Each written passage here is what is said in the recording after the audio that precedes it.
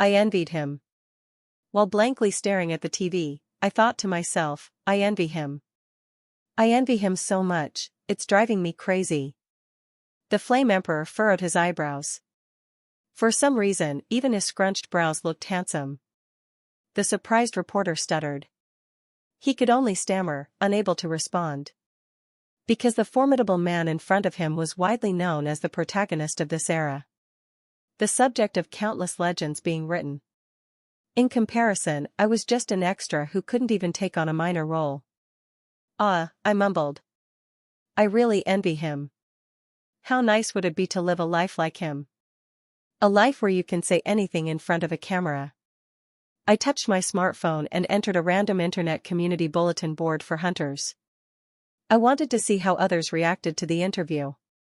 Hey, the Flame Emperor is screwing around again. 2 minutes ago, report reply he is always on air, just like a plague. 2 minutes ago, report reply as expected, the community was on fire as they watched the interview. With a flick of my finger, I continued to scroll through the comments. Can't he hold his tongue when the entire world is watching him? 1 minute ago, report replies 5 it's not like this is the first time. 1 minute ago, reported as the broadcaster's fault for doing this even though they know what kind of a person he is. 56 seconds ago, report real talk. They're doing this just for the views. 44 seconds ago, report wow. Even this place is plagued. How sickening. 37 seconds ago, report I want to become just like the Flame Emperor. 1 second ago, edit the internet community was divided into two sides, those who defended the Flame Emperor and others who ridiculed him. Flame Emperor Nim, I wish your personality matched your skills. Please bear in mind that you represent all hunters in Korea. As a fellow Korean, I feel embarrassed whenever the interview gets translated and distributed across the globe. 1 minute ago, report replies 5 it is translated and not translated. Before considering other languages, please give Hangul some more love. Also, your nationality does not matter inside the tower. 1 minute ago, report and you guys can tolerate your master cursing in Korean? Flame Emperor, you are a disgrace. 50 seconds ago, reported as just a grammatical mistake. Why do you need to insult him for that? Your personality is fucked up. 38 seconds ago, reported as not my personality that is fucked up. It's yours. GG. 23 seconds ago, report I want to become just like the Flame Emperor. 1 second ago, edit what utter chaos. But, this wasn't the only community that was noisy. Any place that talked about hunters was like this. The Flame Emperor got a girlfriend. Apparently, it is the Saintess. 1 minute ago, report replies for the Saintess? Really? 48 seconds ago, report my friend is a hunter and he saw the two of them together. 39 seconds ago, report my friend is the Saintess and she said that isn't true. 27 seconds ago, report I want to become just like the Flame Emperor. 1 second ago, edit along with the Flame Emperor, the Saintess was one of the most popular hunters. In one post, someone even kindly left an attachment file called, Best Photo of the Saintess. She was famous for her exceptional beauty that matched her stellar personality. And he is dating her? Oh wow. I put down my smartphone and rubbed my head in frustration. By the way, I want to become just like the Flame Emperor. 1 second ago, edit were all written by me. I wrote those posts as I surfed across a whole bunch of conversations. I would normally leave this comment on every post I visited. Why have I posted the same remark over and over? Because, I envy him. I really envy him. I want to be successful, too. Because I'm envious. This is how I truly feel. Since I live alone in a single-room apartment, I can honestly admit how envious I am. Because I live alone. Because it's my space. So, of course, if anyone were to enter my space, they would be shocked. To say the least. Every wall held countless magazine and newspaper scraps accounting the adventures of the world's rank 1 hunter, the Flame Emperor. Every day, I'm surrounded on all sides by his great legacy. The Flame Emperor single-handedly subjugates the 39th floor. The Flame Emperor solo clears the 38th floor. Another legendary feat. Hunter Yusuha crowned as the world's rank 1. The first Korean to achieve it, disappearance of the Sword Saint and the empty rank 1. Who will take the throne? Expert foreigners believe Yusuha from Korea is the best candidate. The impregnable 10th floor cleared. Who is the mysterious hero? 2 days since the Sword Saint's disappearance. Will the Hunter Association face its worst crisis? The oldest articles dated back to 10 years ago, their yellow and curling edges proof of the time I've followed his feats. Of course, the newest articles of him held firmly to the wall, pristine and flawless. This was history. The Flame Emperor's history. No. This was Hunter Yusuha's history that was recorded long before he received the title, and it surrounded me in all its glory. In this room. With me. Ah. I clutched my head, staring at his accomplishments all around me. I want to be successful too. Just like the Flame Emperor.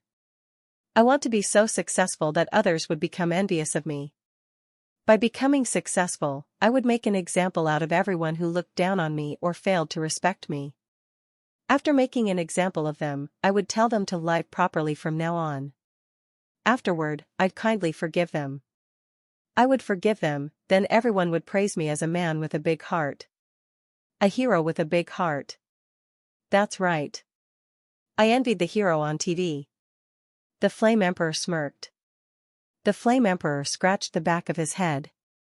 His front hair was pulled back and tied with a rubber band. Was that hairstyle called a ponytail? His black hair, which was long like a horse tail, shook a bit. The Flame Emperor glared directly into the camera. And it really ended with that. The Flame Emperor left the camera and walked away, alone. The reporter shouted, "Flame Emperor Nim! Flame Emperor Nim! What do you mean by that?" But he was completely ignored. I gaped at the Flame Emperor's back, slowly fading away. Fuming rage. I was furious. It was the reporter who was being ignored, but it felt like I was personally being spurned, as well. From the bottom of my heart, I was boiling mad. If I just had one decent skill, I said out loud to myself. Yearning was clear in my voice, but I didn't care. To wish and to reach for something better was human nature. In reality, I was the lowest F-class hunter. I didn't have such things like making the internet heated up, in real time, from an interview. Or having people interested in trivial matters of my private life. Or most importantly, succeeding with my own skills, and becoming rich. My life was far from such a successful life. Light years away, if I was being honest. But I didn't care about petty semantics right now. What I wanted in this moment wasn't to highlight how unattractive my life was. It was my yearning. I want to succeed, I said to the walls all around me. I want to have an S-rank skill too. I considered the Flame Emperor's bold face and all of the exclamations telling of his prestige. And it's not about the money, I said. I just want to succeed. How great would it be if the Flame Emperor's skill was mine? If someone saw my current state, they would probably think I was insane. Obsessive. A freak. Annoying. After all, I was talking to myself and being quite explicit about my desires. But I'll say this again. As many times as it takes. This is my single-room apartment, my space. And in my room, I will say it out loud as many times as it takes. I want to succeed. And I'll continue saying this because venting out my frustration in an empty area is my unique stress-relieving method. It's really unsightly to see, but who cares? It's better than going outside and disturbing others. It's not like anyone was listening to me. Huh? But it seemed like I was wrong. As if someone heard me, a golden light flashed in front of me. Is this? A scene that I've only seen from videos. A scene that I've rewatched hundreds of times, no, thousands of times. A scene that fueled my envy every morning because it's never happened to me. The light that appeared when a hunter awakened their skill. And, it's a golden light. Hovering before me. The light I've been wanting, needing, and coveting over. It was mine. And it was a golden light. A golden light. At least an S-rank skill. The golden light only appeared if the skill was at least an S-rank skill. My heart pounded like crazy, loud in my ears, as if it wanted to leap out of my chest. The golden light concentrated in one spot and shaped into a card. An unsightly envy that is yet to be found in history. The tower, astonished by your unsightly envy, throws you a skill. Wait. The skill awakening sound was different compared to what I was told. Normally, you would hear something cool like, the tower is moved by your determination, or the tower rewards you for your honest efforts, or the tower praises you for your achievements. But it threw me a skill because of my unsightly envy? It's as if the tower is treating me like a beggar. And nah. Why should I care about its tone when I just received an S-rank skill? Unease rose in my chest, but I brushed it aside. How long have I been waiting for this moment? It was not the time to be concerned with negative thoughts. Creating a skill card. The light exploded one last time and a golden card waited before me. With shaking hands, I grasped the card. I blinked. For a moment, I thought I misread something. So, once again, I slowly read the last sentence written on the bottom. However, you die. It really said that. Right there, all in red. Exclamation point. As if the system was laughing at me. At my 10 years of yearning and wishing. If I use this S-rank skill, I'll die. I blankly stared at the card. The wind blew from the open window and shook the scraps of paper glued all over the walls. The crinkling of the paper tickled my ears. Time passed. Then I screamed. Everything in me tore out of my throat. Phew-uck. What the fuck is this? How am I supposed to use this skill? On this day, I obtained the greatest ever S-rank skill. 3. The greatest ever SHIT skill. T/N, 1, the plague, is a play on words with the Flame Emperor. 2, is an insult that can mean screwing/fucking around or causing trouble. 3, which translates to all-time greatest was simplified to the greatest ever. Skill. A word that reduced many hunters to tears. Conditions for awakening a skill vary from person to person. I struck a scarecrow 10,000 times in the training room. Then, it naturally appeared. One day, I suddenly heard a voice from God. Magic? I was able to use it soon after entering the tower. Hunters with good personalities and strong willpower struggled to climb to higher heights because they lacked skills. In contrast, there were hunters with dog-shit personalities living good lives thanks to their skills. The Flame Emperor, who represented rank 1, was the latter. If we compared life to a game, wouldn't the Flame Emperor be playing a game where luck was a skill? He could get anything he wanted with his luck skill. In contrast, my life was comparable to a typical shitty RNG game. I grumbled and heaved as I stumbled along who knew where. I'd left the bar after getting shit-wasted, but I couldn't remember when that was. I entered an alley and more sludge spewed from my mouth. I swayed, my eyes focusing on my vomit. I recognized some of the food I'd eaten before. You are unlucky, is what my vomit seemed to be telling me. Shit, I slurred. If I am supposed to be unlucky, then don't give me any luck at all. This false hope has killed me. When you play a game, when do you feel despair? Those who have played gacha games on their phones would understand. It is not when you can't get a single 5-star unit after multiple pulls. It's when you get that 5-star that just happens to be utter garbage. A 5-star that's worse than a 3-star. Hell, my 5-star was worse than a 1-star. I hurled again but nothing came out except a sob. Fuck. Yeah. My life was truly a shitty RNG game. Normally after awakening a skill, you had to report it to the Hunter Bureau. But I didn't report it. Like hell I would. This shit was too depressing. Too embarrassing. Why the hell should I show them such a trash skill? Like, what would I say or how would it go? Hello, Hunter Nim, they would say. How did you awaken your skill? What could I say? I was envious of the rank 1. Excuse me? Their faces would distort in confusion. So, just to make it all better, I'd expound further. I thought I would go insane because of my envy and jealousy. Then the tower tossed me a skill like it was telling me to eat this and get lost. Here was where I'd flourish my hand as if I was discussing a fine reward I casually got. It even told me that I'm an ugly person with the greatest envy, I'd say with a laugh. Haha. Right. It's not like I could say that. As if there was any way to tell anyone about this. I alone would laugh and be miserable at my unlucky, shitty life. So I drank to my heart's content and ended up wobbling around in a remote alley. Though nothing had changed, I was still failing. I couldn't even wobble properly. Without realizing, I'd staggered into an unknown alley.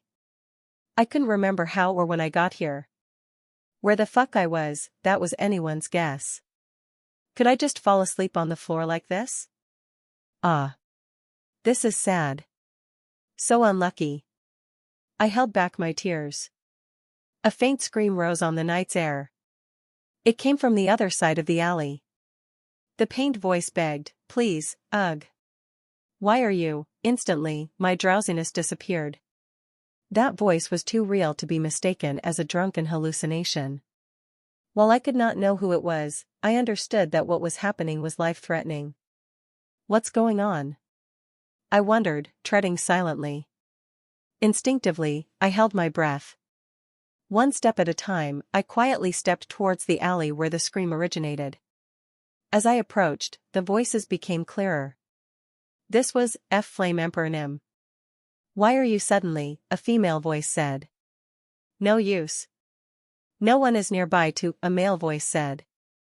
This was the second stupid mistake I made today.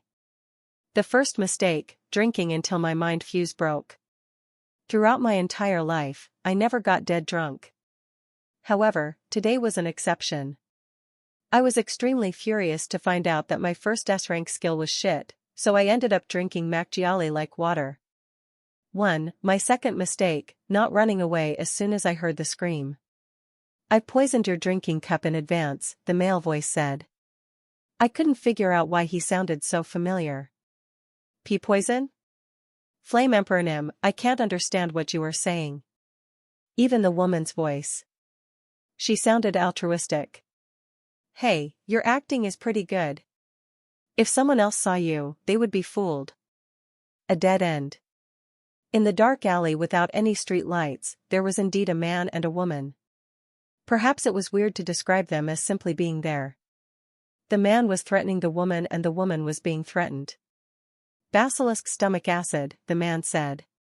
Originally, you would have poisoned my drinking cup with this. Wow. If it wasn't for my skill, I would have been in deep trouble. HM? What's wrong? You look pale, Miss Saintess. Is it the 10,000 poison immunity? Impossible. You shouldn't have such a skill.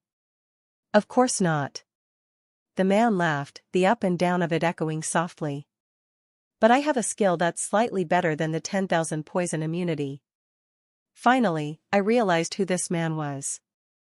No matter how dark the alley was, I could see the man's back, I couldn't possibly miss that ponytail. I'd seen him and his feet surround me in my room every single day for the last 10 years. And I'd seen him from TV just last night. I'd always wished to be just like him. It is actually the real Flame Emperor. I goggled. The rank 1 hunter. The protagonist of this era. An idol who tens of thousands of people looked up to. And because of that, he was the hero who received all the attention and envy, especially my envy. Additionally, isn't she the saintess? I covered my mouth to hold my breath. The saintess. A rank 9 hunter who was selected by the Bureau. She is rumored to be dating the Flame Emperor. It was her recent behavior that sparked the entire scandal. The greatest beauty, who I've only seen from internet photos and videos, was right there. But playtime is over, the Flame Emperor said. It's time to pay the price for going against me. And she wasn't just standing there. She was being threatened. Wait a moment, Flame Emperor Nim, she begged. You must have misunderstood. I only wish to clear the tower with you as a team. I thought so too, but that wasn't the case, the Flame Emperor said. Please wait a moment. Think about it. If we team up, we can easily clear up to the 40th floor. We might even clear up to the 50th floor in a year. That's right. It's the place that humanity has not reached yet, but if it's the two of us, I thought so too, but that wasn't the case, he said again. Dumbfounded, I thought, weren't those two dating? The internet said so. Even broadcasters discussed the two heroes' passionate love. But the scene in front of me had no elements of romance whatsoever. It was difficult to even joke about it being a lover's quarrel. Murderous intent. I only saw a man who wanted to murder and a woman who clung on for dear life. Please. Let's just talk to clear up the misunderstanding, she cried. Talk? Ah, talk. All right. It's the courteous thing to do. The Flame Emperor seized the Saintess' neck. Her voice let out a loud choking noise before her air was completely cut off. After that, only small groans sounded. But, I'll decide the rules and who gets to talk, he growled. The Saintess struggled as she suffocated. I watched her struggle and I also felt like suffocating. Unbelievable. Oh my God. Something that shouldn't be happening was happening in front of me. I'll ask the questions. Just answer me. Ah, you don't need to talk. Simply nod your head to answer. Okay? She strove to nod, whimpering. I gulped in fear and sympathy. If you answer sincerely, I'll let you live. I'll even give you the antidote. But if you ignore my personal consideration... Well, do I need to explain further?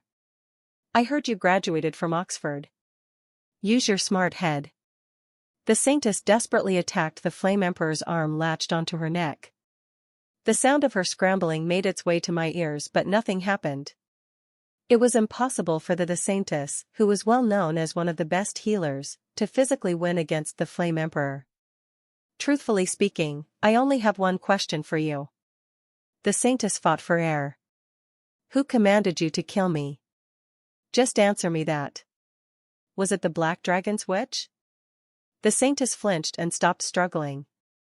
Think carefully before you answer, the Flame Emperor said. I might not have 10,000 poison immunity, but I do have a lie detection skill. If you lie to me and I find it out, I'll burn even your bones into ashes. The Saintess didn't answer right away. In the dark alley, it was difficult to see her face. However, you could feel her silence. While the Flame Emperor was watching, the Saintess slowly nodded her head. I knew it. His small laughter rose in the air between them. Goodbye, Saintess Isabel. Flames erupted. The fire swallowed the entire alley. It spread from the Flame Emperor's grasp to the Saintess' neck and then her entire body was engulfed in flames. She started to desperately struggle. It was her last resort to live.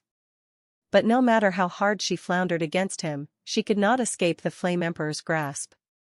The Flame Emperor merely gazed at the burning Saintess, untouched by his own affairs. In front of the scorching flames, the Flame Emperor was calm. Being perfectly calm, he held on to the Saintess' neck until the very end. The Saintess swung both of her arms.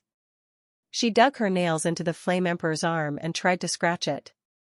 In the end, she reached towards the sky, and stopped soon after. She went limp. And she did not move anymore. Emotions roiled in my stomach and smashed into my chest. That crazy bastard. A hero of humanity died right in front of me. It was wrong to even say she simply died. That's right, her death was not normal. She was murdered. Murdered by another hero of humanity, the Flame Emperor. A madman. The Saintess was now just a burnt corpse. Even so, the flames did not stop. The Flame Emperor did not stop there. He burned everything until her flesh and bones melted. He did so with an emotionless face from beginning to end. He is not sane. I took a step back. I need to leave immediately. And thus, I made the third mistake of today. My final mistake, Crunch, it was a small sound. I didn't step on a can. Instead, it was a small glass shard. Perhaps it was a glass shard from a shattered soju bottle. 2. Maybe it was carried by the wind from another place. I didn't fucking know how it got there. Rather, there was no need to know. Instead, there are two things I really needed to understand. First, I'd made a retarded mistake. Ho, the Flame Emperor's voice turned towards where I was hiding. And second, the Flame Emperor was not a predator who would miss out on another person's mistake. I thought I took care of all the rats nearby. I guess one slipped. His eyes found mine. I ran. I ran without looking back. Those were the eyes of a murderer. Not someone who killed one or two, but someone who killed tens. Perhaps even more. His eyes were like a fucking demon. And that demon was trying to kill me. Huh? How cute. As soon as the Flame Emperor sneered, a hot sensation pierced near my ankle, and in the next moment, I rolled along the ground. At first, I couldn't understand how I tripped. At least not until I saw my legs on the floor. Hike. A screech escaped my lips. My legs were severed. My legs. Both of them were chopped. Left and right. They were still wearing shoes, too. I could even see the famous brand logo drawn on the side of the sneakers. Please let me live. Please. I begged. Just like the Saintess. Then why did you run? You fucking scared me, the Flame Emperor said, bending over. He picked up one of my legs. Then he started playing catch with it like it was a baseball. Hey. Did you see? He asked. My eyes followed the up and down of my leg in the air. To his hands. And then back in the air. I didn't see anything. The Flame Emperor approached closer. What did you not see? I don't know anything. Ugh. Please. I don't know, what do you not know? Please. Flame Emperor Nim. Please, let me live. I won't say anything. I won't tell anyone. I felt his presence above my head. He was bending his knees to look down on me. Wow. So you're telling me that you saw me and even recognized me? You might as well have seen it all. You probably know everything, too. Please, Hyang SSI, you're disappointing me. 3. Why are you acting like you know nothing? The Flame Emperor probed my leg. Tell me. Who sent you? Is it the Black Dragon again? I really don't know anything. You're still telling me that you don't know anything but happen to watch over me and the Saintess from there. Silently, like a fucking rat? Hey, now. Hyang SSI, your story is so reliable. If I was a bit more retarded, I would have probably believed you. The Flame Emperor grinned. But you see, I'm not a retard. Are you fucking mocking me? Sparks of fire erupted in front of me. Flames erupted from the Flame Emperor's palm and it spread onto my legs. The burst of fire eating my legs sounded like a barbecue. The wafting smell of roasting meat reached my overwhelmed senses. He burned everything, leaving nothing behind. Not even the famous brand logo. Not even the shoes I'd worn for so long. Not even my legs, which were part of me for even longer. All of it disappeared. Next will be your head. Answer me straight. My mind became all white. This demon was insane. He was a madman. There was no point in talking to a madman. He didn't care about what others thought, and he firmly believed he was always right. He was a fucking psychopath who would kill innocent people for no reason. As someone who represented rank 1. As a person, how could he do this? You're telling me that I was obsessed over someone like him? Many people, including me, believed he was a hero. We liked him for being upfront and honest. We praised him as someone with a refreshing personality. This fucking lunatic? Lie, I stumbled. What? He asked. Lie detection skill. I heard you have a lie detection skill. I desperately continued talking. You told the saintess that you can tell when someone lies. And that she should answer sincerely. When the Flame Emperor didn't react, I continued, so test me with that skill. Test me to see if my words are a lie or not. Flame Emperor Nim. I just happened to, really coincidentally, pass by. Please believe in me. The Flame Emperor's expression became strange. I made that up, he said. T/N, 1. Makgeolli is a popular Korean rice wine. 2. Soju is a popular Korean alcohol. It's a distilled spirit that comes in a variety of flavors. 3. Hyung SSI is a Korean honorification used by younger males when they speak to older males. Hyung directly translates to older brother, which doesn't sound as cool. SSI is added at the end when the person is a stranger. What? I asked. I made it up, the Flame Emperor said. Don't you recognize a bluff? He chuckled. I don't have any lie detection skills. It was a bluff to trick the saintess. Wow, the two of you are really naive. Did you really believe me? Then, my lips quivered. I was shocked. Did you kill the saintess without any concrete proof? A rank 9 hunter, the saintess. Unlike the psychopath in front of me, she was an upright hunter who donated most of her hard-earned money to orphanages. That's how she earned her title as the saintess. But you're telling me that this man killed her based on a suspicion? If that's true, then, he's not the greatest hunter. He's the greatest psychopath. Hey, the Flame Emperor said.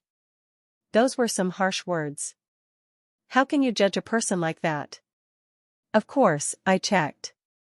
The saintess really tried to kill me. If I didn't kill her first, she would have poisoned me to death by tomorrow. The Flame Emperor spat on the floor. Fucking plague. Just remembering it ruins my mood.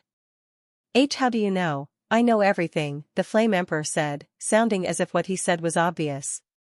I just know everything. I have a secret trick. I gaped at him. But you don't need to know about that, he said. I was at a loss for words. It wasn't only because the Flame Emperor was absurdly self-confident. There was a certain conviction reflected in his eyes. Confidence that there was a good reason to kill the saintess. At the very least, that's how it appeared to me. Well, you must be truly innocent since you heard me talk about the lie detection skill. The Flame Emperor's voice dripped with sarcasm. I couldn't close my mouth. To be fair, it is my first time seeing your face. I memorized the faces of all the rats hiding in this area. All 18 of them. I even counted their heads to make sure I didn't miss a single fucker. Anyway, you're right. I don't recognize seeing your innocent face amongst them. The Flame Emperor touched my head. Pat. He was smiling. Did he finally believe in my innocence? Thank you, but you know who I am, he said. You even saw me kill the saintess. Pat. That's why you have to die for me. His fingers on my head stretched outward, extended into flames, and clasped my skull. Burning. My name is Yusuha. Goodbye. Heat seared my head. The inside became hot. Burning. Boiling. My skull churned like an oil container. I couldn't speak. I couldn't scream. Under the intense pain, all circuits were cut off, impossible to make any noise at all. To a madman like him. I guess I'm going to die like this. I'm Kim Ganja. It was a name given to me by the caregiver of the orphanage. He wanted me to become a great person like Confucius. But I lived a life nothing like Confucius and died pitifully like an emaciated street dog. Sorrow filled me. Overflowed from me and burned into the ground with the rest of me. If you compared this to a game, it would be a bad end. In plain words, a ruined life. A life where you die broken. With only sorrow remaining. I hated it. Skill conditions were met as a result of death. Why did I have to die like this? Rather, why did I have to live like this? It was unfair. Fury engulfed me. Everything was unfair. I could have lived a better life. I had the right to live a better life. But, I also made 3 mistakes, died by mistake. Lived making mistakes. Born by mistake. Was everything a mistake since birth? Randomly copying Hunter Yusufa's skills. Creating skill cards. I couldn't hear anything. I couldn't even see. But, a dim light flickered. It was like there were fireflies dancing in front of me. Some fireflies were brown. Others were silver. And some fireflies were gold. Fast. The golden fireflies flew quickly. They were so fast, it was near impossible to catch them. There were many brown fireflies. They appeared easy to catch. There were also many silver fireflies. As expected, it was also possible to catch them. Then there was the sun. The only golden firefly that flickered so fast I could barely follow it with my eyes. It shone as brightly as the sun, difficult to focus on. That one. Please select a skill card. I reached out for the one and only golden sunfire. Selected. And I caught it. Copying the skill. And then I died. Asterisk asterisk asterisk, activating skill. Asterisk asterisk asterisk, do you know what hell looks like? I'll tell you firsthand. First, there was no hellfire. In fact, I couldn't find any fire. There was a gas stove, but it lacked the firepower to start a hellfire. Ah. Contrary to my expectations, hell had a small fridge. It also had a small bed, and even an old TV. Huh? In other words, it looked exactly like my rented room. Rather, it was my rented room. No matter how I looked at it, this was not hell. It was my lovely 125 square foot room that I rented for a cheap price. Huh? Huh? I felt my head with one hand. It was perfectly fine. Just to make sure, I looked at my smartphone screen's reflection. I saw a face that looked like an unfinished Apollo statue. It wasn't handsome, but it wasn't bad either. I couldn't find any burn marks. Huh? What is going on? Really, what was going on? Did the Flame Emperor treat me and carry me back home? As if. However, it was the only explanation I could think of at that very moment. Perhaps he was kinder than I thought. He was crazy, but maybe he wasn't a psychopathic murderer. He could have pretended to kill me and instead saved me at the last moment. Then did he leave the TV on before he left? Unfortunately, they have returned empty-handed. No, that wasn't the case. The Flame Emperor wasn't present in this 125 square foot room. He didn't leave the TV on before he left either. Instead, he was on the TV screen with furrowed brows. I found myself blankly staring at the TV. At the top right corner of the broadcast, there were large bold letters that read, Live. I continued to gape at the TV. Yusuha, the world's rank 1 hunter. The protagonist of this era. The hero I envied was right there. That's right. Perhaps, it was inappropriate to say he was there, since he just killed me, and I died to him a moment ago. No way. Even as I said, no way, my hands had already grabbed my smartphone. I checked the date. It was yesterday. My hand shook. I checked the internet communities. Hey, the Flame Emperor is screwing around again. 2 minutes ago, report reply here. Can't he hold his tongue when the entire world is watching him? 1 minute ago, report replies 5 there, too. The Flame Emperor got a girlfriend.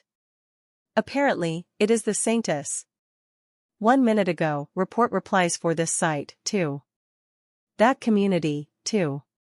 All over social media. Everything was the same. All the texts I'd seen yesterday were being posted in real time.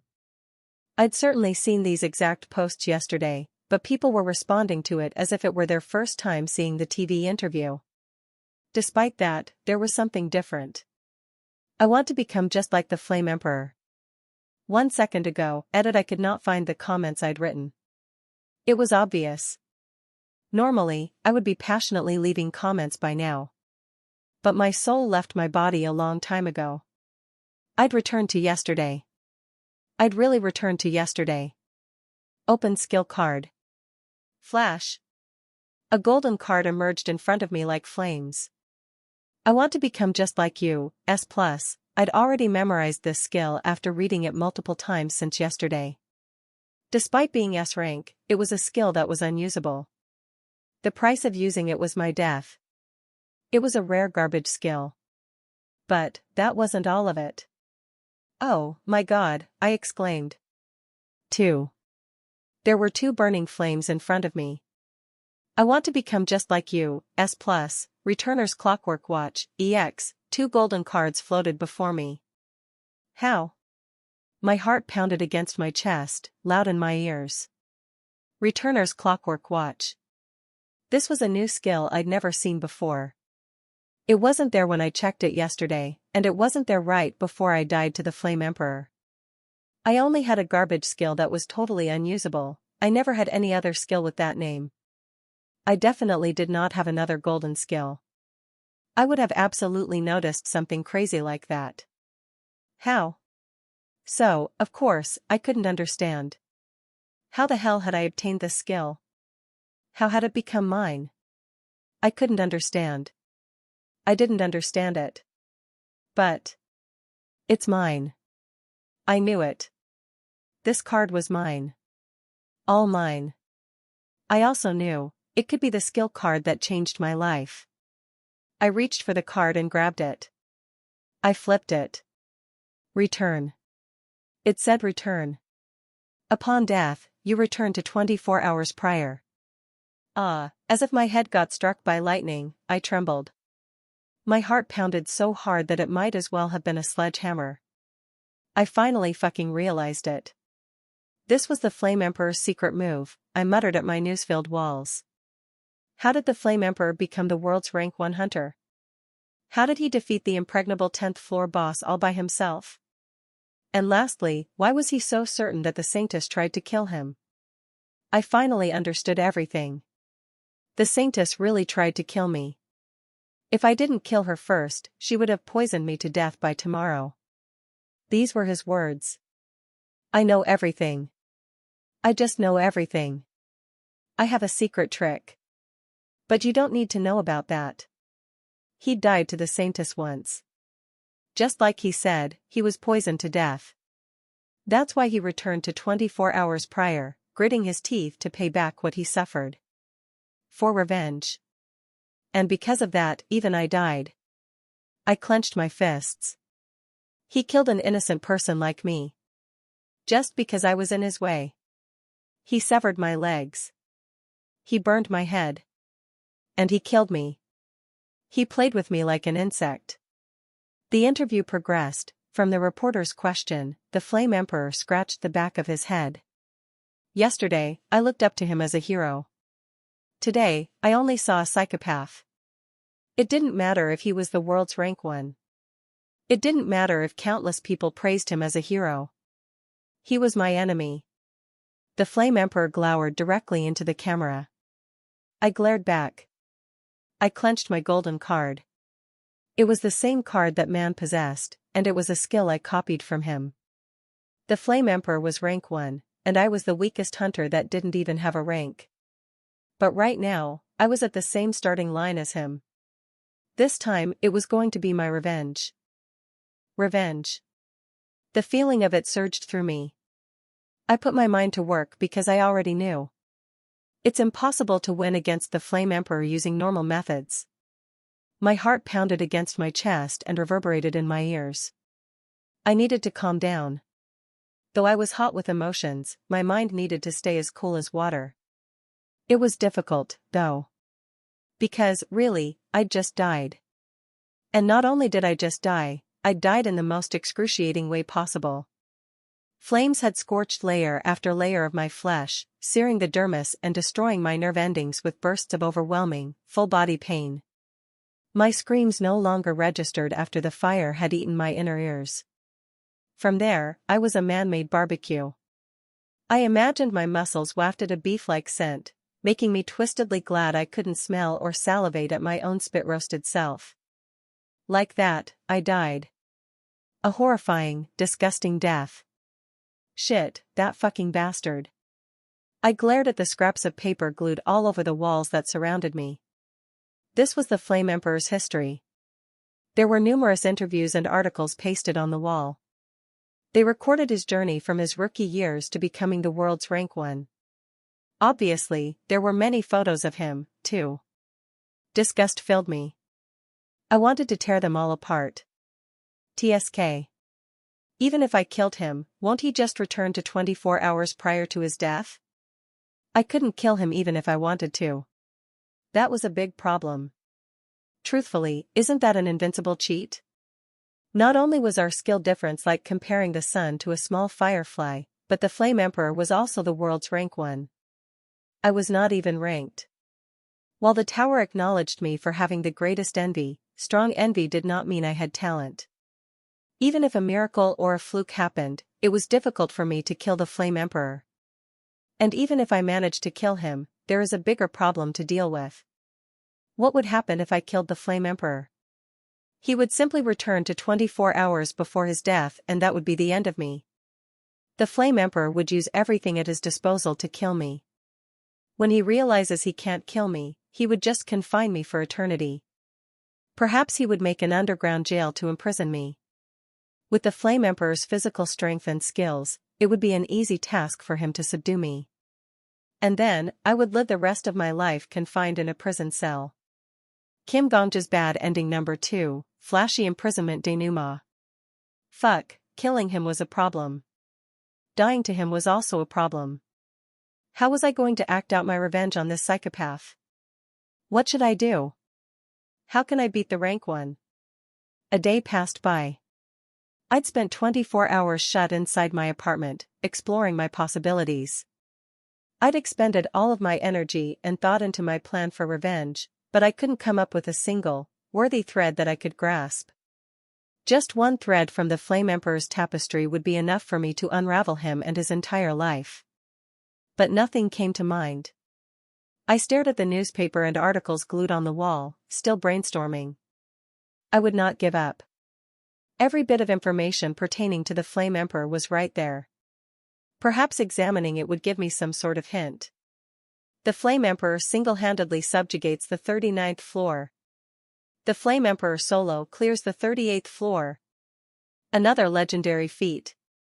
Hunter Yusuha crowned as the world's rank 1. The first Korean to achieve it, disappearance of the Sword Saint and the empty rank 1. Who will take the throne? Expert foreigners believe Yusuha from Korea is the best candidate.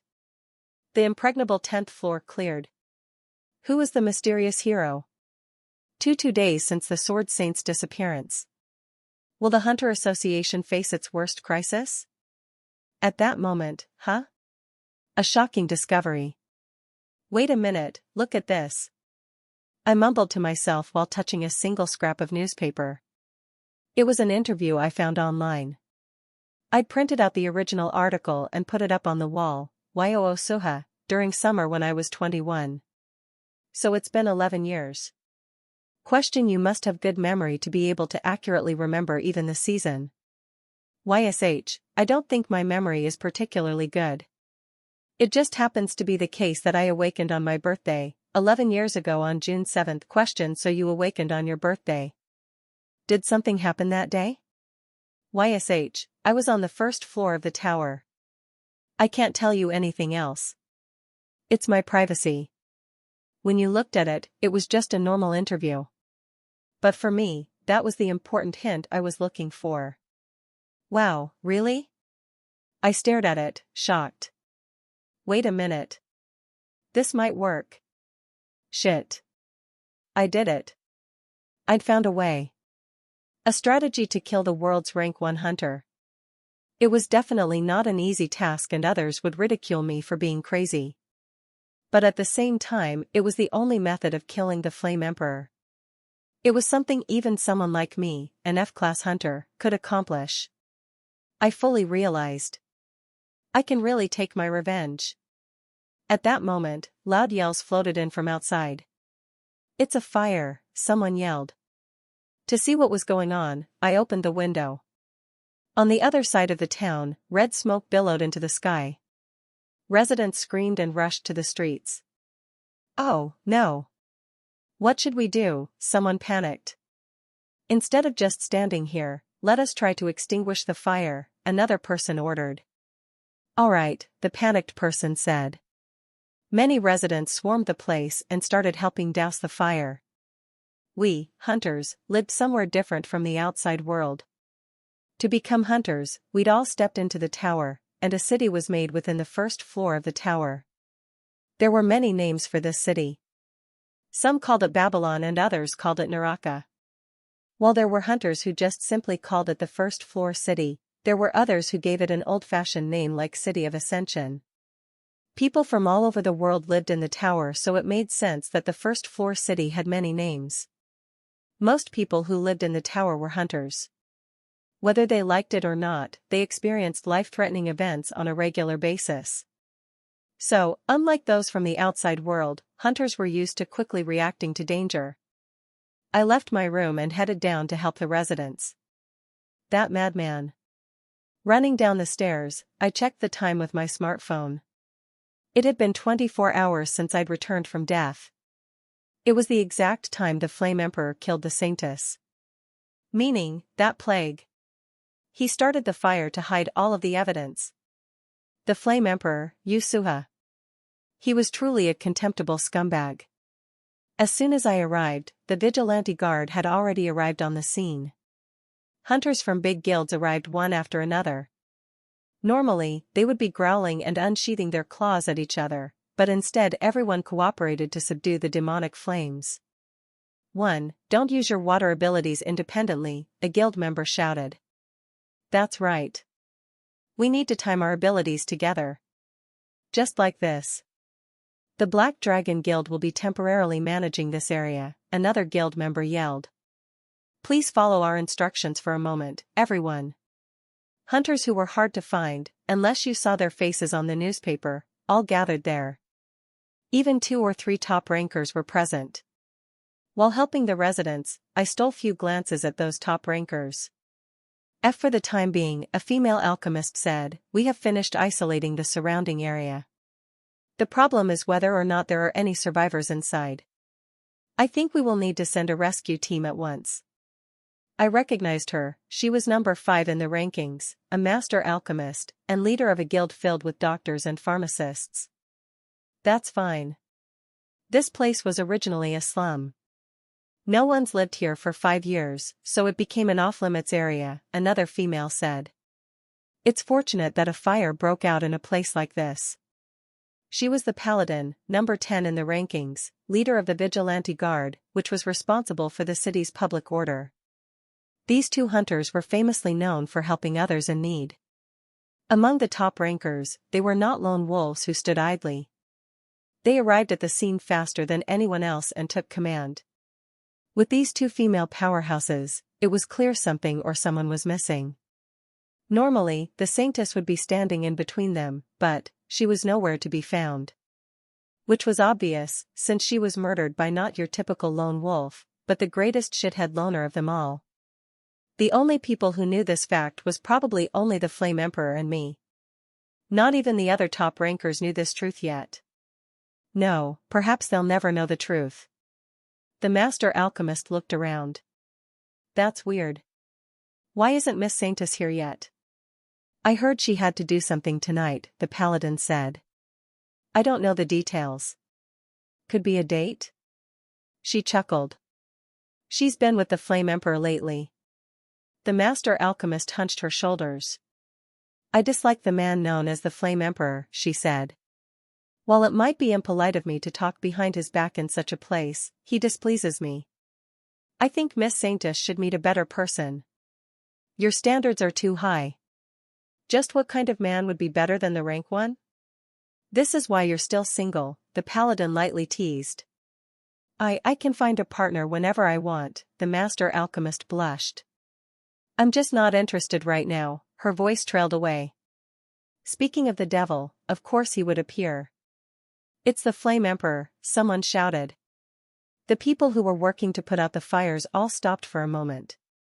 Even the top rankers turned their heads. Dressed in a hoodie and sweatpants, the Flame Emperor, or rather, the Plague, casually strolled toward them. The Plague seemed greatly annoyed. "Ah, fuck. Who played with fire without my permission?" he said. "This crazy psychopathic bastard." The Paladin immediately became more professional and welcomed him. "Greetings, Flame Emperor, sir. MHM. I have arrived." His tone was particularly kingly. "As you can see, someone committed arson in the old slums district," the Paladin said. "Would you please lend us a hand?" she asked politely. But the Flame Emperor remained aloof. "If I help you, then what are you going to give me?" he asked. "You would gain great satisfaction by generously assisting residents," the Paladin said. "Enough with the bullcrap. Tell me what you'll give me." "Tomorrow, all media across the world will write in big bold letters, 'The Flame Emperor subdues the fire, a charitable act of goodwill.' You can improve your image while grabbing the attention of all the people around the world," she said. The Flame Emperor guffawed. He stuffed his hands in his pockets and smirked at her words. "Do you think I give a fuck about those trash journalists?" He was truly a psychopath. It was clear the Flame Emperor was well on the path of insanity with no return. Residents were already recording the Flame Emperor with their phones. In real time, the Flame Emperor's every word and action was being transmitted throughout the world. The internet became heated as the two sides, the ones who sided with the Flame Emperor and the ones who criticized him, battled it out. I wonder, what would the defenders say? I was dizzy with the contradictions. The weight of who the Flame Emperor really was pushed against me in the form of a headache. No one knows. Dread sent chills down my spine. They are all completely mistaken. He isn't up front, that bastard's insane. Even though flames danced right in front of me, my heart ran cold. Those flames. That arson. This disaster. All of it was caused by the Flame Emperor himself. Nevertheless, he returned with a perfectly fine face and asked, "What are you going to give me?" And so, I was finally convinced, I need to get rid of him. A monster. It wasn't just for my revenge. It was for all of humanity. For the sake of the hunters, that monster deserved to be eradicated. Monsters were simply monsters. It's the hunter's mission and duty to kill them. By all means. I must kill him. In this tower, there lived a single monster that played with fire. Literally shot fire with its hands. A real monster. Yes. It was so. But it was inappropriate to say that it was simply there. It was quite inappropriate. Because, that monster was my prey. Even if I die. I stepped forward. Each intentional step brought me closer. I moved past the heroes who were concerned about the follow-up measures. I strolled past the ordinary people who were doing their best to control the fire. Towards the ever-rising flames, towards the fire that was as fierce as hell, I walked closer. Huh? Wait a moment. Where are you going? A guild member said. I walked. Young SSI. You shouldn't get too close to the flames, said someone else. I strode toward my goal. Oh no. That person must be crazy, a female voice said. Someone please, stop him, a male voice said. Fuck, what's that crazy bastard doing, another male voice resounded. And then I burst forward. Behind me, people were making a fuss. There were those who jumped up and down. Others who stopped working and yelled at me. I bypassed them all. Ignoring them, I simply raced toward my goal. It was hot. No different than hell.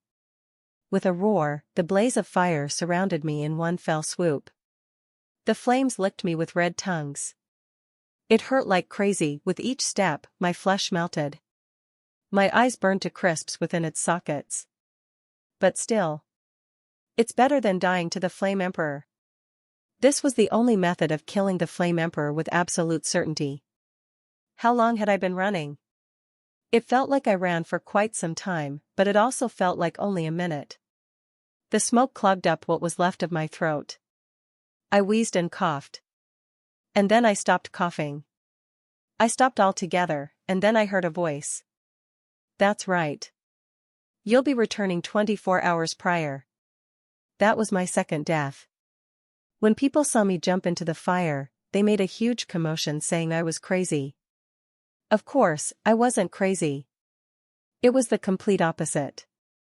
I had an awfully cold understanding of the current situation. I'm back, I said out loud. My voice sounded perfectly fine and didn't hold any of the raspy traces I had, what felt like, mere moments ago. Here I was. Back to my hell. My 125 square foot, single-room apartment. The walls were plastered with interview articles, and a live broadcast streamed on the TV. That was already the third time that I'd heard this live broadcast. Once again, I'd returned to yesterday. Good. The skill is working properly. Unlike the last time, I didn't pay any attention to the television. There was no need. The skill that allowed me to go back to 24 hours prior worked. All I had to do was make sure this was certain. With this, I could kill the Flame Emperor. You are currently an F-class hunter. Due to your low class, you will not be penalized. As expected, I mumbled to myself. Returner's clockwork watch, it said that the penalty will increase with the hunter's class, right? On the contrary, it meant that no penalty was given to hunters with the lowest class. If you're an F-class like me, you didn't even get a penalty. This is my chance. While I was still an F-class, this was the very moment. The one and only golden opportunity to hunt the Flame Emperor. My last chance. I took the knife out of my backpack. It was an old knife. A knife that I'd been keeping ever since I started working as a hunter. While it was not usable for killing monsters, it was sufficient enough to kill a person. How can I kill the Flame Emperor? I'd thought about it. Should I cooperate with the Saintess before she dies? Should I report to the Black Dragon Guild about my skill and devise a plan to imprison the Flame Emperor forever? Or should I try to record the moment the Saintess dies? Any method was fine. But they were just simply fine. It didn't ensure the Flame Emperor would certainly die. I don't have the qualifications to gain the Saintess' trust. I lacked the skills. I don't have the authority to move an entire guild into action. I lacked the strength. I don't think I can successfully record the Flame Emperor killing the Saintess. I lacked the confidence. But, even so, I had something. If I die, I'll return to 24 hours prior. A skill. The returner's clockwork watch that was copied from the Flame Emperor. Yeah. I have a skill. My heart pounded in my ears, my breathing rough. Don't worry, Kim Gongja, you can do this. I tried to gulp, but my mouth was dry. Taking a deep breath, I looked at the wall one last time. A magazine interview with the Flame Emperor was affixed there, untouched. Yoo Suha, during summer when I was 21. So it's been 11 years. Question: you must have good memory to be able to accurately remember even the season. YSH, I don't think my memory is particularly good. It just happens to be the case that I awakened on my birthday, 11 years ago on June 7th. 11 years ago. 11 years ago, on June 7th. It was still summer. If you counted the days backward. It's 4,050 days. That's right. I just need to die 4,050 times. This was the only method of killing the Flame Emperor with absolute certainty. Suha, if you are a monster that can't die, I raised the knife. I'll kill you before you become that monster. And then, I stabbed my neck. To return back in time. Back 11 years in the past to June 7th. Back before the Flame Emperor awakened his first skill. Back before he could return 24 hours before his death, to those summer days. Back to the time the Flame Emperor could still die. A groan escaped my gritted teeth. The pain seared me, hot and cutting. My heart thumped hard and deep, about to burst. I sliced through my nerve endings as they screeched at me to stop. Until, like a light, my sight flickered off. And like a thread, my sense of touch was cut off. But then, I still heard a voice. You have died. You'll be returning 24 hours prior. I returned to the day before. The day before, I was lying in bed. The TV was off. However, the walls remained unchanged, plastered with scraps of newspapers. One day was not sufficient to erase the Flame Emperor's history, or rather, that psychopath's history. I glared at Yusuha's photo. It doesn't matter. If a day was not enough, then a week. If a week was lacking, then a month. If a month was not sufficient, then a year. If 1 year was inadequate, then... Now. I pulled out my dagger once again. I just need to die 4,049 times more. And I stabbed myself to death. T/N1, demonic flames, is a special type of fire that cannot be easily extinguished. It will be mentioned again in the future chapters. 2. Dishonest intentionally sounds like dishonest. Hero hunting, 2, 4048. You have died. 4047, you have died. 4046, you have died. I strove to erase the history of a single person. A legend that would surely have been engraved on the tower for all eternity. I will erase it. Just as Rome wasn't built in a day, the legend of the Flame Emperor was not made in merely a few days. Obviously, it was difficult to erase all of it. But, it wasn't impossible. Fuck. It hurt. I pushed myself. To kill myself, I pushed past my limits, giving more than I had. I used malice to kill myself. All of the resentment and spite that filled me, I used it to slice away my life. When I wanted to give up, I remembered all of it. The agony of being burned alive by the Flame Emperor. The injustice. The rage. He had the nerve to come back after setting fire to the town. And with that shameless face he said, "What are you going to give me?" That condescending look as if all others were insects. As if he was an insect. Venomous fury rushed through me. You fucker, I'll kill you. Tightly clenching my teeth and strengthening my grip on the knife, I thrust the blade into my neck. I'll kill you, Yusuha. The act of stabbing was done to kill me. But even more, it was done to kill the Flame Emperor. To demolish him and his legacy. You have died. You'll be returning 24 hours prior. For how long had I been killing myself? How many times had my breath stuttered to a stop? Like a never-decreasing hourglass, my work seemed endless. The Flame Emperor's achievements seemed to be as formidable as a pyramid that would always stand tall through the ages. As if it would never collapse. But look, cracks started surfacing on that pyramid. Finally, it was starting to crack. Countless scraps of newspapers plastered on the apartment walls surrounded me, testimonials showing the history of the Flame Emperor. With each death, they faded away. One by one. The Flame Emperor single-handedly subjugates the 39th floor. The Flame Emperor solo clears the 38th floor. Another legendary feat. Subjugation of the 37th floor successful. Hunter Yusuha crowned as the world's rank 1.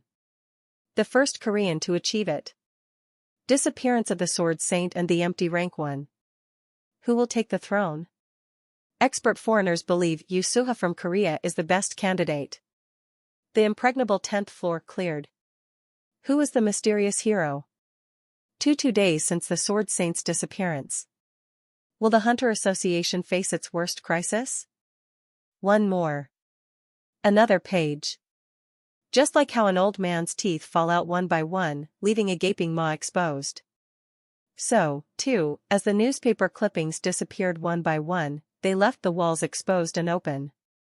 The Flame Emperor solo clears the 38th floor. Another legendary feat. Subjugation of the 37th floor successful. Hunter Yusuha crowned as the world's rank 1. The first Korean to achieve it. Disappearance of the Sword Saint and the empty rank 1. Who will take the throne? Expert foreigners believe Yu Suha from Korea is the best candidate.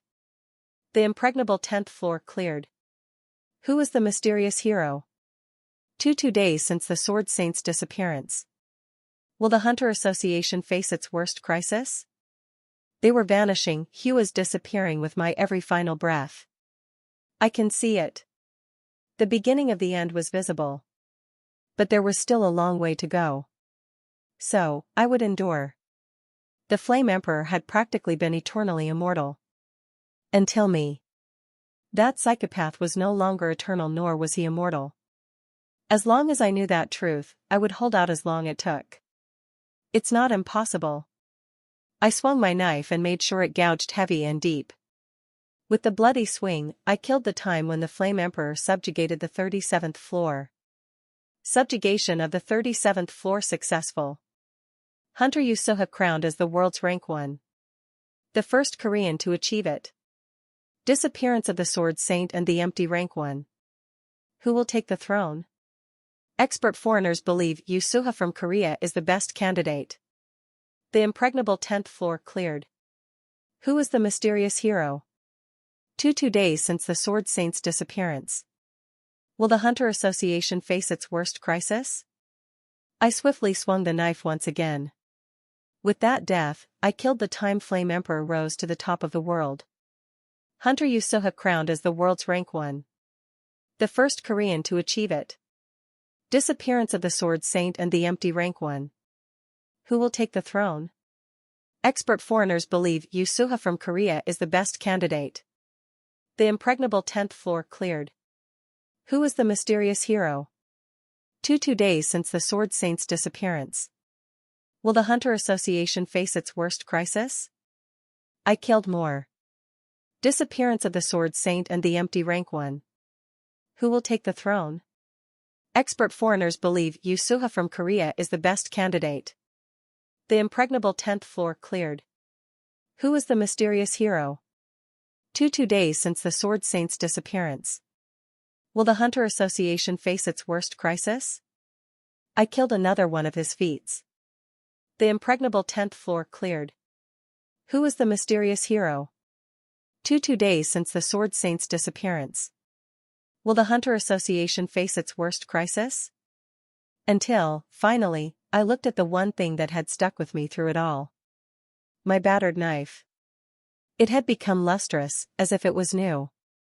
Less wrinkles crossed my hands. As I went back in time, my rented room had become smaller and smaller, more impoverished. I'd forgotten how poor I'd been. I went to the bathroom to splash water on my face and caught my young self staring back at me in the mirror. And then, I swiveled my head to look around the room. There was nothing. There wasn't a myriad of newspaper articles. No magazine interviews. Not a single scrap of paper stuck on the apartment walls. White and empty. A pure, blank space. I'd successfully erased the history of the man known as the Flame Emperor. I did it. I mumbled, slack-jawed. I came back. To 11 years ago. May 6th. A whole month before the Flame Emperor, Yu Suha, was due to awaken. I'd returned, there's no need to hesitate. I don't need to wait. Cheap hoodie and sweatpants. A new knife. It was all I had in my early 20s. So, I threw my jacket on over my hoodie and went out, wearing all I owned like a suit of armor. The thrill of returning to the past, there was none. Yu Suha, until I killed that bastard, I have no room for shit like carelessness. 40-90 times, the number of times I died to return to today. 40 more deaths than my initial calculations. This included the time it took to commit suicide thousands of times and for short breaks, as well. Not only that. I've collected all the information concerning Yu Suha, every single thing. I did this by repeating today, May 6th, 10 times. 11:00 a.m., I reminded myself. Yu Suha almost always woke up at 11 a.m. May 6th. He woke up at 11 a.m. on this day, as well. Last night, he had washed down 4 bottles of beer, so a scowl had been permanently engraved on his face all morning. 2:00 p.m., Yusuha left his monthly rented studio apartment and headed toward the hunting ground. The type of studio apartment that the F-class hunters often stayed in.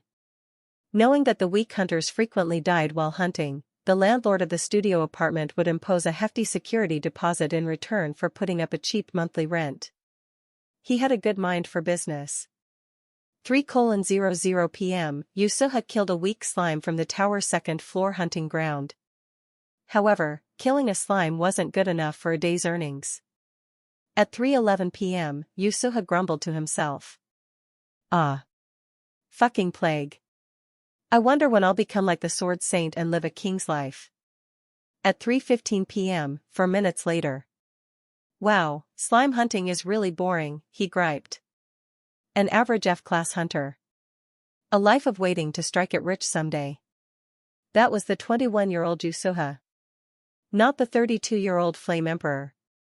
If only I had won the lottery, he muttered.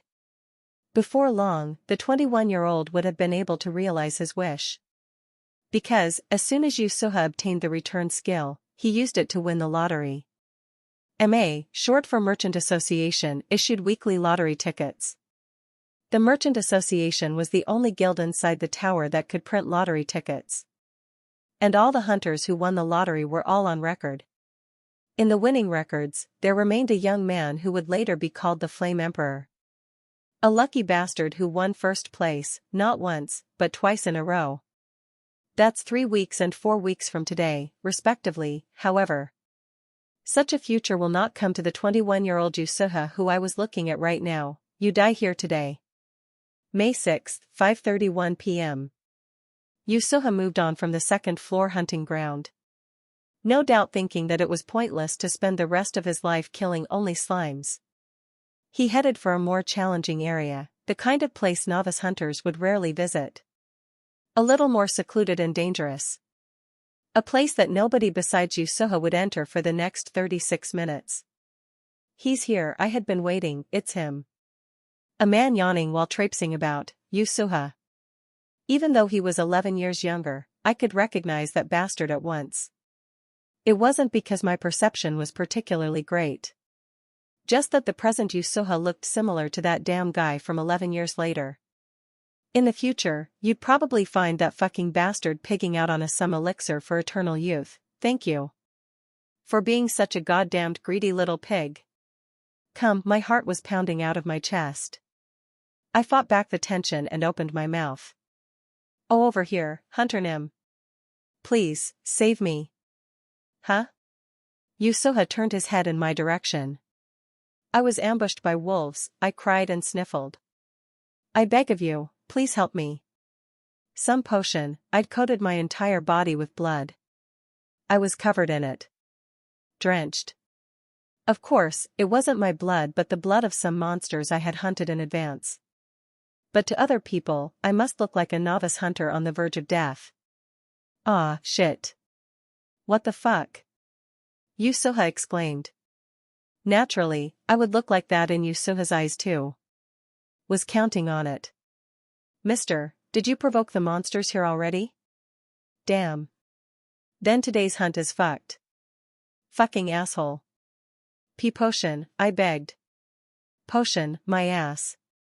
I can't even feed myself properly. Yusuha sighed and came closer. How much you got? Eh? I asked. How much you got for the potion? Mister, you think I'm running a charity here? Don't tell me that you thought I'd hand this expensive potion over for free now, right? To a man that I've never met before? You gotta be fucking with me. Yusuha took out a plastic bottle. Then he shook it right in front of my eyes. Splash.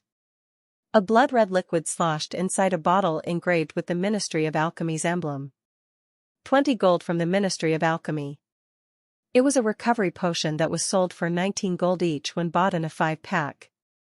I'll give you 20 gold. So, please, hurry, wow.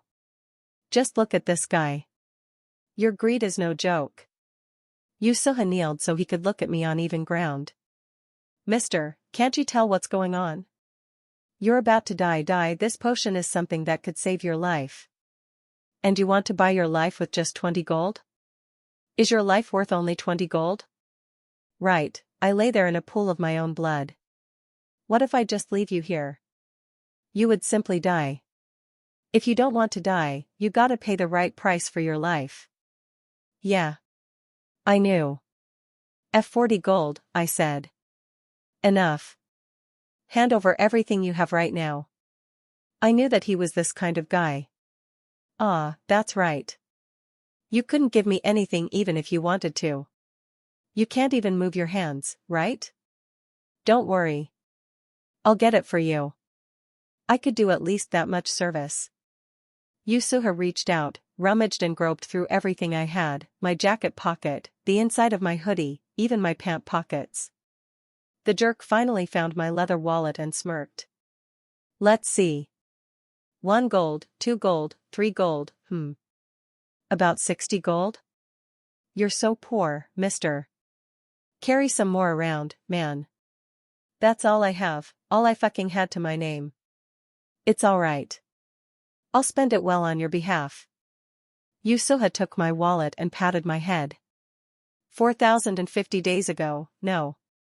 He was just like when he burned me alive 4,050 days later. That's just life, don't you agree? He took out something from his chest with a heave, after putting away the potion he'd promised to give me. Instead, he pulled out a blade. A sword. It wasn't an item meant to save lives. On the contrary, it was a tool used to take lives. I looked up at Yusuha. Rather than looking angry, I just looked at him as if he was ridiculous. However, Yusuha interpreted my gaze differently and shrugged. Hey, don't look at me like that. I was thinking about giving you the potion, mister, but if I let you live here, you might want to get back at me later, right? I can't let that happen. A man should live without worry, and since you've seen my face, Yusuha smiled.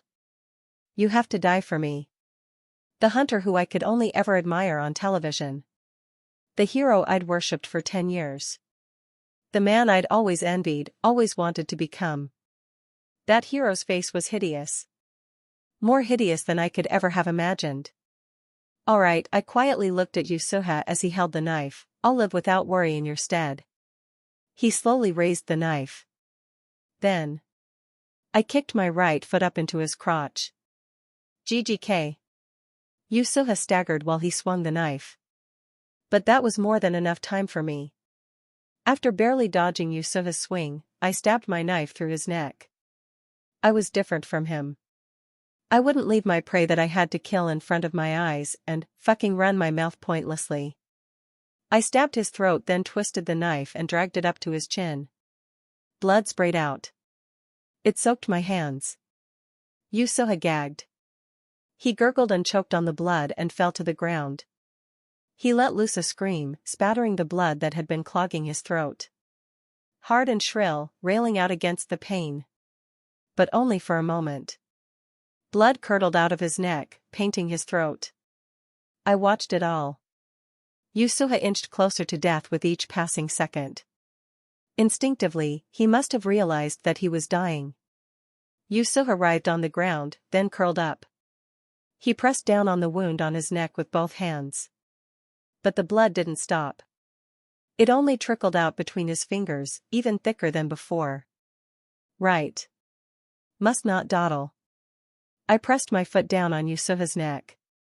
His eyes grew wide. Why? For what reason? His eyes were loaded with such questions and resentment. It wouldn't be long before those eyes would be extinguished. There was no need for me to give any sort of explanation. I'll think of this as valuable experience. I grabbed the knife. The knife that killed me 4,090 times. Then, I swung. To kill a monster.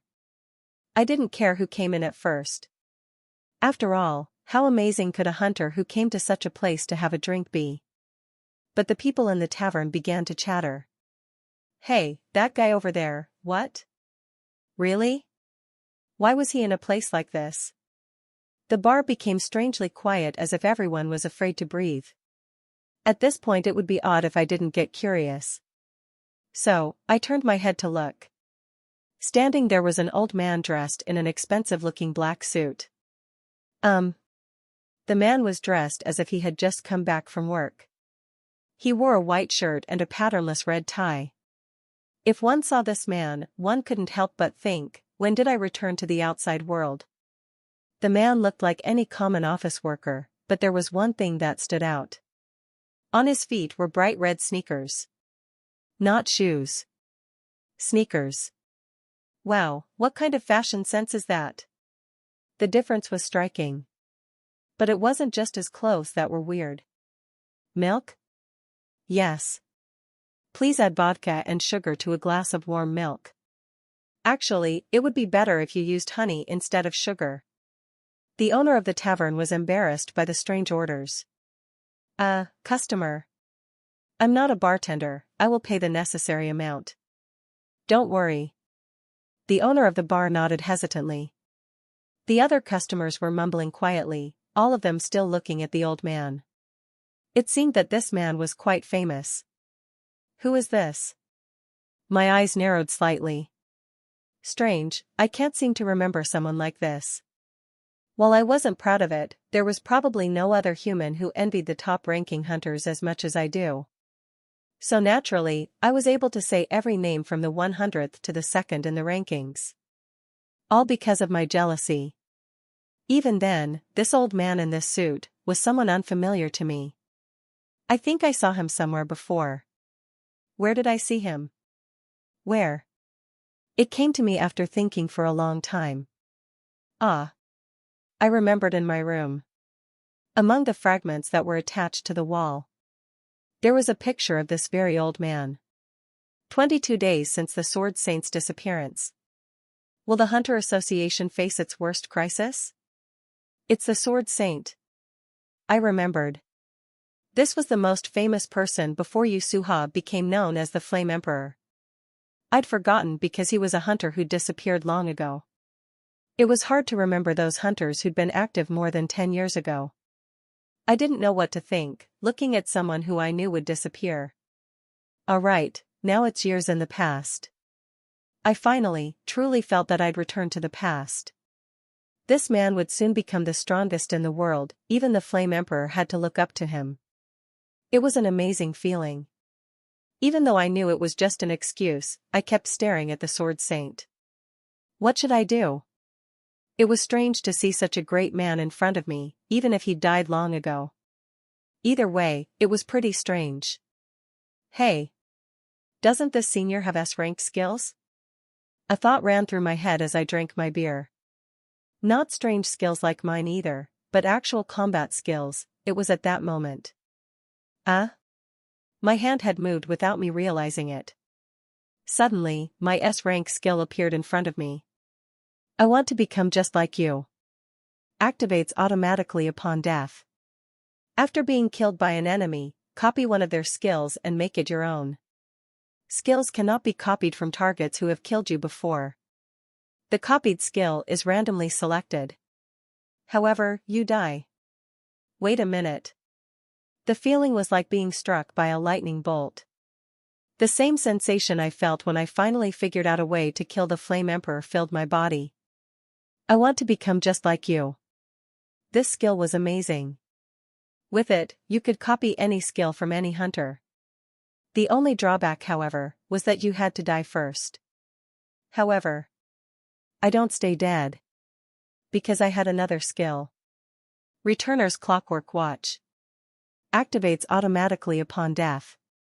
Return 24 hours prior to death.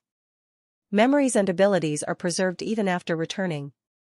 However, the higher the rank of the hunter, the larger the penalty. Skill copied from Hunter Yasuha. Then, a chill went down my spine. Can I just copy anything? A hunter who picks up things by dying? The pressure of having to kill Yasuha had caused this fact to evade me all this while, but I'd finally realized. Kook, UK, ugh. People always believed that there was a higher chance of awakening while in a life and death situation. In fact, such a myth had been passed down in the hunter industry since its inception. But maybe it wasn't a myth, maybe it was real.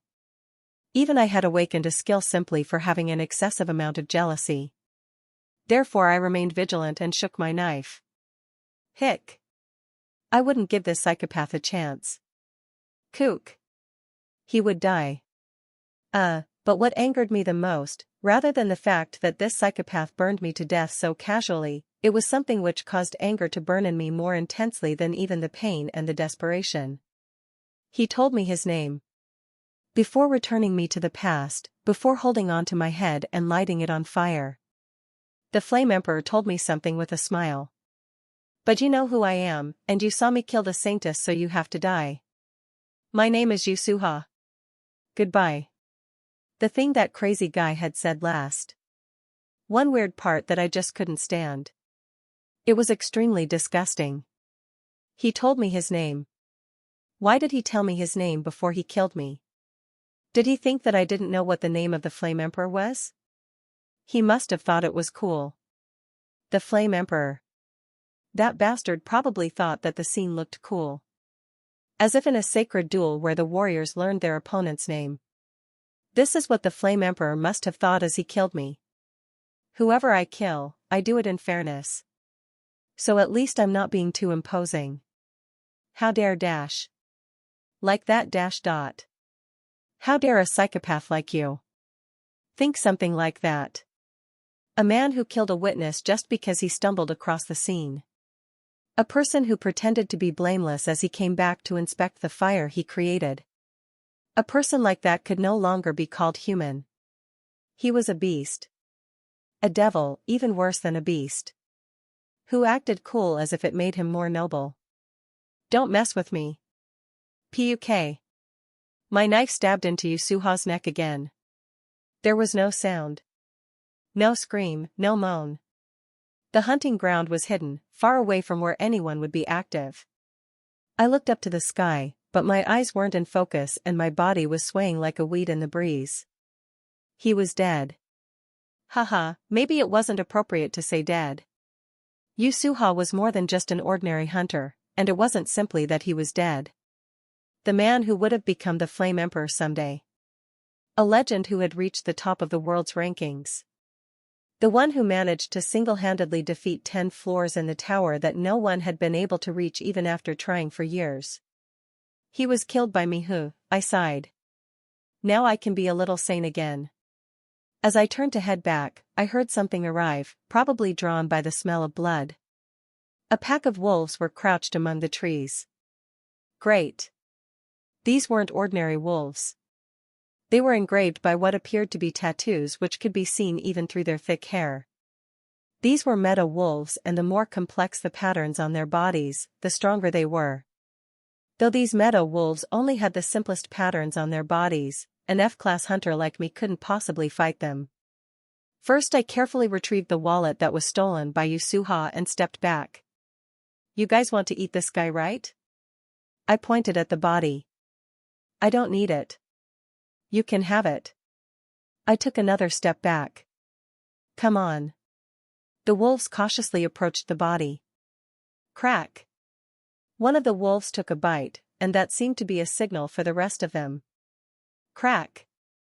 Crack. Soon the body couldn't be seen as it was completely covered by wolves. Eat well. I hurried away. Is it over now? I buried the clothes that had been splattered with Yusuha's blood in a deep pit I'd prepared before the fight. As I washed my whole body with water from a plastic bottle and changed into a new set of clothes from my backpack, it still hadn't sunk in yet. Is it really over? If my clothes were too clean, people might be suspicious of me. So I deliberately rolled on the ground for a bit before heading back to Babylon, the city on the first floor of the tower. As I walked up to the gates, a guard watched me closely for a moment before yawning and turning away. Ah. No one had realized. It's over. Even when I went to a bar and ordered a beer. Even when I emptied the beer and ordered another one, no one cared about me. No one knew what I'd done. Old news played on the tavern's television. Today, the strategy which was guaranteed to clear the 10th floor failed. Hunters ranked 2nd and 7th in the world intend to challenge and defeat the 10th floor together, voices of protest against the world's #1 hunter continually grow stronger. This is due to the fact that the Sword Saint still refuses to work with anyone else. No matter how long I waited, there was no breaking news like, a hunter has disappeared on the second floor of the tower. But I should have expected that. Novice hunters lost their lives every day. No one really cared about the disappearance of a lone novice, no one cared about me. In other words, it's over. Hey. I lifted my empty glass high. Pour another draft for me. You sure are drinking a lot. Was your hunt good today? Yeah, it was good. Very good. Even as I said this, my heart wasn't settled. I took 2 or 3 hours calming my heart with beer. It wasn't until sunset that I gradually began to accept the reality. What should I do now? There was a lot to do. I could win the lottery. I would get the money and no one would suspect a thing. Hey, my life is about to get better. I opened my status window, which could only be viewed by myself. Name, Kim Gongja. Rank, F-class. Skills, 2/4. I want to become just like you, S+.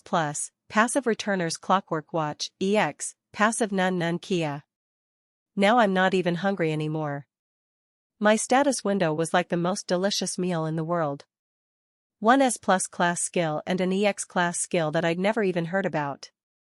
When it came to meals, this was like having caviar on top of my steak. If there is someone with better skills than this, then they are truly broken.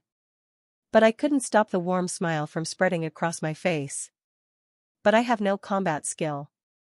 Why was the human mind like this? The thing I didn't have was the thing that I noticed the most. No matter how easy it is to make money, a hunter must be a hunter, even with all the money in the world. Without power, then it would eventually be robbed. The society in the tower was much more bloody than the outside world. To put it nicely, the strong ate well, and the weak were the meat. It didn't matter even if you wanted to escape the tower and live lavishly in the outside world. Those who stepped foot in the tower could never leave. Those were the rules. Not even a hunter with an S-class teleportation ability could go out of the tower. It was simply impossible. Only one being in all of Babylon could interact with the outside world. The guildmaster of the Shanglian Guild. The only hunter with the title count. Even then, they could only send and receive things from the outside world, they couldn't directly leave. Anyone could enter, but no one could exit. This meant that those who had entered had abandoned their wealth, their relationships, their nationality, their identity. Maybe, even their humanity. Indeed. Of course, I was one of those people. Eat or be eaten, that was the law in the tower. The alcohol made me a little drunk and I couldn't help but mutter. I wanted to succeed so badly it drove me crazy. There was a reason why I idolized the Flame Emperor so much. Was it because of his personality? Did that guy even have something that could be called a personality? No, the reason was much simpler. I was envious of his success. His achievements had been dazzling, awe-inspiring. Let's succeed, Kim Gongja. Okay? What can't a man who died 4,090 times do? It's time to be successful, then. Jialing. The bell on the tavern's front door rang. I searched for information about the Sword Saint on my phone. Originally, it was said that he was an elder from a wealthy old Northern European conglomerate. His real name is Marcus Callenberry. It was rather regretful, but it was said that he gave up his family, connections, and fortune and entered the tower all by himself. No one knows exactly what skills he has. It is rumored that he has a habit of muttering to himself. I clicked my tongue. There's no helpful information. I even looked for any interview videos but couldn't find a single one. Apparently, this elder was the complete opposite of the Flame Emperor. Although he was reputed for his bad personality, information of him could be found all over the internet. On the other hand, the Sword Saint was a mystery. The information on the internet about the Sword Saint was very vague. He was apparently from a large wealthy family, supposedly entered the tower on his own, and it was rumored that he mumbled to himself. All the information was speculative. What? I turned my head to a table in the corner. There, the sword saint sat alone, drinking his milk vodka. At least the information that he talks to himself is correct. The old man with an odd sense of fashion sat at the table with his odd drink and seemed to be mumbling to himself between sips. Shut up. Don't be so noisy. In the first place, mumble. I couldn't hear exactly what the old man was saying, but he seemed to spit with every word he said. It was a horrible scene and I couldn't help but be a bit frightened. Does he suffer from psychosis? The number one hunter was psychotic. That was scary in itself. It was like having a nuclear bomb and not knowing when it might explode. No, if you think about it, Yusuha had also been a psychopath. Perhaps one of the conditions to become number one was to be mentally ill. Almost all the top rankers are psycho. I shook my head and kept browsing the internet for information. However, most of them were purely speculative. But as I kept looking, a post in a forum caught my eye. Caution. NG1 words you should never say in front of the sword saint. It was an interesting title. The thread was posted in the Hunter Specialty Community website. A place to play, chat and share information that could only be accessed by those who had a bureau-issued hunter certificate. The post was done anonymously. I saw it for myself. There are NG words that you should never say in front of the sword saint unless you want to die. What are they? Anything about his family. A few days ago, a few top-ranking hunters were fighting with the sword saint, and one of them said, "Looking at the way you are now, your grandchildren outside must have suffered. I bet you like to be alone because they don't dare keep you around. How embarrassed would they be if they saw you behaving like this?" Then he died. What? Died? Yes. He was killed. In fact, he only managed to say, "How embarrassed would your grandchildren be," before his throat was cut. His head had been separated from his body in an instant. The comments after that ran wild. Don't be insane. This is probably a rumor created by those large guilds. He's doing well, so people are trying to trample him back down. Most of the people who responded didn't believe. Nevertheless, the anonymous writer was persistent. Believe it or not, I don't care. I just felt like telling you, so I told you. Of course, I'm not saying the sword saint was wrong. It was that guy's fault for mentioning his family. However, it's certain that those few top powers are ganging up on him because of this incident. You can see it with the constant abuse directed at him in the media these days. Anyway, if you ever meet the sword saint, you should try it. Too loud. I'll take care of it myself, so leave me alone. The old man had been muttering to himself since he sat at the table. It really seemed like he had a mental illness. However, even if he suffered from psychosis, he still stood at the top of the world. The fact that this crazy old man had great skills beyond imagination remained unchanged. Good. And that was good enough for me. It was worth giving a shot. Good drink. Have a safe trip. The sword saint emptied his goblet. As soon as he left the tavern, all the customers collectively let out the breaths they had been holding. He's finally gone. He must have dementia. Why did he keep muttering like that? I know, right? Anyway, the alcohol doesn't taste good anymore. All the customers were probably waiting for the sword saint to leave, as they all rose to their feet to leave at the same time as I did. However, our intentions were probably the opposite. This is my payment for the beer. I got up quickly and settled my bill with the owner. I had no time to waste. Yes. Thank you. Come again. The beer was delicious. I will. Darling. The bell on the door rang as I opened it and stepped out. It was late at night and darkness covered the street. Where did you go? I looked around. There were many crowds of people coming out of the numerous pubs on the street. Dozens of people laughing and staggering as they enjoyed the effects of the alcohol under the night sky. Where are you, Mr. First Place? Fortunately, after looking around for a while, I found the back I wanted. Found you. It was all thanks to his unusual outfit. He was probably the only man in all of Babylon who wore a suit and carried a sword. I quickly gathered myself and started following the old man. "What skills do you have?" My heart was pounding. The Flame Emperor had a ridiculous regression skill, which was an X-rank skill. So what skills would the Sword Saint, who was the previous generation's strongest, have? Wouldn't he have skills that were even more broken? That skill would soon become mine. If I was lucky. Luck. It was pure luck that helped me evade the old man's attack. The Sword Saint's eyes widened slightly. Perhaps, in his eyes, I was a tremendous master. So after I dodged his attack, he immediately jumped away, expecting a counterattack. What he probably didn't expect was that I would be fiercely rolling on the ground. SWO-Sword Saint Nim. Wait. Please listen to me for a moment. It didn't matter if I died. I wanted to die after all. No, what mattered was if I could fix the misconception that the Sword Saint had, then die. That way, I could avoid useless confrontations in the future.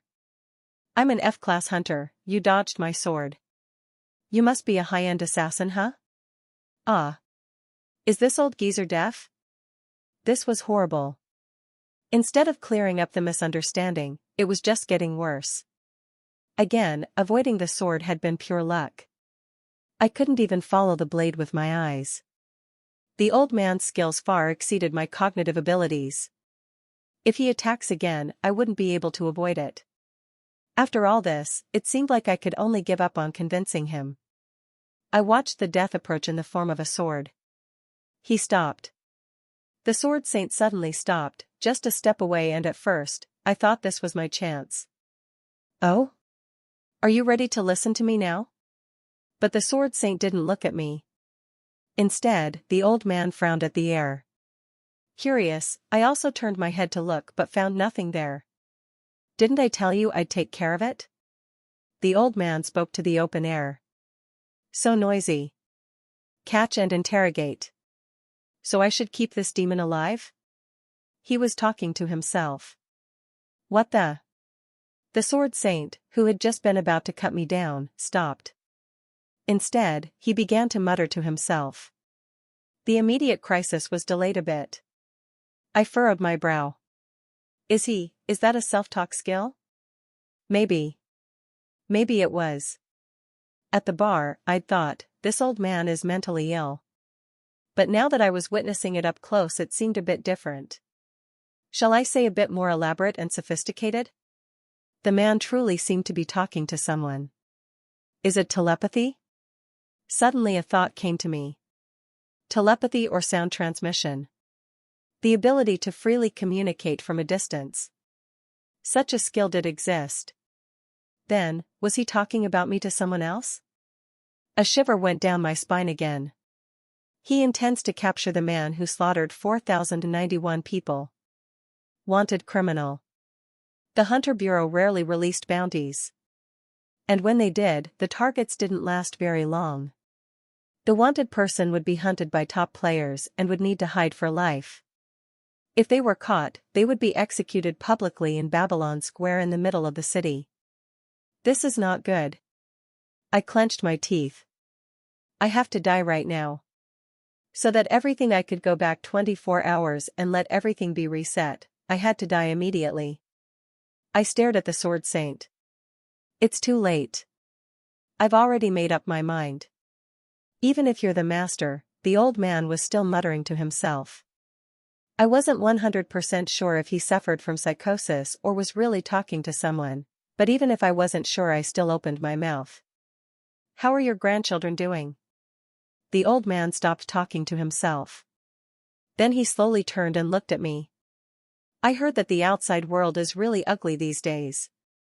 If they're the grandchildren of the great Sword Saint, then they must be quite pretty.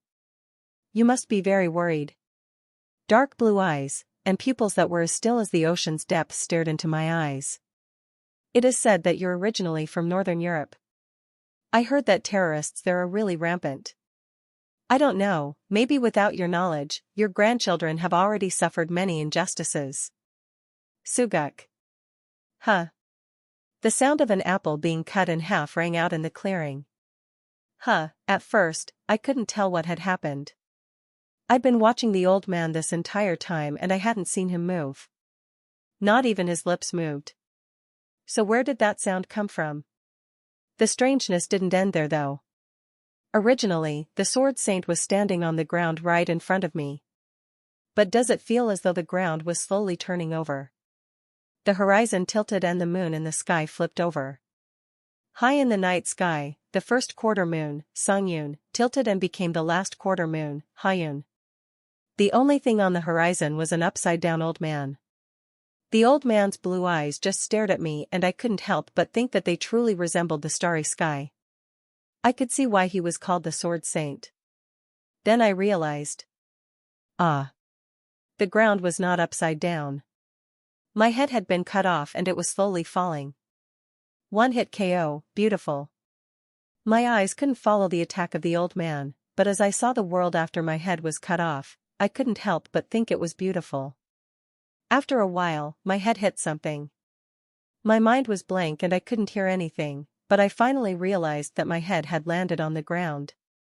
By the time I realized that there was no longer any life in my eyes.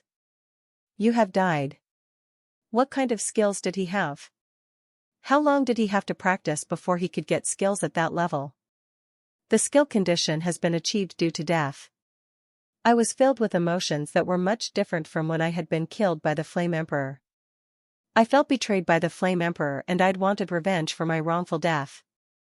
However, it wasn't the same with the Sword Saint. I want to be like that. I want to have a one-hit attack too. This was similar to the feeling I had toward Yu Suha before I learned what he truly was like. Jealousy. Covetousness. Adoration. Flames of desire burned within my heart. And there was something that responded to those flames. A skill of Hunter Marcus Calambury will be randomly copied. Cards began to appear in the darkness around me. Creating skill cards. Swish. The cards had their backs toward me so I couldn't see their information. Still, the colors were more pronounced than when I was killed by Yu Suha. Perhaps it was because I've already adapted to death. 4,090 times.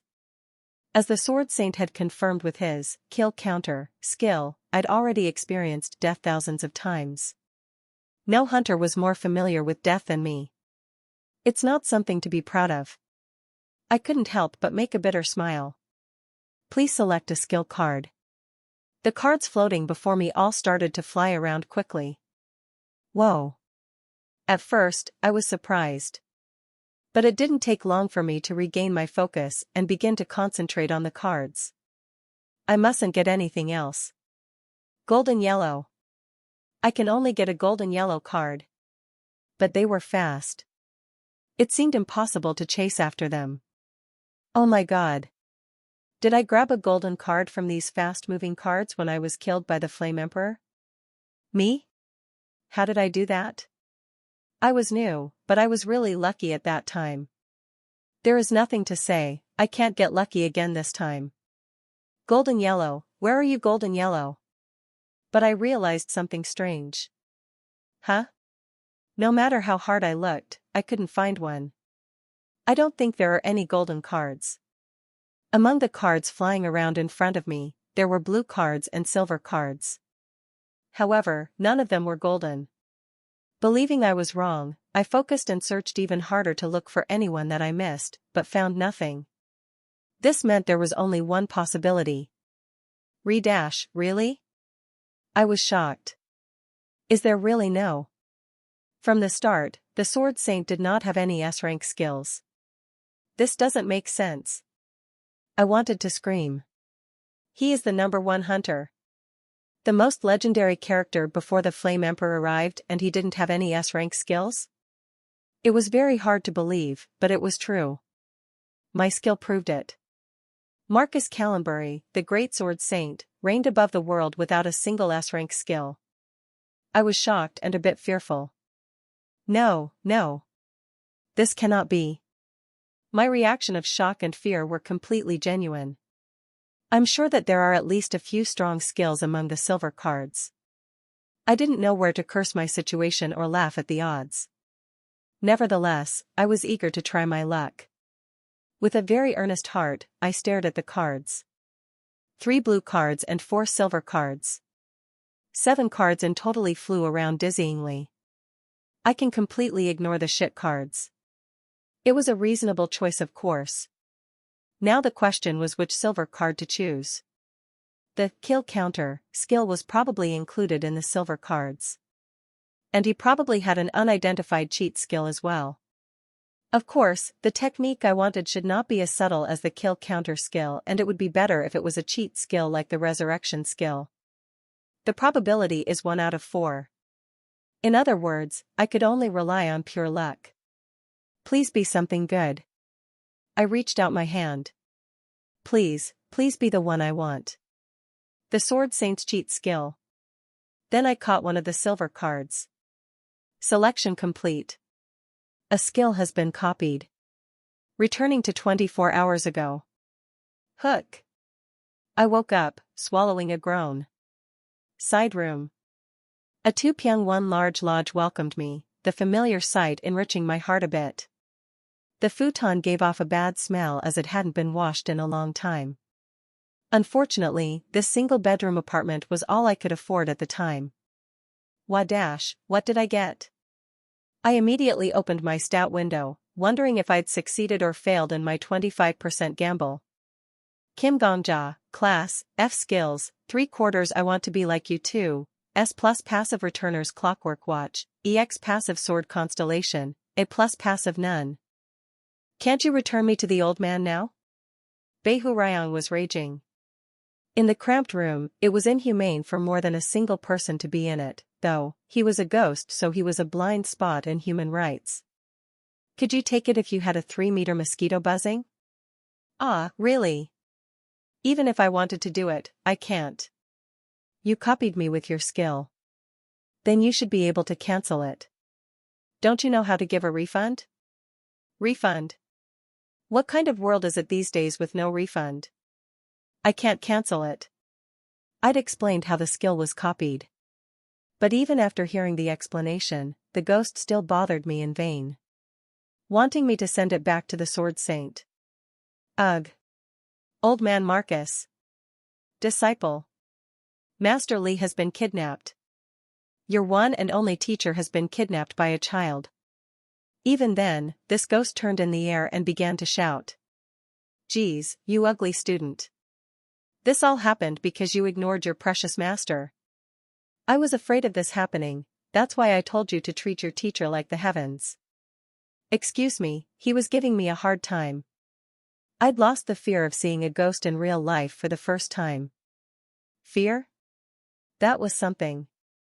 No matter how scary it was, it would give anyone a headache if this was how it acted. Let's just live quietly, please. Okay?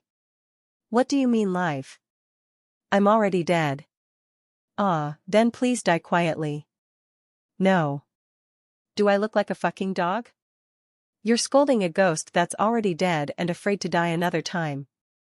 Everyone in the neighborhood, look at this bastard. From the beginning, there's nothing I couldn't say. Wow.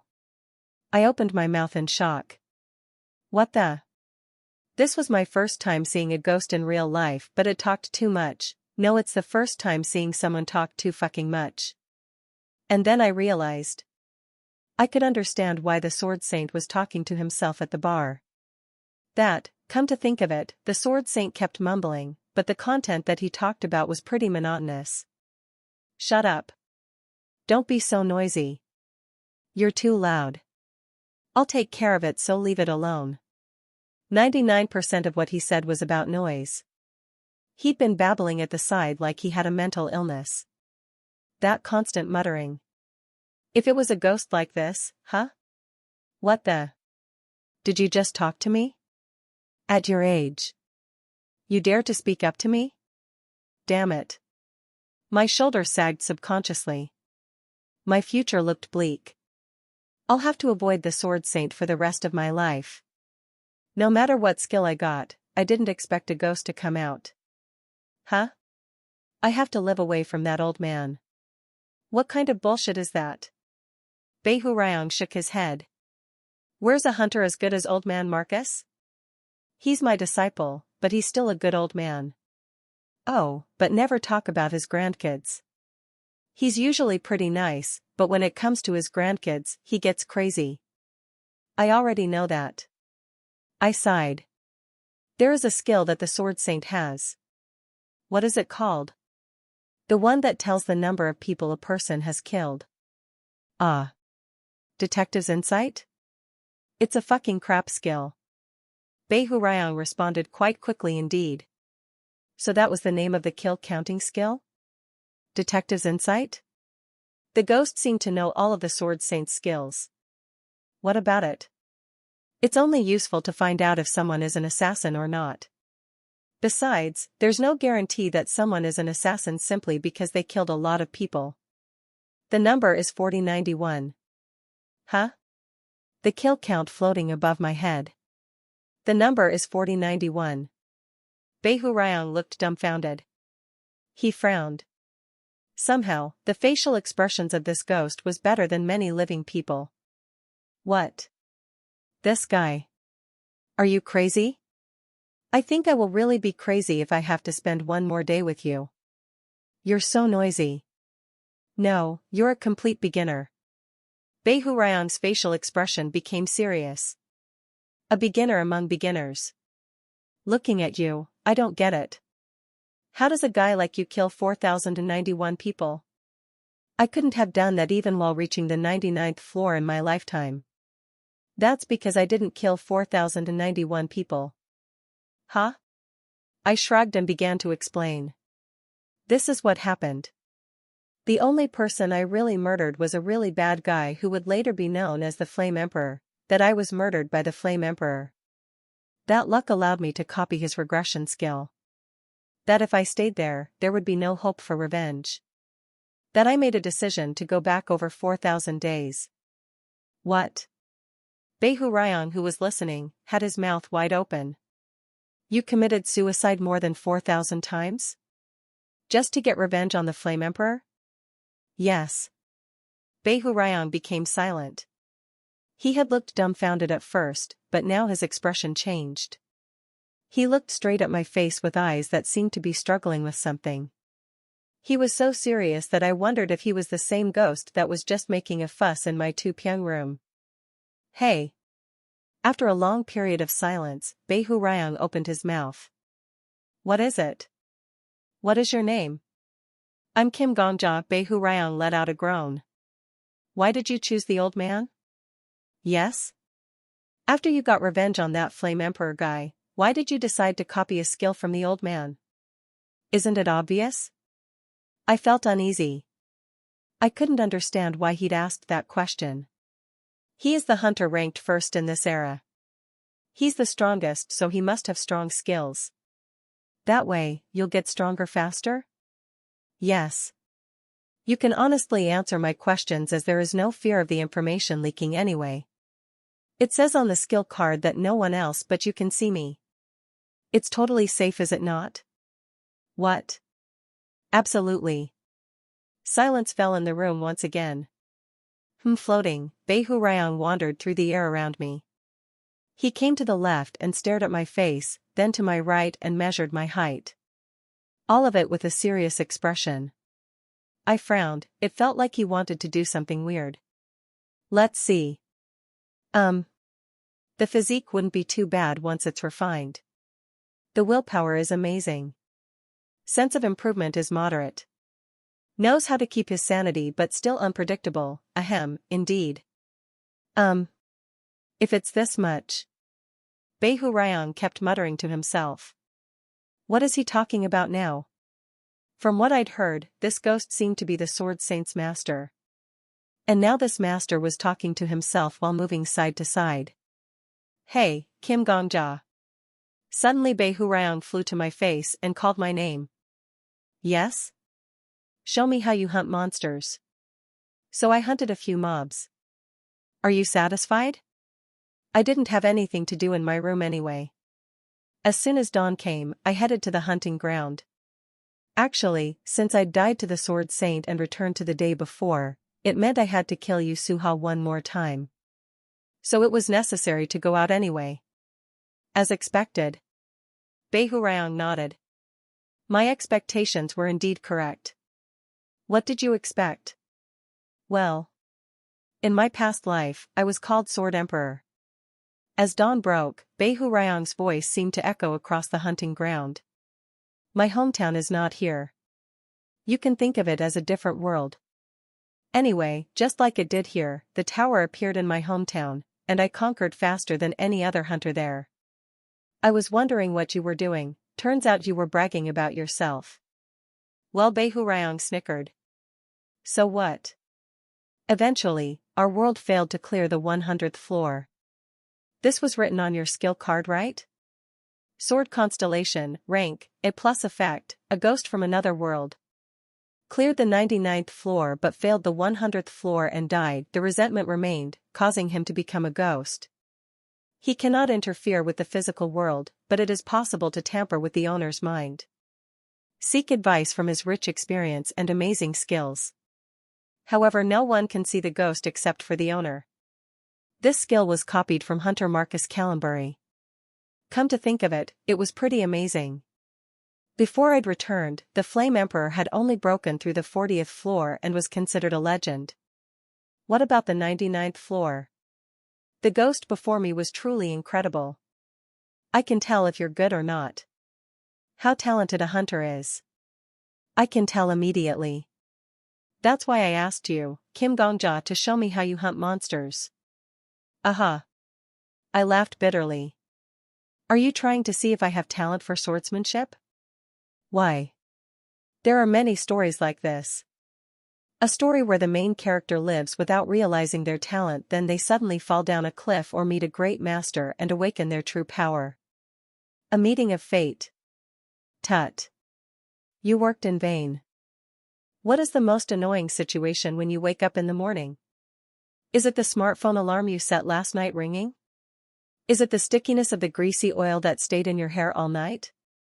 Is it just the fact that you have to go to work again today? Wake up. Wake up quickly. Ah, for Christ's sake, a little mo. If you don't wake up right now, I'll start singing a song I love from my hometown. Did you know that I learned music all my life? When I sang a song, over 30 people broke down in tears. Not at all. The worst situation was when there was a ghost fluttering around your home. Look at the time and you're still in bed. What time is it? I cracked my eyes open and looked at my smartphone. On the lock screen, 4:01 a.m. was written in a nice font. It's only 4 o'clock in the morning, you crazy bastard. Uh-huh. 4 o'clock in the morning is when the worms wake up and begin to move. You're weaker than a worm, so you should wake up earlier. I guess you were just bored because you can't sleep. I don't know what you mean. Beihurayang looked away as if he'd been caught. Wow. I always wondered why the Sword Saint woke up at 4 a.m. to practice. It wasn't because he was hardworking, it was because you were too noisy. Fine. I was bored alone and woke you up. Better? Thanks to that, if you get up and practice now, it's for your benefit. Come on, bow down and thank me. I want to kill, hoo-hoo. I'm already dead, so you can't kill me. If you want to try, then you'll have to die first. Ah, but you can't even die. You zombie bastard. Your name should be Kim Zombie, not Kim Gongja. Damn it. I came out of the apartment dressed in sportswear. In the Tupyeong room, the ghost chattered without rest and I really couldn't take it anymore. For the sake of my mental health, I left my home and started jogging under the dark morning sky. Hook, Zombie Kim. I'll repeat, you really don't have any talent outside of your willpower. Beihurayang floated and caught up to me. I usually prefer to teach from the bottom up. But you don't even have a bottom. Should I say you're the bottom of the bottom? It has been 3 days since I copied the skill, Sword Constellation, from the Sword Saint. In that time I killed you Suha once more, and avoided meeting the Sword Saint. Now, I was training according to a schedule that Beihurayang had made himself. In terms of talent, you have what we should call the Abyss talent. Cool. So cool. I'm jealous. Hook, when people are running, you shouldn't interrupt them. Who? Let's go. What? The bottom line is, you need special tutoring. And in order to receive special tutoring, you have to pay an expensive tuition. Bei Hurayang laughed. You're going to get a lottery ticket, zombie. There is a guild called Sangrian. The common name for it was the Merchants' Union. The leader was the third-ranked hunter who was commonly known as Count. As mentioned before, Count is the only player who could send and receive things from the outside world. He was like a one-man company. Thanks to this ability, the Sangrian Guild basically controlled the economy in the tower. What that meant was... Excuse me. Yes, guest. How may I help you? I'm here to receive my winnings for the lottery. On the first floor, the Sangrian Guild in the city of Babylon was the only one who issued lottery tickets. Ah. Your lottery ticket won? Yes, that's right. Congratulations.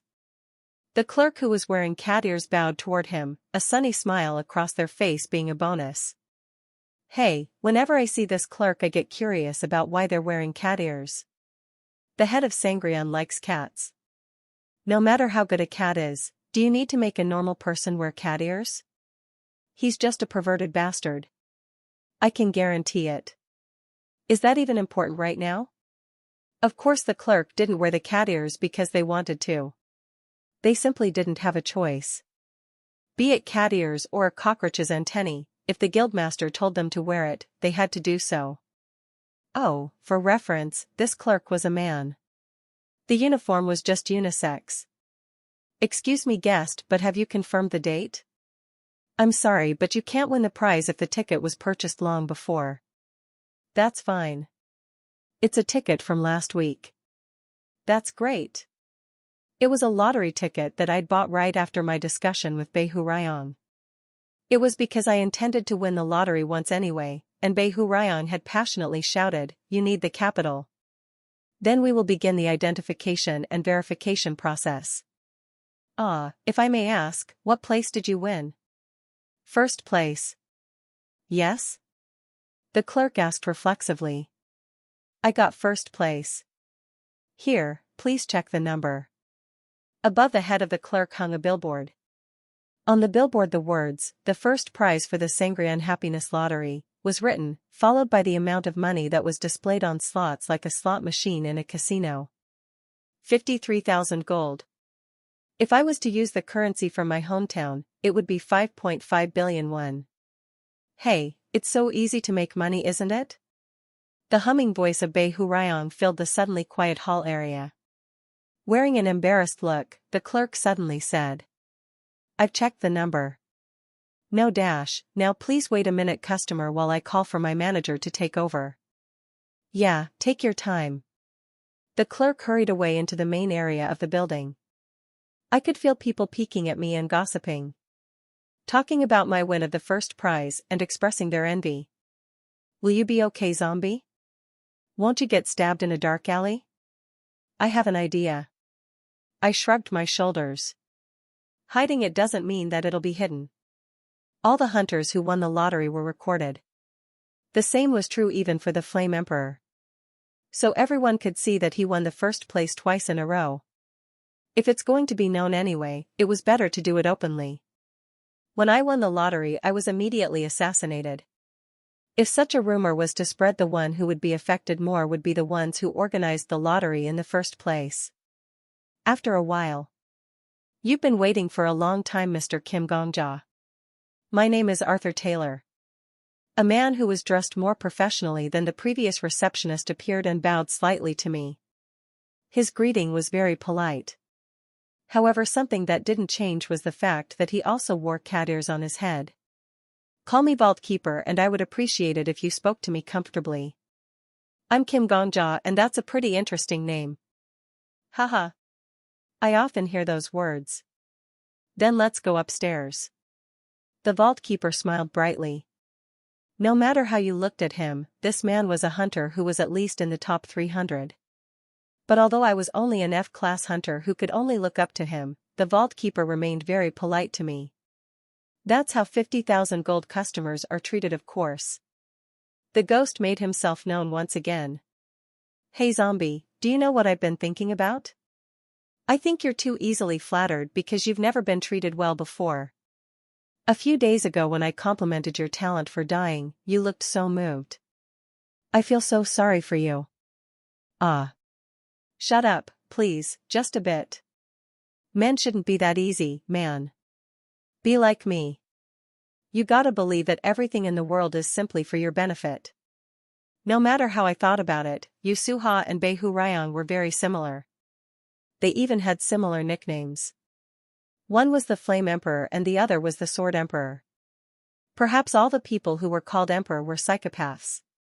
Ah, Mr. Kim Gong-ja. I'm sorry, is there something wrong? The vault keeper asked while guiding me up the stairs.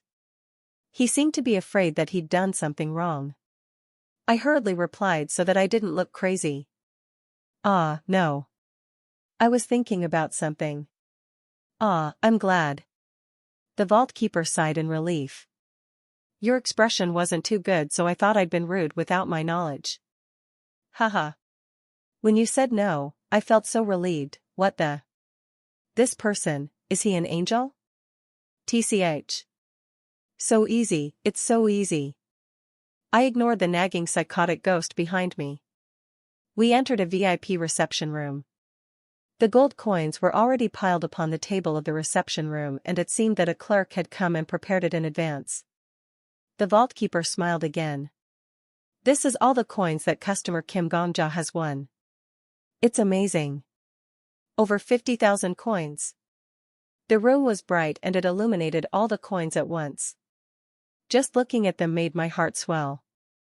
A feeling was overflowing within me, though I couldn't really describe what it was. You can take all of these gold coins, or you can purchase a personal vault from us for safekeeping. What would you like to do? Well, I tried to gather my thoughts. As expected, the magical power of money was great. Frankly speaking, my mouth was watering. But my goal was to stand on top. To be a handsome hunter who was the envy of everyone. Money was just a means to reach that goal. To be a man who controlled money, not a man controlled by money. Kim Gong-ja. Regaining my calm, I nodded slowly. I'll keep it in a deposit box. Ah. That's a very wise choice, customer. The vault keeper was delighted. I always personally suggest this for the winners. I understand wanting to hold all your wealth in your hands, but I always strongly recommend getting a safety deposit box. After all, there are many people who have bad intentions, and... I opened my mouth again. I would like to purchase the status of an honorary member of the Sangrean Guild. Yes? The cost of purchasing an honorary membership is 10,000 gold coins, isn't it? I approached the table and rested my hand on the stacks of gold coins. Gold. The color that dazzled the eyes of man. But I already knew a gold that would be even more enchanting, my future. For that future, I'd have to invest these gold coins without restraint. I'll buy it in a one-time payment. The vault keeper studied my face for a moment. Customer Kim Gong-ja, you haven't joined any other guild, right? Yes. Guild. A hunter guild wasn't simply for socializing. The greatest significance was instead the protection given by the guild. Even if it was the hunter bureau or a vigilante. I might get attacked before I could even say anything. I could tell from the way the Flame Emperor and the Sword Saint had killed me. Lawlessness. Compared to the world outside, this place was much more brutal. I shouldn't foolishly follow the footsteps of the Flame Emperor. The Flame Emperor had preferred to move alone. After winning the lottery twice, he wouldn't have had any protection. It must have been a hard and exciting life because many people were after that money. That's why he was poisoned and assassinated later on. It was very pathetic. Why was there a need to compete with the big guilds? Okay. The vault keeper took out a notebook and began to scribble something. Anyone can become an honorary member of our guild for a fixed price. I'll have an employee immediately come and issue you a second-class honorary membership card. Ah. Oh yeah, and... I added a bit more. I live in a small, cheap apartment right now. I would be really grateful if Sangrian could recommend a place for me to stay. Of course, I'm willing to pay the necessary price. In addition, you'll probably announce the first place winner in the newspaper. At that time, even if you reveal my name, please ensure that they also report my status as an honorary member of the Sangrian Guild. The vault keeper wrote all the things I requested in his notebook with a blank expression on his face. You are quite thorough, customer. Ugh. With the world as it is nowadays? I need to be prepared for anything. You're absolutely right. Behind the vault keeper, Behu Ryong was holding his stomach and laughing boisterously. Hey. This expression of his as he's being treated like this by a pushover. It's so sweet. This is why I love making fun of the elite. No. You were the one who said I was easy. What's the big deal? I did? I'm not sure. I don't quite remember, so maybe it didn't happen. Oh my god. Even if he had to be disgusting, he didn't need to be this disgusting. Anyway, you're doing a good job on your own. Behu Ryong kept laughing. I was worried that I'd have to clean your diaper and wipe your ass like a baby. But from seeing this, I think you'll be fine. If you don't talk, no one would hate you. Boy, you seem to be in a good mood. That was right. My mouth was grumbling but my heart was happy. Absolutely. It starts from now on. 4,000 deaths to return 4,000 days. This was an ability of the regression skill that the Flame Emperor didn't take advantage of. Now, it was my time to enjoy it. Hey, zombie. Do you know what's most important when being tutored? I'd like you to first stop calling me zombie. It's the tutoring fee. We finished our business in the Sangrian headquarters and left. It was right in the middle of the day, and the streets were bustling. Retired hunters were busily serving customers in restaurants and cafes. There were a lot of completely empty stores among them as well. The owners of the stores were sitting blankly with their mouths gaped open. People who succeeded would succeed, and those who didn't would not. It was cruel, but it was the unchangeable fact of both Babylon and the outside world. And you just got the tutoring fee. Let's see, so what's next? A good tutor? Nope. There's already one in front of you. Behu Ryong spoke shamelessly.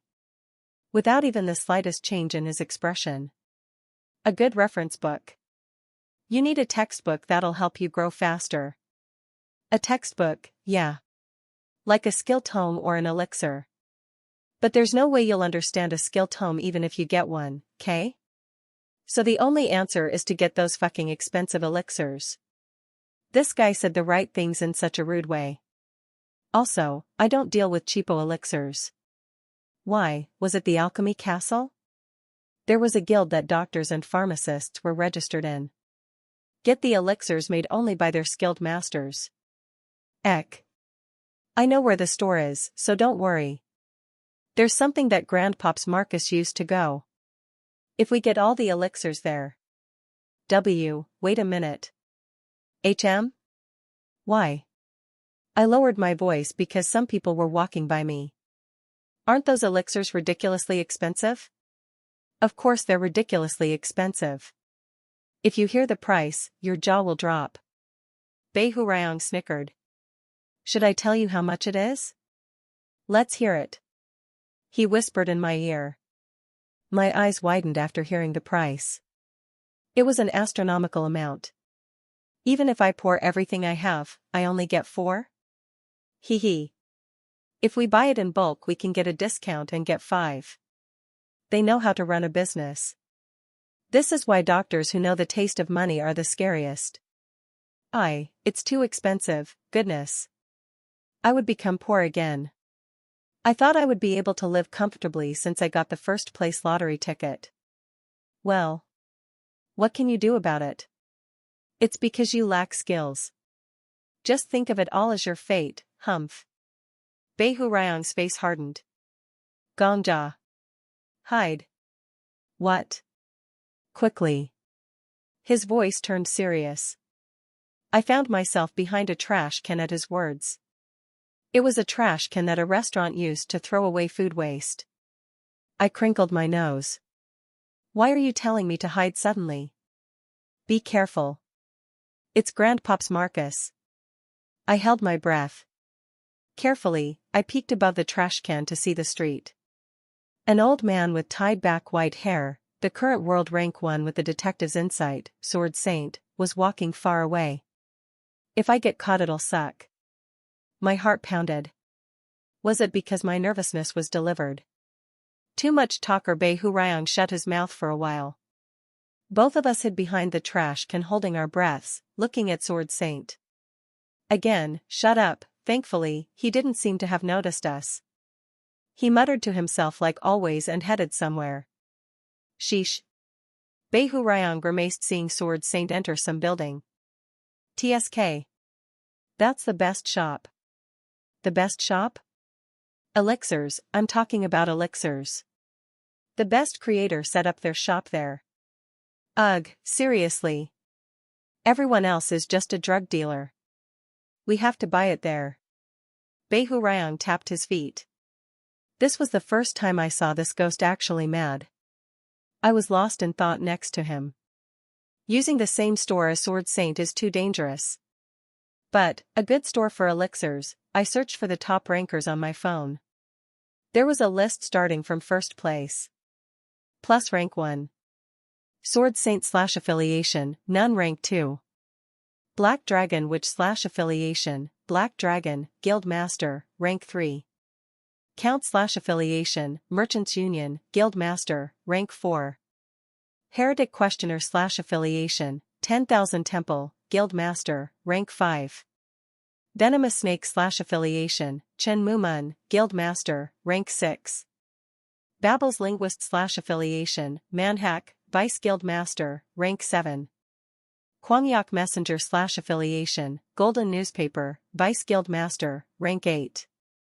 Crusader / affiliation, Civil Militia, Vice Guild Master, plus it's not here. I muttered to myself. Bei Hurayang reacted to my words. HM? What's not here? Your luck? No. The opposite, actually. I was overflowing with luck. It might not cost as much as I thought. What? We'll only have to spend a penny to get the best elixir. I grinned. 'Cause I know a really good pharmacist. We entered a dark alley. It was a poor neighborhood. People here had to live here because they couldn't earn money. It was a Harlem neighborhood. The hunters looking our way had abnormal gazes in their eyes. There's a skilled pharmacist here? Bei Hurayang complained, like he didn't believe it. It's not a skilled pharmacist, but the best pharmacist in history. Take it easy with your lies. Why would someone like that stay here? Ah, don't believe me if you don't want to. I heard someone clicking their tongue from some corner. It seemed like the hunters looking our way had turned away. They probably thought I was a psycho seeing me talk to myself. Even though people in this Harlem were the worst, they didn't touch mental patients. I smirked to myself. What's gonna happen if they know my wallet's filled with gold coins? It was obvious. They would run at me like wolves. Of course, I didn't plan on telling my wallet's business to others. Smelling the scent of rotting corpses, I entered deeper into the alley. It was then that I heard the sound of something ripping. Please, just don't touch my experiment materials. A young voice. After that, someone spoke in a rough tone. You've done this more than once now? What kind of bullshit are you spitting out? It's already half a year since the due date. You have to pay the price now. I headed towards where I heard the voices. In the middle of the twisted streets, there was an empty store set up. It was where the people were fighting. Hoot. If you take all the tools, I really can't make a living. Let's go, there's nothing to see anymore. Take everything. Gangsters with good bodies got machines onto their rear cars. A young woman looking to be in her mid-20s grabbed onto them to plead. 1 week. Please just give me 1 more week. No, 5 more days, That 1 week became 1 month and that month became half a year now. As the gangsters drove away, the store owner collapsed to the floor without being able to protest. She held her hand out to the rear cars even when her knees were being scratched. There's still incomplete liquid medicine. Ugh. Why did we get caught by this crazy pharmacist? Lady. I'm advising you, but don't ever make medicines again. The rear cars creaked and disappeared into the streets. Only the despairing woman on her knees was left. Including me, all the other neighborhood people had come out to watch. They whispered amongst themselves. TSK TSK. I thought that store would fail. The medicine is too expensive. Why is a single health potion 40 gold? She thought business was easy because she's young, perhaps she had heard the whispers of the onlookers. The despairing store owner whipped her head towards them. Expensive? I only sell it at the original price. She looked quite pitiful. Her hair was stuck to her head like she hadn't washed it in days. The glasses on her face looked like antiques. Even her voice was cracky. Only our store sells these kinds of medicines at this price in Babylon. Why, you should actually be grateful that I set up my store here. Yeah. She's still not living in reality. Sheesh. Does she think she's better to say that? The onlookers shook their heads and the crowd dispersed. The store owner, who looked like no one would like her, was still there. Oh, wait. Since you're all here, how about a bottle of health potion? With my special potion, even an almost dead hunter can flop back to life. I won't buy it, I won't. She tried to grab onto the onlookers, but it was too late. The water was already spilled. They cursed and disappeared. It has really good effects, it's not a lie. She plopped on the ground. Hey. Behurayang muttered after seeing that unpleasant scene. Is the historical pharmacist you talked about that loser? What are you going to do if it is? I'm going to sincerely worry about your welfare. Thinking, this kid's brain must have gone weird after dying 4,000 times. And then I'll introduce you to the best therapist in Babylon. I snorted. You should have worried about my welfare when I started to see ghosts. That owner is definitely the historical pharmacist, so don't worry. That's not a historical pharmacist, that's a historical loser. You crazy bastard. Behurayang spoke loudly, but I ignored him. I walked towards the owner, who was sitting on the floor. Excuse me. You. She looked up at me. She looked even more pathetic up close. Her clothes were all too long for her. But since she was wearing a white coat, you could tell she was a pharmacist and not a beggar. Store owner Nim. You're still selling, right? Tien, store owner Nim is a way to address store owners respectfully in Korean. Of course, this person wasn't a beggar. She wasn't an ordinary pharmacist either. If you're still selling, there's something I want to order. Lord of Alchemy Castle. She was a pharmacist who would rise to rank 5 status in the future. Right now, she was outside of the rankings, but she would definitely succeed. It's alright if it's a bit expensive. Yes. Yes. Of course. I can make you anything. The color came back to her face. Her store had been on the brink of going bankrupt, but there was a customer saying they would buy expensive medicine. But how expensive are you talking about? In the future, she was a pharmacist that I couldn't even think about buying from, but this time was different. I want to buy about 20,000 gold worth. She dropped her mouth open. So what if she looked pathetic? To me, she looked like a goose that laid golden eggs. And 100% pure gold ones at that. I smiled. What are you doing? You need to take the order, store owner Nim. I would be your sickening regular now. It's a bit shabby, but, please come in. The pharmacist shuffled her feet. The store was messy, like a tornado had passed through it. It's really shabby, but, she wasn't over-exaggerating. There were broken glass bottles all over the floor. Shelves were on their backs, and the books had all fallen out. The dust floating around was a bonus. It was a wreck. Wow. Beihurayang exclaimed. When I was alive, I used to hear that I was untidy, but this is way above my level. Their cleanliness sure is trustworthy. Hey, do you really want to eat the elixirs this lady makes? Are you really going to order 20,000 gold worth items from me? Beihurayang and the pharmacist asked me at the same time, like they had planned it. I smiled bitterly. If you don't believe me, should I pay in advance? Why, you don't need to go that F, she waved her hand around and paused. No. Actually, if it's possible, advance payment it is. Her face was completely red. She was embarrassed at herself for saying this. But this was how bad her situation was. Take as much as you need from my safe. I'll tell Sangrian in advance. As much as I need, she blankly mumbled. Yes.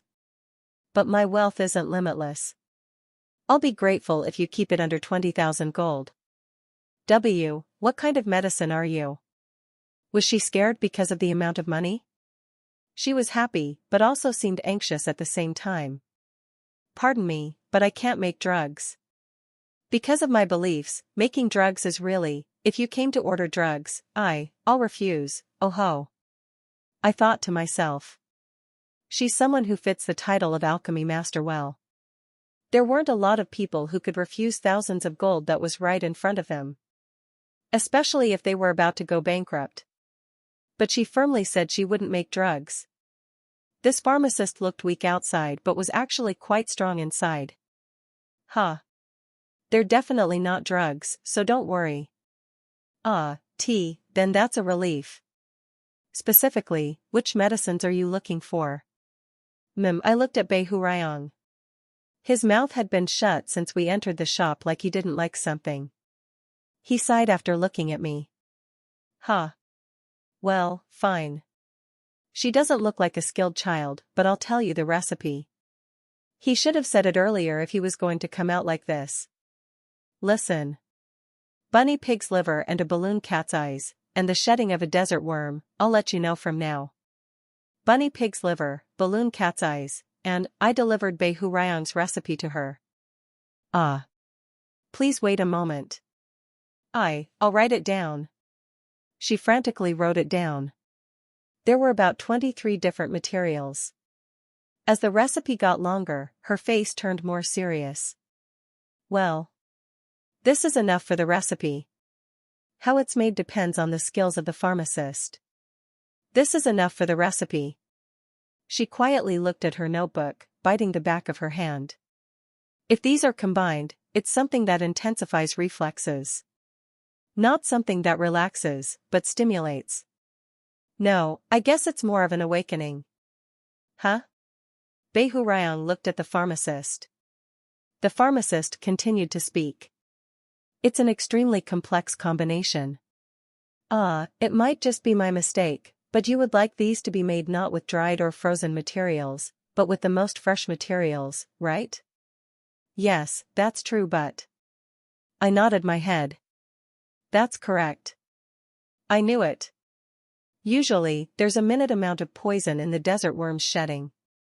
One of the ways to lessen this effect is to use the bunny pig's liver, but this has to be. She excitedly spoke. The stuttering lady in front of me disappeared, and was replaced with a chatterbox. Yeah. There were people like this in the world. Her method is wrong, but she's a skilled person.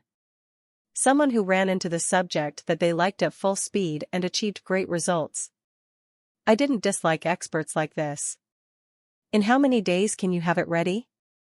The conversation that seemed like it had no end got cut off. She blinked like she came to attention. It was like she had fallen into her own little world when she was speaking. Sorry. I saw a pretty combination like this for the first time in a while and...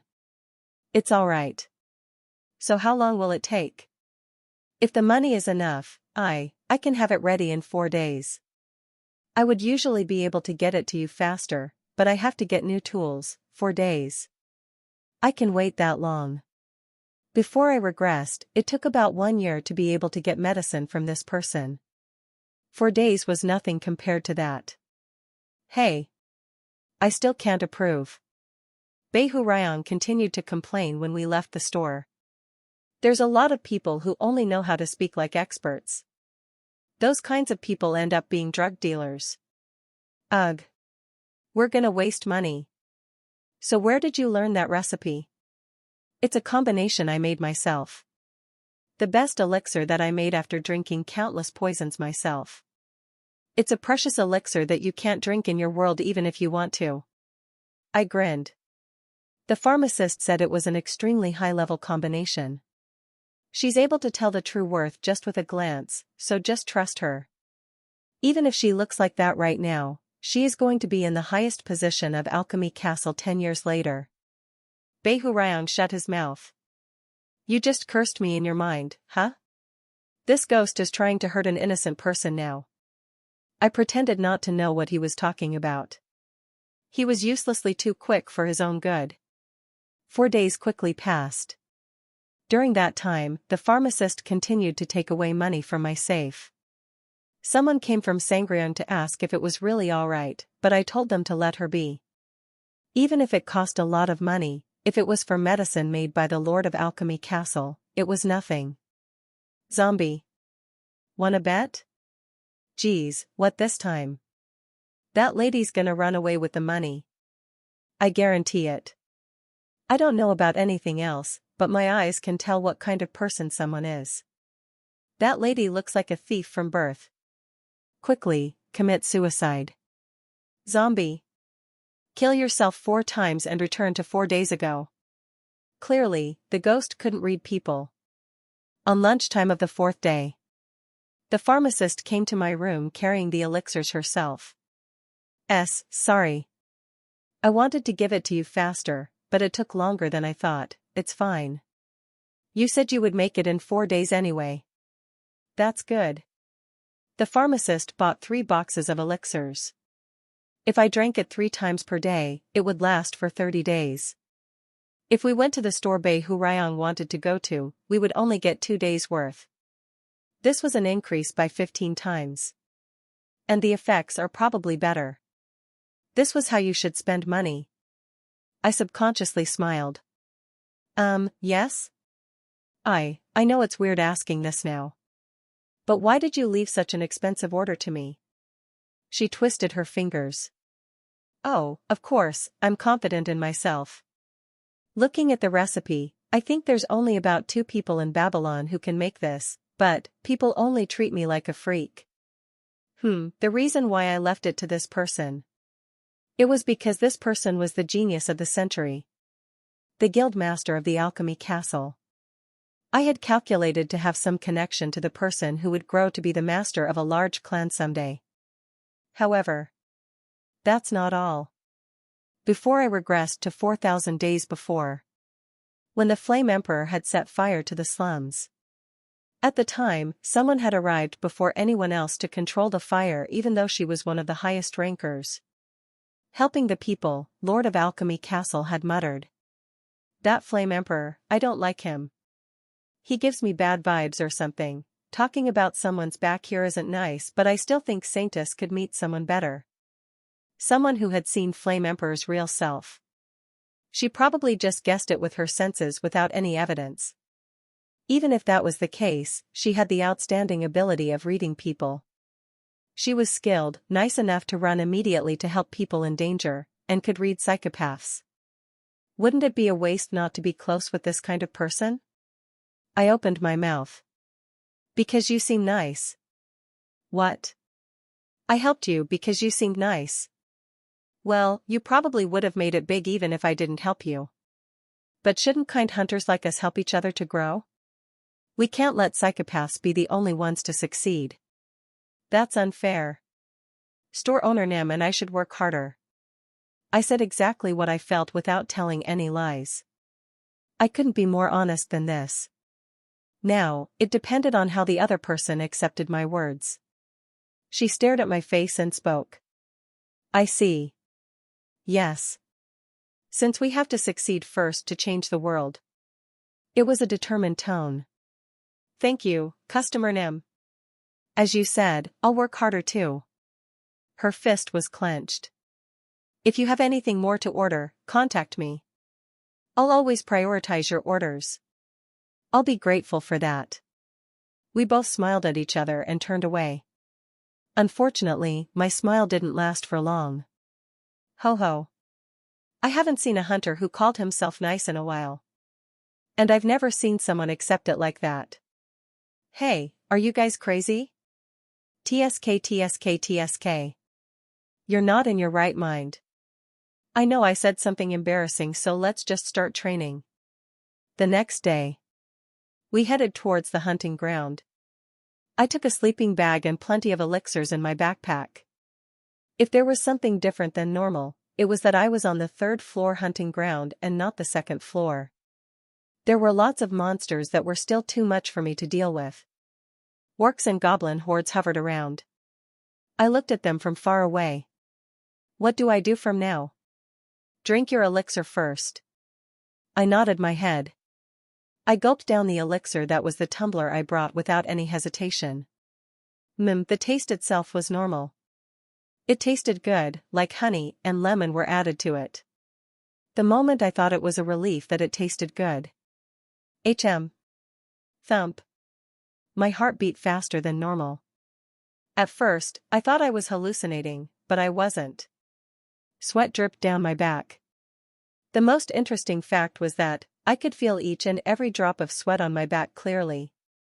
What is this? Thump. It wasn't just the sweat. The touch of the air on my fingers and the feeling of the ground I was stepping on. When I blinked, it felt like 30 seconds.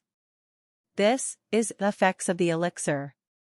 Only Behu Ryang's voice felt the same amongst everything that felt different.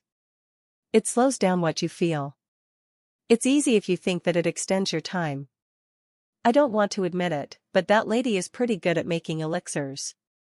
It was horrible. I could feel each strand of hair moving on my body. I could even feel the veins in my ears twitching. If I didn't know, I would think that I drank poison, and not an elixir. Can't you feel it? What are you talking about? The thing moving in your heart. Thump. There was something there. No, something was flowing. And it wasn't blood. It was softer and more frail than blood. But it definitely flowed in my entire body. It was slowly spreading from my heart. Something that I had never felt before. That's aura. Behu Ryang spoke. All hunters in the tower have aura in their bodies.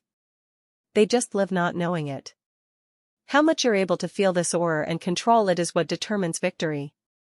Behu Ryang laughed. The laughter lasted for 20 seconds.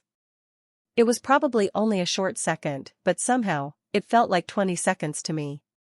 I felt tired, like I would fall over if I just let go. Usually, you get used to this feeling by quietly training by yourself.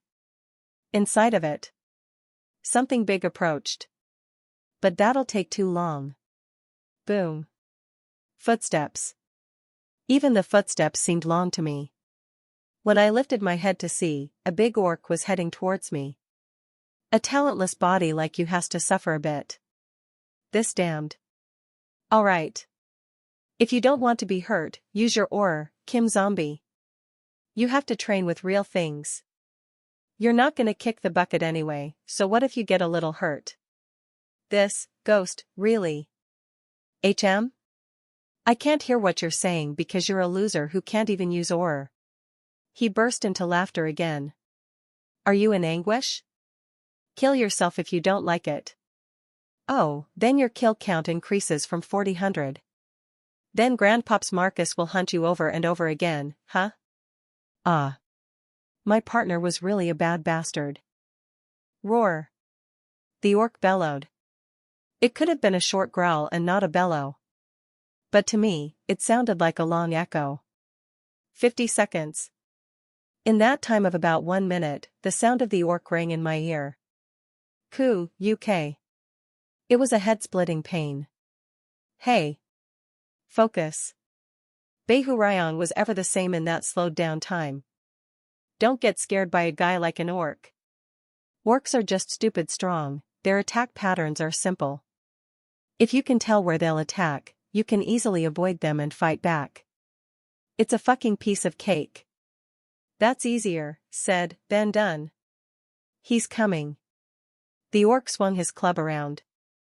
No, he was swinging it. It slowly but surely approached my head. If I stayed still, my head would explode. It. I jumped to the side with all my strength. But my body didn't follow my command. I'm slower. Just one step. I could avoid the attack with just one step, but that one step was too slow. I felt frustrated. I was so frustrated I felt like crying. I could avoid it. I even knew where it would attack. You can avoid it. Don't give up. Beihurayang spoke in a low voice. Focus your aura on your feet. Amplify your senses. Like the flow in your heart is being sent to you right foot, quick. Damn. He's a ghost but his mouth is blabbering like it's alive. For the first time in my life, I felt what aura was. How would I focus this on my leg? It was really easier said than done. But, there was no other way. I had to do something. Even if I wasn't scared of dying, I didn't want my head to fall off because of the orc's club. Move. The flow in my heart. It felt cool and clean, like a flowing stream. I focused on that cool feeling and tried to send it down to my right leg. Squirm. The aura in my heart twitched with my efforts, but it's harder than you think, huh? It was hard. It's because there's no pathway for aura in your body yet. The path hasn't been made. Your body can be compared to a mountain road. You need to clear it like a highway to be able to use it. Hup. I continued to focus on my right leg while Beihurayang babbled on. If my heart was a blocked sink, my right leg was like a cup under it. Drip. Drip. Aura slowly dripped off of the broken sink. You're able to feel it because you ate the elixir. Under normal circumstances, it's impossible. TSK. That lady's cleanliness is disgusting but her skills are definite. The club whooshed close by me. I could feel the wind when it went by. The wind collided with my skin and dispersed. 1 second. No, if I was late by 0.5 seconds, my body would have been destroyed by that club. What, relief only lasted for a moment. Happens. The orc grunted. He probably didn't like this. The fact that a weak-looking prey like me had dared to escape his attack. He immediately raised his club again. This time, it was a horizontal attack to break my back. There wasn't any time to rest. I focused my aura on my upper body. What happens what? If, make, a mountain path, into a highway. It was hard. The sink in my heart was still clogged up. I didn't see water flowing from it any time too. I was thirsty, but it was only releasing one drop at a time. I don't want to admit it but Beihurayang is right. A mountain path without anything around it. It was a perfect metaphor that described me. So I was curious. If I could leave this level. If I could escape. After, what happens? He smirked. You. When Grandpops Marcus killed you, your neck was cut without even a chance to fight back, right? Yes. I remembered the view of the night sky and the crescent moon. Beihurayang's words dug into my brain. You can think of that as a clean street. A clean street. That beautiful attack was just a clean street. Even Grandpops Marcus has a long way to go. And you, let's not even talk about you. Zombie. I'm not nagging you because my personality is like trash, it's because you're worth being nagged. Hee. I clenched my teeth. Obstinance grew inside me. Hup. I bent over. Whoosh. The orc's club swung into the air above my back. It was close. I barely avoided the second attack after the first one. And I didn't plan on letting it get in another attack. What? I gathered strength in my knees. Look at you. I focused my aura on my feet.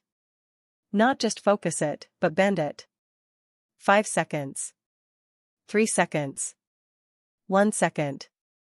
It was messy, but when aura gathered at my feet, I jumped up with all my strength. I lifted my sword. The target was the orc's Adam's apple. Whoa. He looked down at me confusedly. I saw my reflection in his eyes, and the sword that was in my hands. My sword became bigger in his eyes. In an instant, my sword cut his throat and the orc's face crumpled in pain. Cry. Until the evening sky. In the large hunting ground, a scream rang out. When I thought it was finished. Don't let your defenses down until the end. Beihurayang shouted. The skin of an orc's skin is tough. Fix your aura on your blade. No, that's probably too hard. Just hit it like you're smashing it. And so I did. The orc's scream became more violent. I squeezed out every drop of aura in my heart that I could and used it to smash my sword down. Every time I brought it down, the monster's scream became more pained. Quo, krrr. Blood splattered everywhere. The blood of the orc covered my face in slow motion. I didn't avoid it. I didn't even blink. It was to save every last bit of aura for the sword. In a short moment. I felt the sword pierce the orc's skin all the way to the opposite side. Grrrr. He stumbled. Even the time that he stumbled was long. He slowly fell backwards. I didn't let go of my sword, so when the monster fell, I fell with him. UK. Hup. I panted looking at the orc's corpse. It wasn't just the tired breathing. A moment later, my entire body became pained. The world spun. It really felt my entire body was going to rip apart. Does it hurt? It hurts, right? Yup. It'll fucking hurt. Beihurayang smirked at me while flying around me. Since you used your aura when your pathway wasn't cleared yet. There's no way your weak body could take it. Sucks to be you. Why, you? But it was nice seeing you bending your aura at the end. Good job. I'll compliment you. You have to be creative when you use aura. A lot of people are misled, but the smarter you are the better you fight. I wasn't curious about those things right now. Cook. This pain. A pain like my bones were being crushed and my veins were exploding. My only interest was how to quiet this feeling. Usually, it would pass with time, but because my time was extended, that wasn't an option. It just hurt. It still hurt. I felt like I was going to die. Does it hurt like you're going to die? Can't you see? Then you'll feel better if you really die. What? People who force their aura usually become half disabled. This can't be fixed with potions. So right now, you just made yourself disabled to catch an orc. What? I told you, zombie. If you didn't have the regressing skill, I shouldn't have suggested this kind of training. Grandpops Marcus eats elixirs too, but he trains by himself. He doesn't stupidly attack monsters like you. This ghost bastard? But you return even if you die. It's the freaking best. Even with extreme training, your body is fine. Wow, I'm jealous. How nice would it have been if I had a regressing skill like you? Wow. How could he be so spiteful? Did this guy have a passive skill like, son of a bitch, or, impudent manner? That would explain his trashy personality. Zombie. But if you kill yourself, your kill count increases again. And, so? There's no need to raise your kill count from here. And it's dangerous if you get caught by Grandpops Marcus. A worrisome sound came from behind. It was something I heard before not too long ago. I looked back, and my bad feeling was right. A monster that looked like the orc that just fell was drooling behind me. The monster was the same, but my condition wasn't the same. As Behu Ryang said, my body was half disabled now. Even lifting a finger was painful. It's okay. There's a lot of players who can't understand aura their entire lives, and you somewhat got it just by taking the elixir. If this keeps up, 100 deaths should be more than enough. Step by step. Behu Ryang sniggered. Let's go zombie. 1 death coming up. At the same time, the orcs club started to come down. Slowly. Targeting my head. Looking at the club right in front of my nose, I opened my mouth. Shit. Have you ever felt your nose break, and then feel your brain explode into 2 right after that? You probably haven't. That's a relief. Because it's really not a good feeling. If there was a silver lining, it was probably that I heard the voice right after my brain exploded. You have died. My world returned to normal. To be precise, my sense of time returned.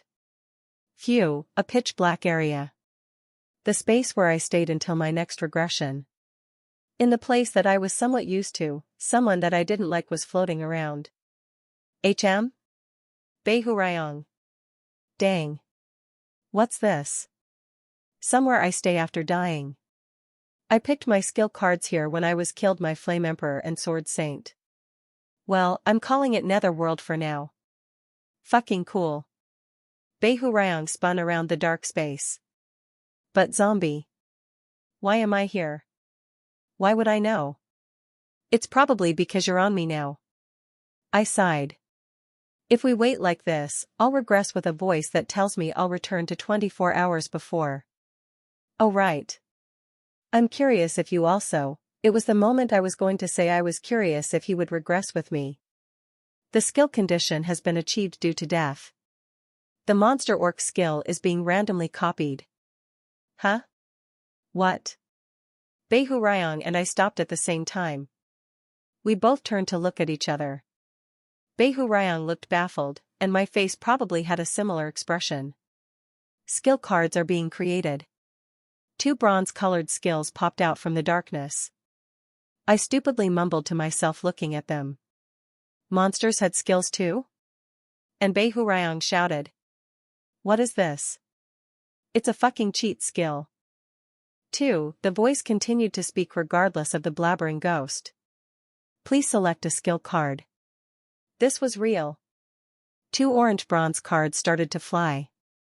They began to speed around me enough to make me dizzy, but my mind was on something else. Shit.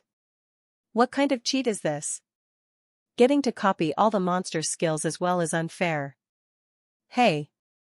Who's the person that manages this tower? Why didn't you give this skill to me and to this lame-ass kid instead? Ah.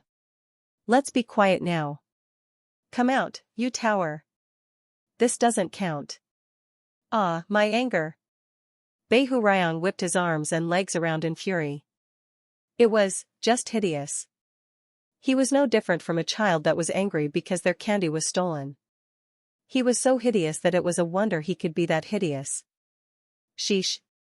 I should just focus on my cards. I observed the 2 cards flying in the air. Both of them are poop-colored cards, so it's not gonna be a good skill, but my heart pumped. Goodness. The skill of a monster. I could share the same skill as a monster. I felt like I had done something covert, like I played a prank on someone. I'm curious. I stretched my hand out. Let's just pick one of them. And it was then, when I was just trying to grab any one of them. Huh? You're getting that? The ghost bastard couldn't stay out of it and interfered again. My excitement faded away. Geez. His ability to bring someone down was really amazing. Yes. It doesn't matter which one I pick anyway. Why doesn't it matter? Behu Ryang looked at me past the cards. Since you're getting a free ride anyway, you should get a good skill while you're at it. I can't tell which is the better skill. They're both poop-colored. This is just a game of luck. What? How come you can't tell which is the better skill? Geez. You're especially bad at understanding today. I shouted in frustration. The colors of the cards are the same. I can only see their backs. There's no way to tell between them, so how should I know which one's the better one? Then Behu Ryong tilted his head. But I can see it? What? I can see the front of the cards. Behu Ryong spoke in a shameless voice. I was stunned into silence. What kind of bullshit is that, is what I was going to say, but I realized in the middle of my sentence. Location. From my location, I could only see the back of the card. Even when I tried to look around, the cards looked the same. Like how you couldn't tell which was the back of the moon on Earth, I could never see what was on the back of the card. But that was just me. Behu Ryong moved as he wished in this dark space. Yeah. He could move to where he saw the cards. Goodness, I muttered. Can you really see it there? Can you see the card summary? Behu Ryong furrowed his eyebrows. Of course I can see it. What are you saying, looking at my eyes? I was famous for having good eyesight since I was young. There was a guy called Dog Poop in my village, right? So he shot a firecracker at me, but my sight was already good enough to avoid it. Eventually, I raised it up to heaven eyes. That was how perfect I. Eureka! Fuck. Did this kid go crazy? Why are you screaming? Behu Ryong was surprised, but I didn't care. Eureka! Eureka! Eureka! I was just happy at the luck that came my way. Behu Ryong looked at me strangely and clicked his tongue.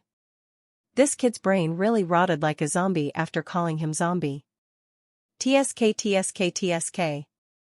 2. What Behu Ryong told me was this. Plus, blessing of reproduction, rank, E effect, nature has given us shelter, but also trials. This cruel world. Orc reproduction has amplified to defeat nature. An orc was killed? Don't worry. There's still 9 more where you can't see 'em. However, you are frequently aroused. Chike, chick, rank, F effect, we added a chick to the end of our sentences chick. We don't know why we do this either chick. But you should get some of this chike too chick. The orc lifts his thumb. Then you won't be able to escape from the chick fun cheek. However, chike chick. Plus wow, poop-colored cards. They were all lunatic poop skills. I couldn't stop being amazed. How's that? If I didn't stop you, you would have chosen the chike chick. Gongja, you were born as a man. You should experience the power of an orc at least once. Say thank you to me. Go ahead. I was even amazed at what the ghost said. That meant I was out of it enough to be amazed. I ignored Behu Ryong, deep in thought. If I have to pick, I think chike chick is better. Huh? Are you crazy? No. I'm right. I nodded my head. I was completely sure. No matter how much I think about it, I think chike chick is more useful than blessing of reproduction. Hey. Wait. Think about it a bit more. You have to be cool-headed. Smirk. I laughed at the fumbling Behu Ryong. I think you're thinking the same thing as me. Before Behu Ryong could try to convince me anymore, I grabbed the poop-colored card. The cards quickly flew around, but it didn't matter. Since there were only 2, anyway. Selection complete. The skill is being copied. You are regressing to 24 hours ago. No. Yes. Behu Ryong and I shouted in harmony. Your current hunter rank is F class. You will not receive a penalty based on your skill. At the same time, the dark world became brighter. My eyes burst open. I felt refreshed. This is nice. People need to sleep well to relax. This was no longer the 2 Pyong room that I used to stay in. It was the room that I requested of Sangrian. It wasn't spacious, but it was a big enough hotel room. After being chosen for the first place lottery ticket, I decided to stay here for the time being. Meanwhile. Damn. I thought you would fall for it, but you're uselessly smart. Hee hee. Beihurayan kicked the air around me. I guess he was angry that he wasn't able to prank me. Just by looking at him, my mind became relaxed like I was looking at a painting. Let's see, let's get the elixirs, status window. I no longer had any reason to waste my time. I checked my status window on the way to the hunting ground.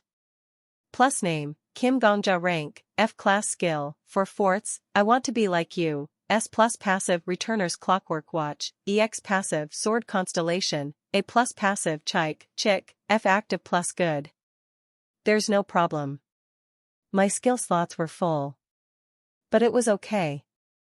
I could just replace chick. I'll use you as much as I want to until I get my next skill. Gongja. So I was thinking, I think it'll be okay to train just sitting crisscrossed. There's no need to train until you die, right? Crisscrossed.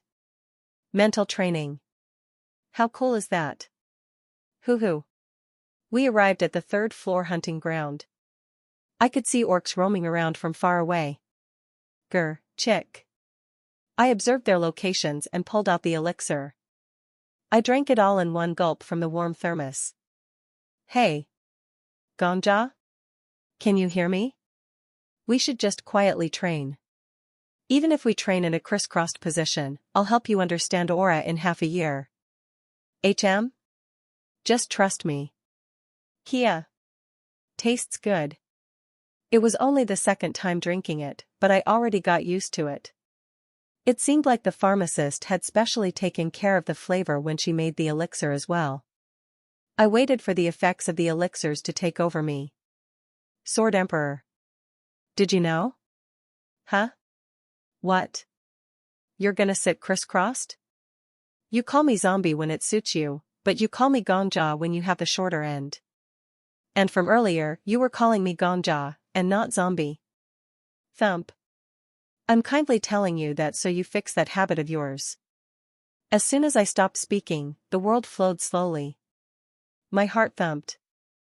I could feel a faint flow in my heart along with it. Aura. The effects of the training definitely showed. Unlike last time, I immediately clearly grasped aura right away. Who, I controlled my breathing and approached them. Flinch. The orc's ears twitched after feeling someone's presence. The large green monster slowly turned around. GRK? The orc's eyes grew bigger. He seemed confused. From his perspective, prey was walking on its own feet towards him. Krrrr. The orc lifted his club like he decided to gladly accept this luck. That was when I smiled to myself. Your skill is being activated. I opened my mouth. Ick. Chick. Pause. The orc's eyes were bigger than before. His club stopped mid-swing. Chike? Chidotic? The orc tilted his head. He seemed to be wondering how to accept the fact that his prey was speaking his language. Of course, it was impossible to understand with the IQ of an orc, and my IQ wasn't lacking enough to throw this chance away. Chike. The language of orcs perfectly poured out of my mouth. It was a skill that made native speakers defenseless. Krr? Irk? The monster in front of me was even more surprised. It was clear he was so confused that he didn't know what to do. When I ran at him, he couldn't properly react. My sword smoothly cut the orc's throat. I added a single drop of aura on the sword blade that wasn't too much or too little. A fountain of blood exploded and the orc fell over. Irk. Chick. Like it felt wronged. If it was translated to human language, it would have been equivalent to even you, Brutus. Chirk. I had a victor's smile. Forcing aura out of my body still hurt, but the condition of my body was incomparable to last time. I was okay. If I used just this much aura, I was fine. You cheating bastard. I knew you would do this. Beihurayan trembled. Do you like tricking the nice orcs like this? Huh? You don't even think about how the orcs feel. The innocent orcs are hurt because of dirty humans like you. I didn't repeat what he said about it being fine to train using any method. Instead, I just said a single word with a smirk. Chike. Arg. This is so annoying. Why did you give such a cheat skill to this weak-ass guy, oh Tower? When 1 week had passed, I passed the hunting ground on the 5th hunting flood. In regards to the aura confusion, in the raw, they have the Korean word and then the word aura in parentheses. But after reading the comments, I decided to flip a coin to decide whether to use aura or aura, and aura won, so aura will be used from now on. Chick. A week passed. Gore. The monster stumbled, making the sound of a pot boiling. A king goblin. The senior member of the 5th floor had fallen. I looked down at the king goblin's face with determined expression. Gore. This monster was the strongest of the ones that I saw this week. How many times had I died to get this monster? I sent away the king goblin with the mind of sending away a brave enemy warrior. Stop bullshitting yourself. You psychotic zombie. Geez. I barely managed to hunt this after 6 coins. Can't you just let me look in peace? 6 coins meant that I had put 6 lives on the stake. Right now, I was on the 6th coin, so I had died 5 times to get this king goblin. Beihurayong snorted. You're a psycho if you get lost in thought like that after catching a monster. I only speak facts. Wow, I see. Our Sword Emperor's personality is so nice. You might be able to tell from our conversation, but I was used to aura now. Time was still flowing slowly because of the effects of the elixir. It was just that I was speaking a lot faster than normal by focusing my aura on my tongue. Gork. Although it wasn't a steadfast victory and one that I used dirty tricks to win. I pulled out a poop-colored card and checked it. Plus, Goblin High Society, rank, FFX, the King Goblin was lost at thought. The level of culture for us goblins is too low. All languages end in kirk. I cannot show my dignity with this. Then. The King Goblin's genius mind flashed. That's right. From now on, I will speak Gork and not Kirk. Gork. It's a pronunciation that perfectly fits the precious king. However, the fights within the tribe become worse. This is a skill copied from the great King Goblin monster. Plus I clicked my tongue. Goblins worry about the most unnecessary things. Kirk and Gork is basically the same thing. That's why they're goblins. Humans aren't that different either. What? I was talking to myself.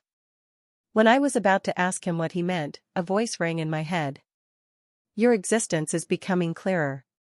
It was a voice that I had never heard before. However, I knew what it meant.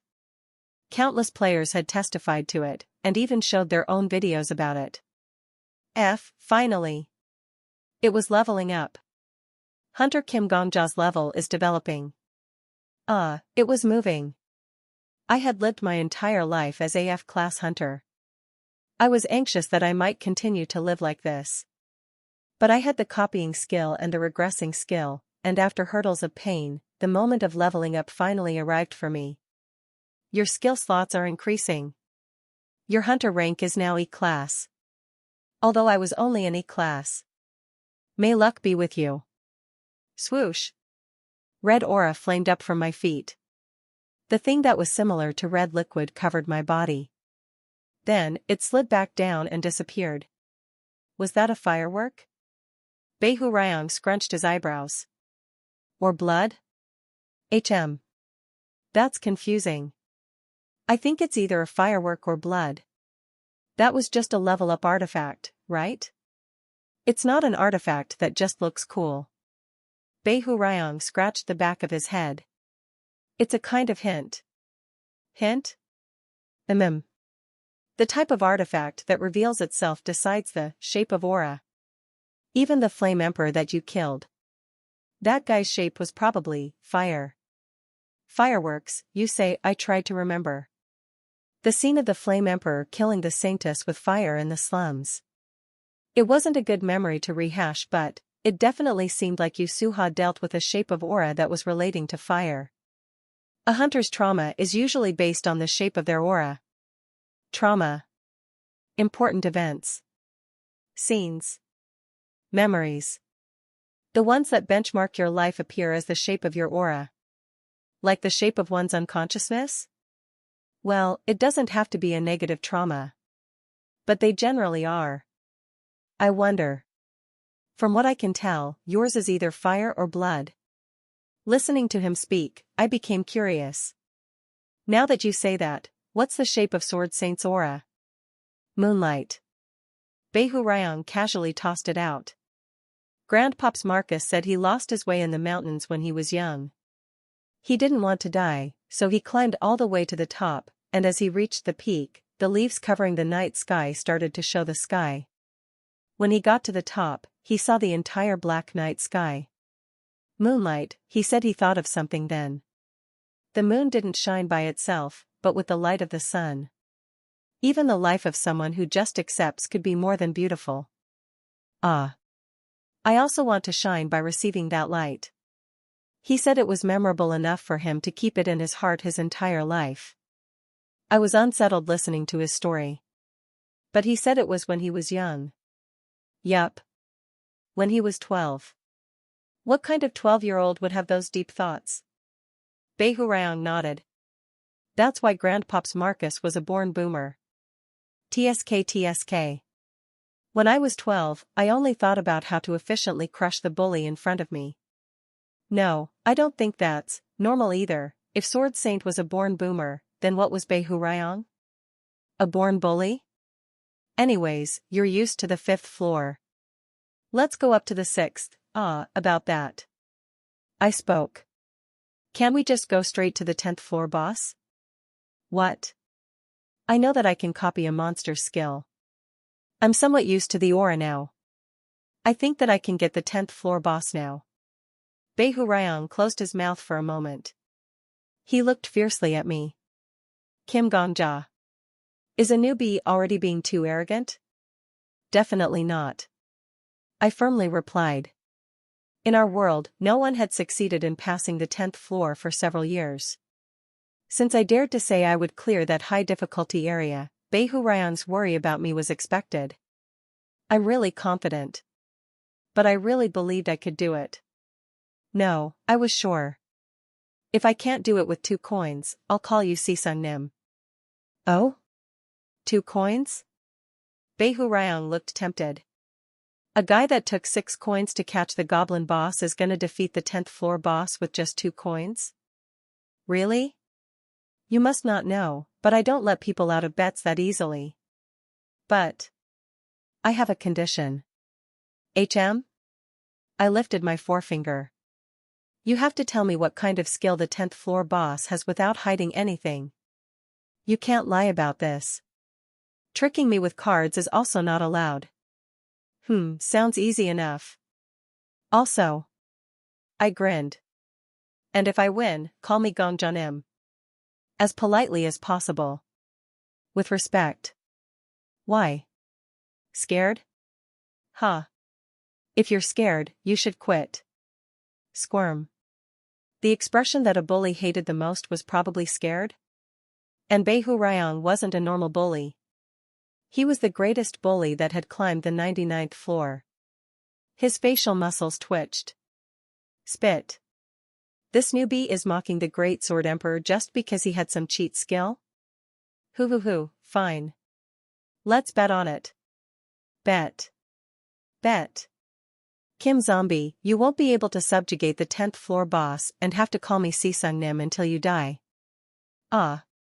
But since you can't die, you'll just have to say Sisung Nim forever.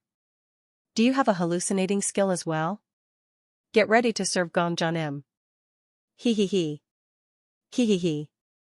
We both glared at each other and laughed evilly. Hunters who had been hunting goblins from far away whispered amongst themselves. Hey. That person keeps on talking to himself from earlier. And now he's even laughing to himself. Does he have a mental problem? SH. He might look this way. Pretend you didn't see, pretend. I would probably have to cut back on talking to myself now. I calmly shut my mouth and headed for the 10th floor. 4. Unlike other hunting grounds, there was a doorkeeper in front of the 10th floor boss room. The person sent from the Hunters Association furrowed his eyebrows listening to what I said. You want to attempt the boss room yourself? Yes. It only took 2 seconds for his face to switch into an expression like he was asking, who is this crazy guy? I don't know if you saw the news last time, 30 honor members from Black Dragon Guild. Along with the 4 highest rankers, they failed. Hunting by yourself is committing suicide. So what? I was confident. Sending a hunter to an attack they want to is the association's rule. That's true, but, he had a troubled expression. Pardon me, but I write down all the hunters who enter here. My boss will probably look through this, and I'll end up being a bad guy who let a hunter die. Please consider my situation as well. What should I do? I calmly stroked my chin. What? Hunters Association? We never had those guys in my world. I meant to say that I was the only calm one. These stupid fools. I didn't like how they did fucking politics making guilds and associations. That's why they are still begging on the bloody 10th floor. Hey, Kim Zombie. Just beat this guy up and go into the boss room. Why would I beat up an innocent person? He dares to block your way. He wasn't only a psychopath but also a mosquito. Doorkeeper Nim. I clicked my tongue inwardly and got out of pocket. I can see you working hard. You're right. Me attempting it by myself is just a suicidal plan. But, I really want to kill myself. Excuse me? I'm just so tired these days, I bitterly smiled. My girlfriend died 1 year ago. Some time ago, the Alchemy Castle said I have a terminal illness. Even if I live, it'll only be half a year, and I don't have the confidence to endure that half year without my girlfriend. What? Behu Ryan grimaced. What kind of shit is this zombie guy saying? I ignored him. And I continued whispering to the doorkeeper. But even if I'm a lowly ranker, I'm still a hunter. I don't want to enter the Alchemy Castle's hospital wondering when I'll die. Even if I die, I want to challenge a monster until the very end. You had that kind of, he had a pitiful face looking at me. You know. The face people make when they listen to others' misfortunes. This is money I collected to fight. I handed the pocket to the doorkeeper. There was 100 gold inside. I don't have anywhere to use it anyway, you can have it. I can't accept this money. I want to lightly leave the world, doorkeeper Nim. And please don't write down that I entered here. It's the last request of my hunter life. His face turned heavy, like he was going to cry. And a bit of that heaviness was probably from that money bag. All right. Enter. I didn't see anything, look at this. He was baffled. Hey. Are the two of you filming a movie? This isn't a prank, right? Whatever the case, the doorkeeper let me in. I left him and moved inside. It was a cobblestone path. The place the 10th floor boss stayed was like an extravagant residence of an old noble family. I walked the cobblestone path. The 10th floor Flame Emperor Yusuha cleared. I stood in front of the large door. I slowly pushed the door open. This time is different. Instead of Flame Emperor, no. Creak. The door opened with a loud sound. I'll write a fancier legend than Flame Emperor. I took a step forward. And it began. Ha ha ha ha ha. I heard laughter from around me. At the same time, the door that I used to come in closed. Boom. In an instant, it became dark around me, and the shiver-inducing laughter became louder. Candles flickered on one by one. Are you gonna play with me? Here and there. Candles flickered on although no one had touched them. Where candles were lit, there were dolls. Small dolls that children players with. Are you going to play with us? The dolls spoke. Freeze tag? The flower had bloomed? Hide and seek? The ice is melted. The flowers are ripped. Let's go with hide and seek. Let's play with us. Play hide and seek with us. Ha ha ha ha. I got ready. Alright. I'll play with you. The aura that I trained in my body soared up. Like it had been waiting for me, a voice rang in my head. You have entered the boss stage. The challenger/S is Hunter Kim Gongja. One person. May luck be with you. The stage that humanity hadn't cleared yet. The hide and seek of Hellfire residents began. Black Dragon. The guild that had ruled at the top since the tower opened. We didn't fail the 10th floor because we lacked the abilities to. The rank 2 hunter who controlled Black Dragon. She challenged the 10th floor tens of times. Every time she challenged it, she failed. The rank 2 hunter lost, but she saved all the hunters who participated in it.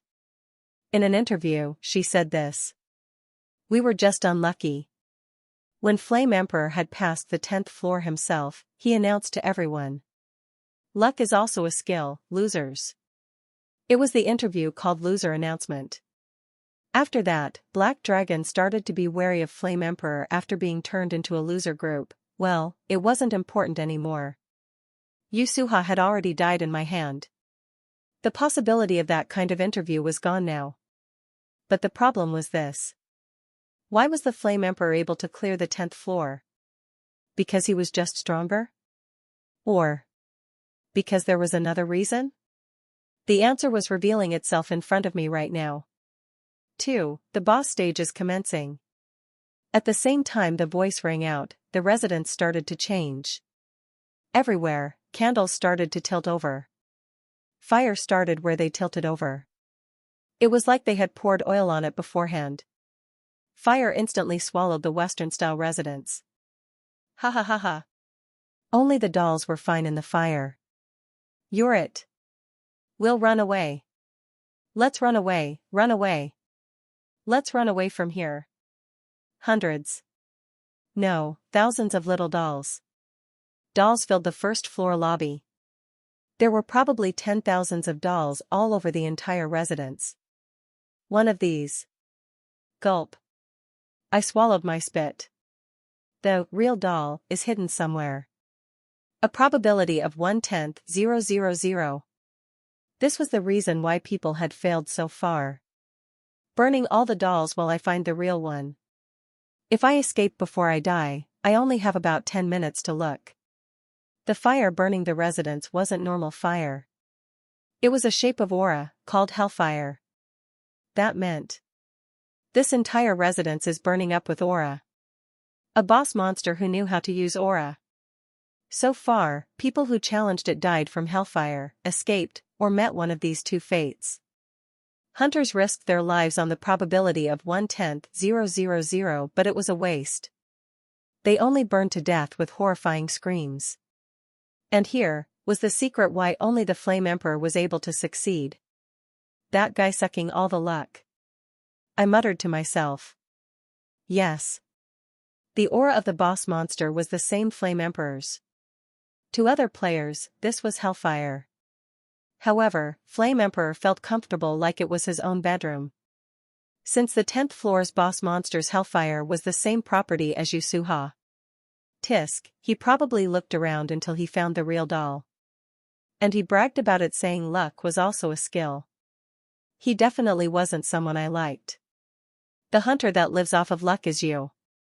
What do you mean, I live off of luck? I crinkled my eyebrows at his mocking. I'm barely hanging on with my aura right now. Sweat dripped down between my eyebrows. The burning heat. My body was covered in what was incomparable to the heat of a hot spring. If I didn't use my aura, I would have burned to death already. Yeah. But 1 minute is probably gonna be your limit. Annoyingly, Beihurayang knew my exact condition. Also, Grandpops Marcus would be able to last 30 minutes. Do you know why he hasn't challenged here yet? It's to extend that 30 minutes to 1 hour. Ah, yes. Thank you for confirming the gap in our skills. He. Beihurayang freely flew around the lobby that was burning in fire. Dolls were laughing below and ghosts were snickering above. There wasn't a better ghost house than this. So? You only have 2 coins, but what are you gonna do now? What else would I do? I have to die. Look at you. Do you think your aura will suddenly increase if you die here? Beihurang sniggered at me. There's only 2 ways to clear this room. Find the real doll with luck, or be able to use aura real well until you find the real doll. But you only bet 2 coins on yourself, stupidly. It's not gonna work probably. Hee hee. Even while sweating, I kept my smile. This guy knows 1 but not 2. No. Is it that he knows 2 but not 3? What? Let's see who'll win after dying once. Now I had 20 seconds until my aura ran out. I approached a doll that was closest to me. The reason was, well, I didn't really have one. I just thought it was boring to stand there waiting to die. I just might have been real lucky for the doll in front of me to be real. Are you gonna play with us? Creak. The doll's neck twisted. Only her neck twisted. It wouldn't be strange if she was casted in a horror movie right this second. She was wearing a frilled dress, but her dress didn't burn at all. Like it was immune to the fire. Got you. I put the doll's head on my hand and spoke. Giggle giggle. The doll let out chuckles with her indifferent face. Beep. Not me. That wasn't the only thing she released. Let out lips. Skin, eyes. Her body slid down like paper. The fire instantly swallowed the doll, and she continued to speak like a broken record. Not me. Not me. Not me. Not me. Me, not me, not me. It completely melted down. Wow, I was speechless. My body felt hot but I was shivering. It was more horrendous than I imagined. I got goosebumps. Why would they make the boss monster like that? Who would know the great meaning of the tower? Zombie. A weak guess like you getting a fucking cheat skill is also a meaning of the tower. If the tower had a personality, it would probably be a pervert psychopath. I couldn't complain any longer. Cook. My aura had run out. The flames ran at me like they had been waiting for this moment. The soles of my shoes melted first. Then my clothes. And the fire moved onto my hair. From my head to my feet. Ack. Ack. My entire body was burning. Although my skin was sliding down, the fire didn't stop. Rather, it clung on me tighter like it found a delicious snack. Nerves. Bones. Throat. Liver. Ow, UK, keek. And you're a pervert that surpasses the tower. Coo. Even if you want to be the greatest hunter in the tower, you accept burning to death like it's nothing. I admit it, Kim Zombie. You're a real pervert. I wanted to die. Quick, I wanted to die even a second faster. I couldn't speak. The sound was muffled. My eyes and ears had been burned. The moment I felt like my head would explode from overheating, the voice came from my subconscious like it had been waiting. You have died. Damn. They should have killed me a bit faster. Puhua. I breathed like someone who had just surfaced after a long dive. Although I hadn't really let out a breath, and it was just a feeling. This was the netherworld. It was the black place my bare body roamed like a ghost. Your death has satisfied the skill condition. The monster Hellfire Maiden's skills are being randomly copied. And it was a place of opportunity for me as well. Skills cards are being created. Cards floated up in the black nothingness. Was it something unexpected? Although it was a boss monster, there was only one golden card. All the other cards were silver or poop-colored. Let's see. You haven't forgotten your promise, right? I know. Sheesh. Do you see me as someone who would break their promise? Don't worry. Beihurang smirked. Let's see. What kind of skill does this lady have? Behu Ryong floated up and headed towards the opposite side of the cards. He was letting me know the information on the cards in advance to me. Oh ho! Hey, this one's lit. Behu Ryong read the golden card. Plus, Hellfire Trap, rank, SFX, regrets. Resentment. Complaints. What you couldn't do, the voice that you couldn't say, the wishes that you weren't able to achieve. Burn them all. It's hot. Is it hot? Make the world a clump of fire. I feel like I'll die. Die. If you want you, the aura's hellfire will descend anywhere within 2 kilometers of you. No one can leave the hell without your permission. No one. However, you have to be within the radius. It was a scary skill. This one's definitely it. Zombie, shut up and get this skill. HM?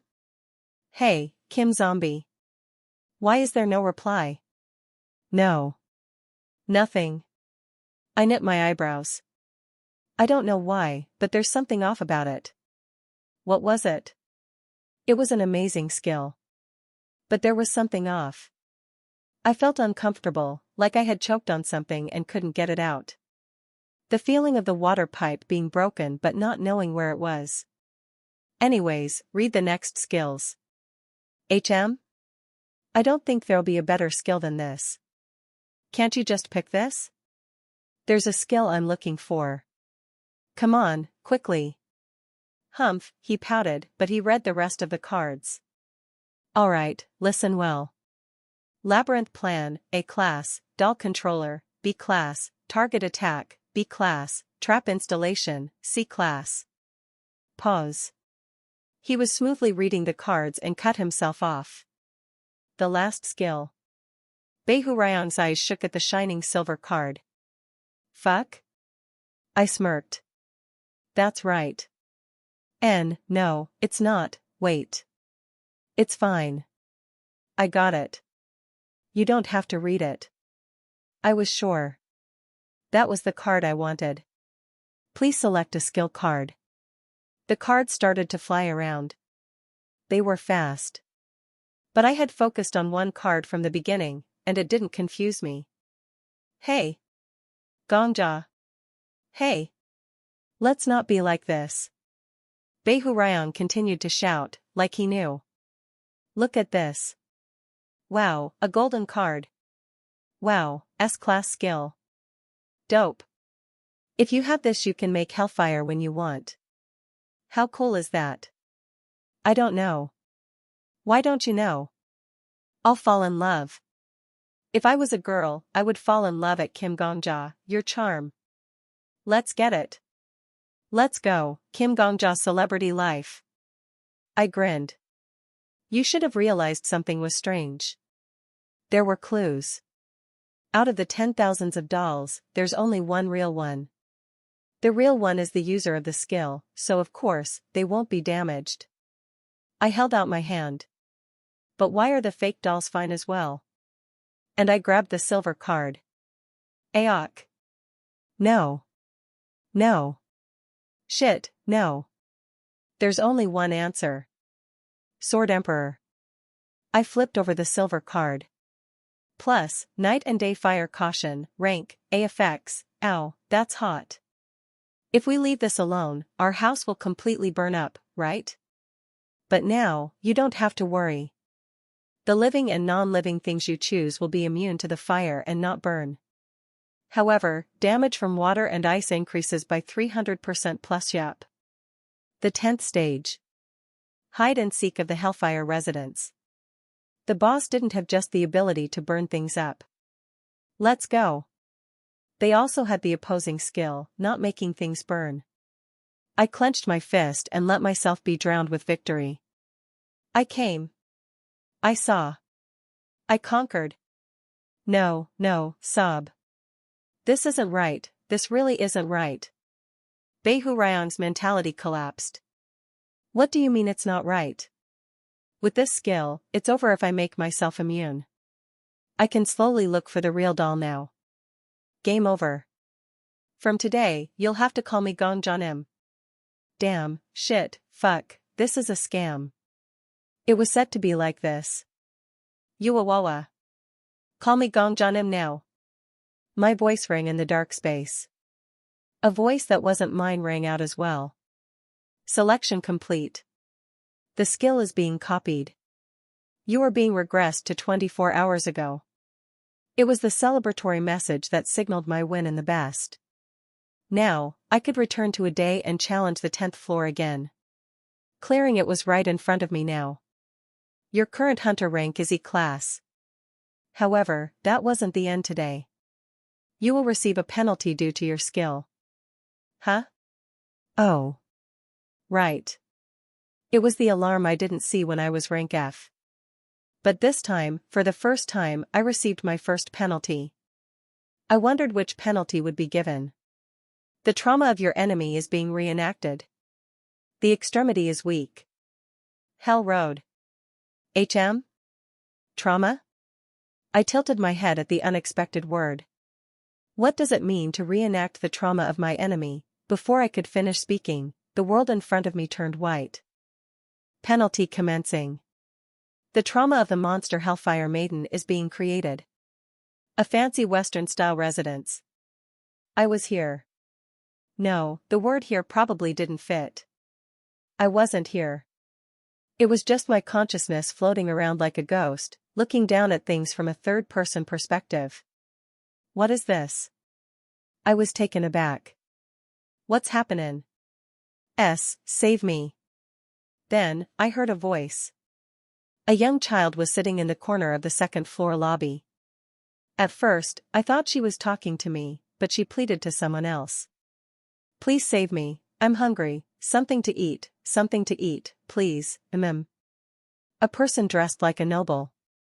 Orphans like you are the plague of this kingdom. Something to eat, left alone, you eat society. You don't even work. You wander around from one village to the next, spreading your disease. I'm a prison ward that isolates those like you from the kingdom. In an instant, information entered my brain. A time when there were many wanderers because there wasn't enough food. The noble gathered orphans into his residence. He funded an orphanage as a cover. He was known as a kind wealthy man, a great businessman, and a conscientious man with knowledge. Others treat you as rotten. I'm different. But in this large mansion, I'm going to educate you. The noble was just a tyrant. Those who look for food just because they're hungry are beasts. Of course, you were born in the field like beasts, but you shouldn't live like one. I'm hungry, endure it. Even if you're hungry, endure it. Endure it, and become a human. The noble smiled. It was a generous smile. He was someone who was able to smile at a skinny child whose rib cage could be seen. Repent. The crazy bastard called other crazy bastards. Aak.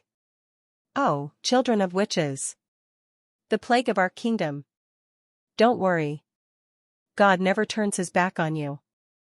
Like him, I won't turn my back on you, sheep. It hurts. Some god's priest raised his hammer.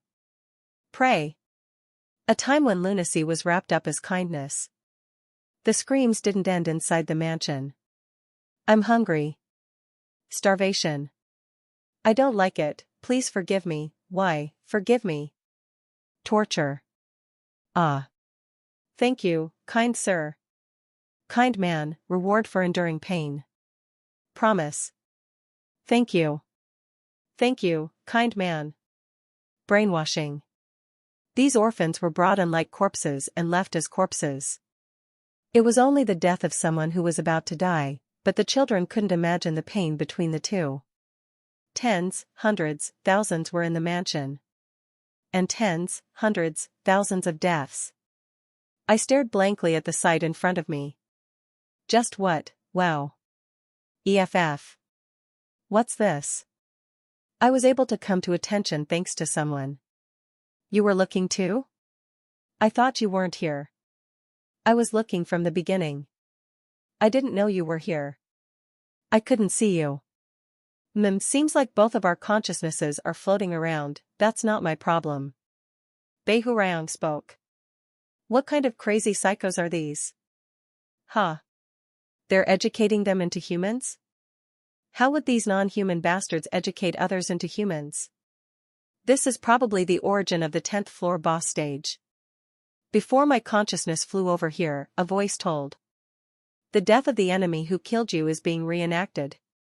If it was the enemy who killed me, it was the real doll hiding somewhere in the Hellfire residence. That meant this was the trauma the doll remembered. I had no idea. I whispered.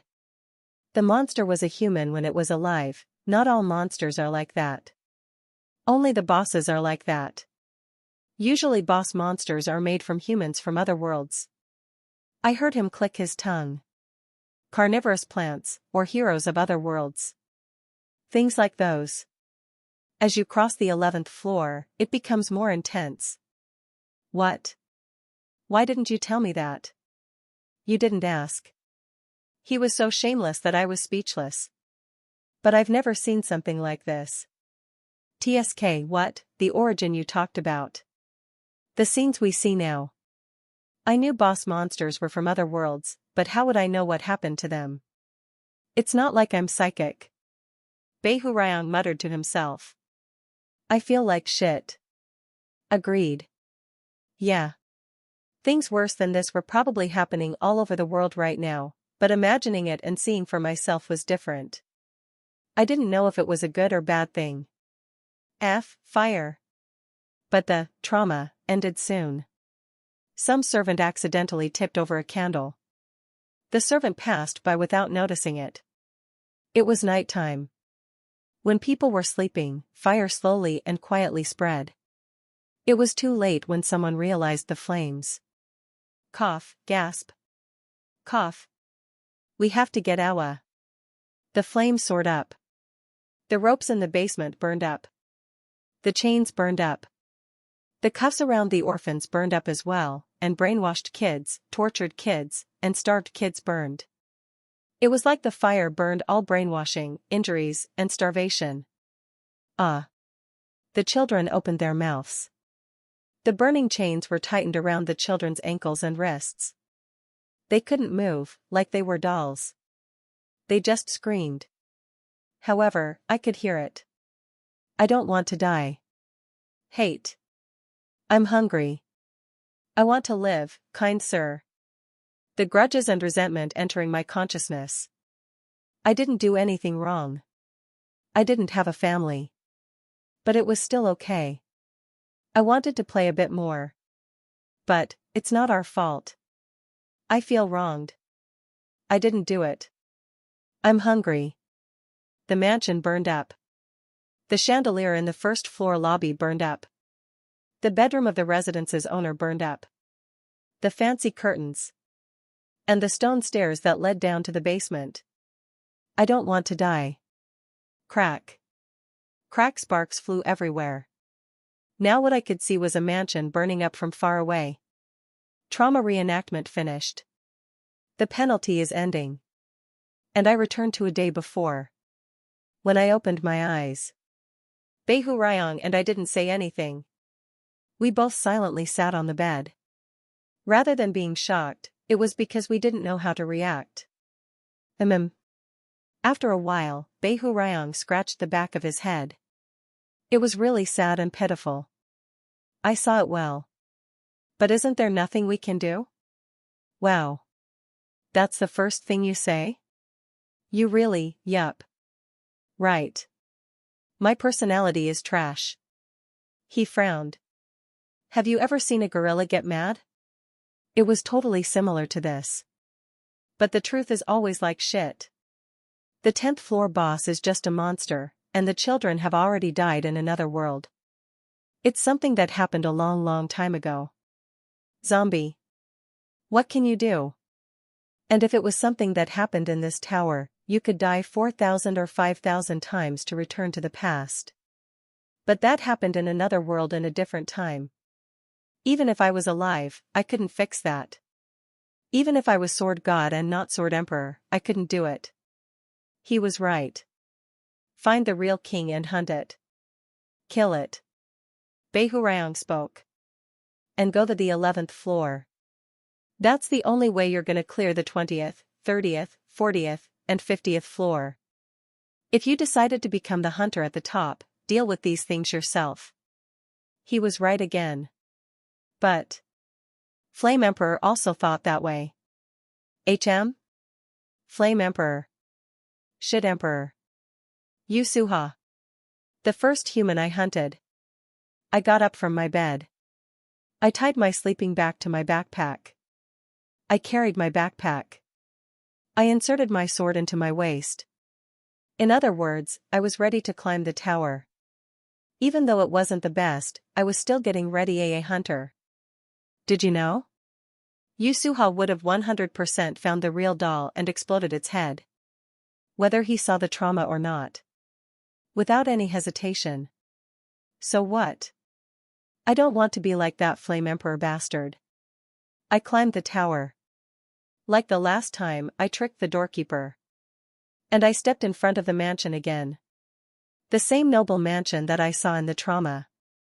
Hey! You're not a baby. You're not gonna get the boss just because you don't want to be like that guy? What are you gonna do? You have to get rid of the boss to clear the stage, you zombie fool. Who said so? What? I put my hands on the door and murmured to myself. Damn. I was stupid. What are you talking about? I was stupid. And you were equally stupid. Shit. We're saying we can't remember. Behu Ryong wrinkled his forehead. Did this kid lose his mind? You being stupid is a fact all over the world, but why am I stupid too? I grew up hearing that I was a genius. Skill card. I mumbled in annoyance. The S-class skill card we didn't pick. Do you remember it? The Hellfire Limit. You went crazy saying I had to pick this one. Of course I remember. Huh, this zombie. Fine, listen. Behu Ryong rattled on with a frown. I guess the fact that he was called a genius when he was younger wasn't a lie. He said everything on the card without a single mistake.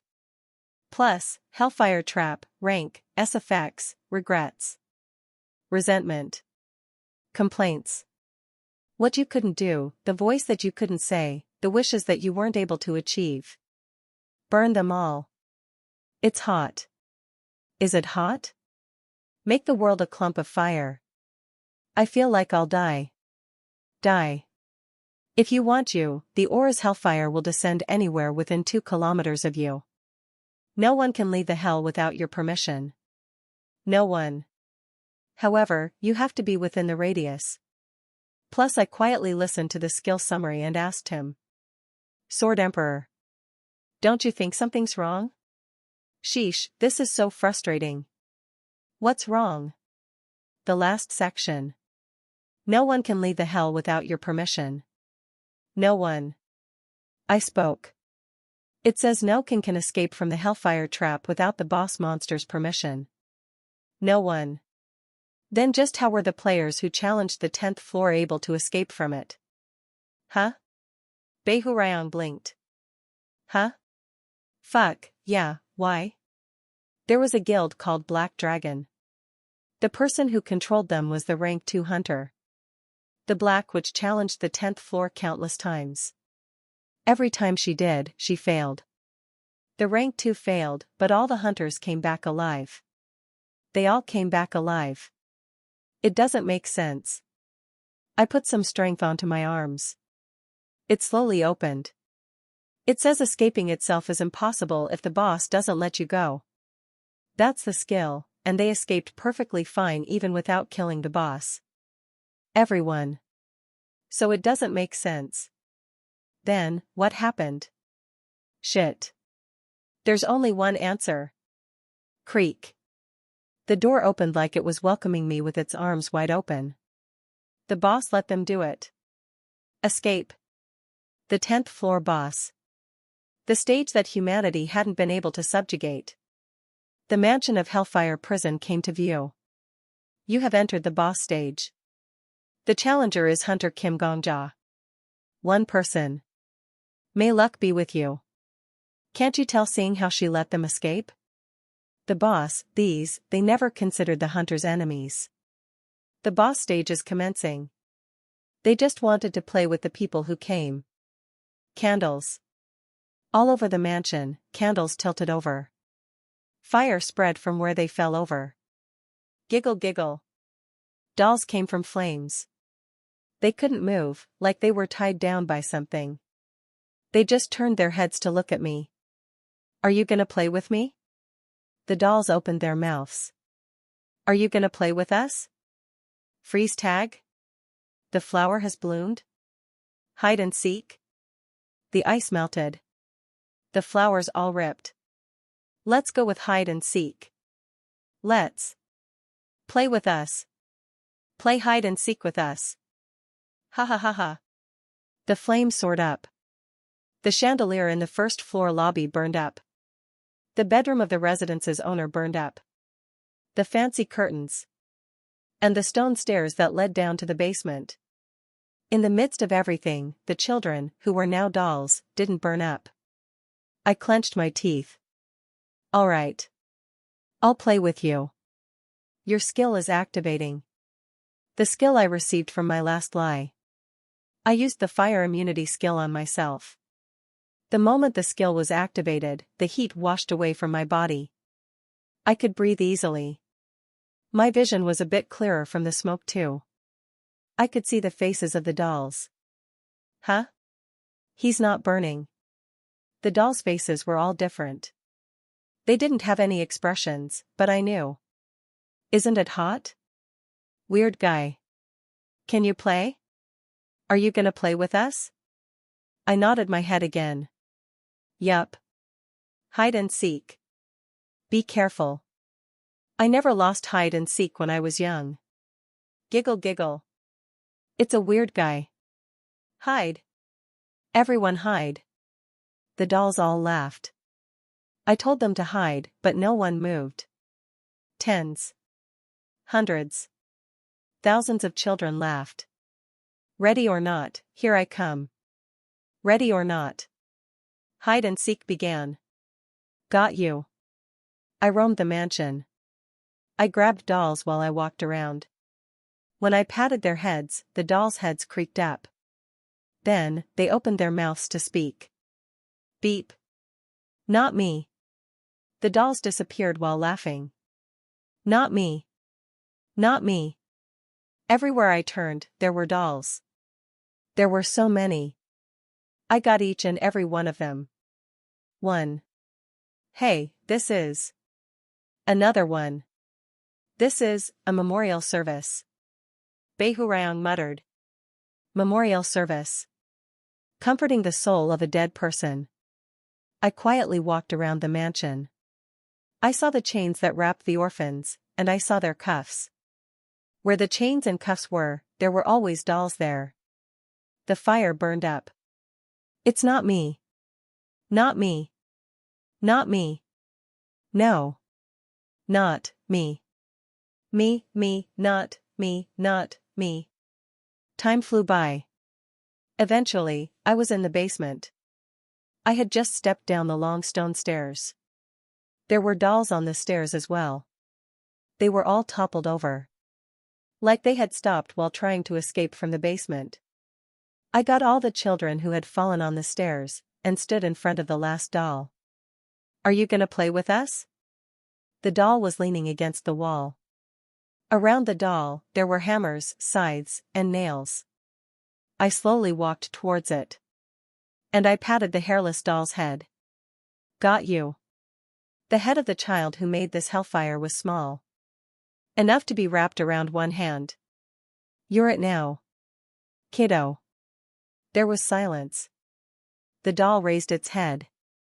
Like the other dolls, the doll was expressionless. The doll spoke with the face that lost its expression. Kind man. Its voice wasn't the only thing it let out. Lips. Skin, eyes. Her body slid down like paper. The fire instantly swallowed the doll, and it continued to speak like a broken record. Thank you. And it melted. Thank you. The doll burned up. The chains melted down. Cuffs, hammer, scythe, pick, nails, they all burned up. Even the trace of starvation. The fire that had lived its life completely disappeared. Death disappeared without a trace. I stood alone in the middle of the abandoned mansion. 4 years.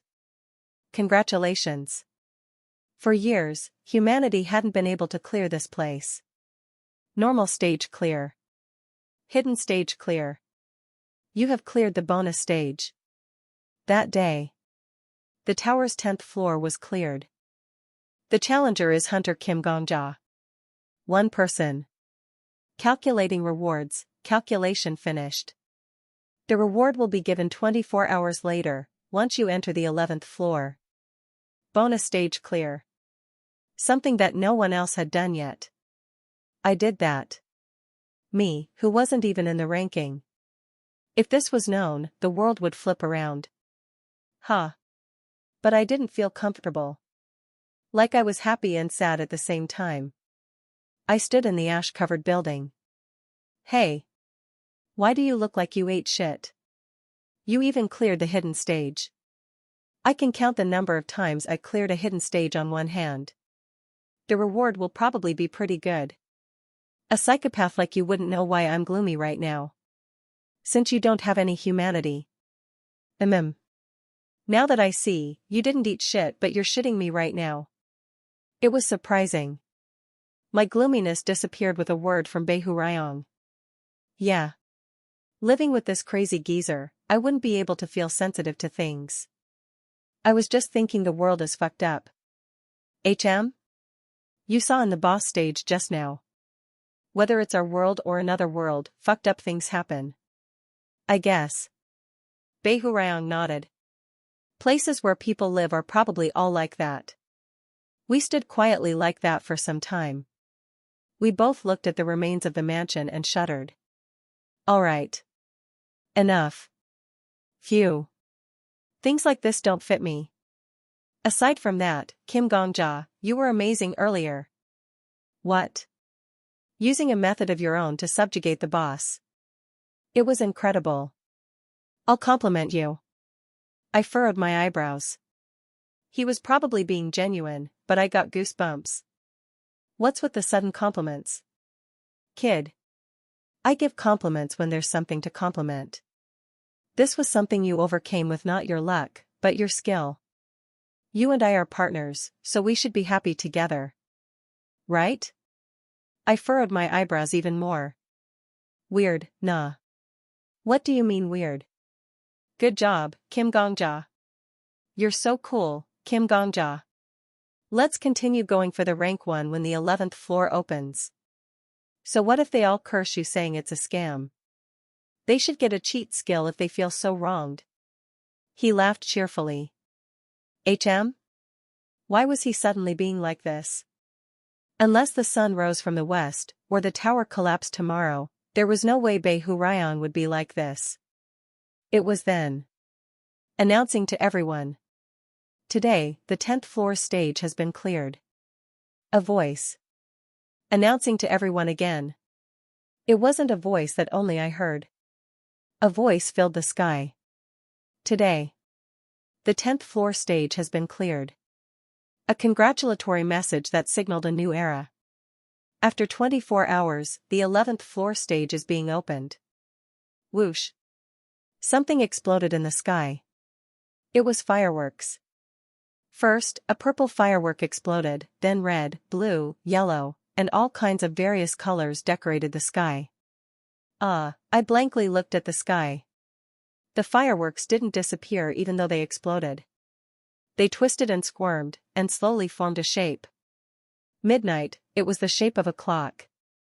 23 hours 59 minutes and 59 seconds, and the clock of the sky started to move. Behu Ryong and I looked at the atmosphere. Then, he muttered to himself. It's finally the start of the real show. I nodded my head. Yeah. I saw a fireworks show like this when I was alive. It's something I'm also seeing for the second time. But. I clenched my fist. But the past me was in a first-floor bar. It was just a spectacle to watch. I didn't even know what had happened. I lost the chance and ended up staying AF class hunter my entire life, damn. The more I think about it, the more stupid I was. Hee hee. Bei Hurayang laughed. So, how does it feel being promoted from an extra to a main character? I didn't answer right away. Instead, I pulled out my phone. It was to see how the online community was reacting to this. What's this? What's the fireworks? There's fireworks on the first floor. Is it just this floor? I'm on the third floor, but there's also fireworks here as expected. The fireworks in the middle of the day were burning up the online community. Anyone hear the voice just now? I heard the 10th floor was cleared, but is that true? Did the Black Dragon Guild clear it? There wasn't any announcement. What's going on? Online posts. The next assault that the Hunters Association announced is 2 weeks later. It's not the Black Dragon. They're all in front of the cafe in front of Babylon Bank on the first floor. Picture attached as proof who cleared it. More posts. Breaking news, 10th floor cleared. Guild that cleared it hasn't been revealed yet. Breaking news, Black Dragon, no announcement of clearing. With every second, new posts were uploaded on the community. It was just one of them. All hunter communities were like this, and this fire soon spread to other communities. News agencies in Babylon frantically released one-sentence articles, and gossip sparked the fire again. Who is it if not Black Dragon? I'm praying at the 10,000 Temple RN. It's crazy here. Seems like it's not the 10,000 Temple either. Yeah. It's the Sword Saint. The Sword Saint cleared it by himself. 100% Sword Saint can do that. At first, the fire burned individually. Some pushed for the 10,000 Temple. Other places pointed at the Sword Saint. Count, Venomous Snake, Crusader, etc. All the greatest hunters were mentioned at least once. But, what are you talking about? Sword Saint is drinking milk in a bar? It's not Sword Saint. Picture attached as proof. Venomous Snake was teaching training guild members. What are you talking about? Crusader working in Babylon Square. I asked myself. Sword Saint said it's not him. Wait. It doesn't make sense. This is Sonyun's executive.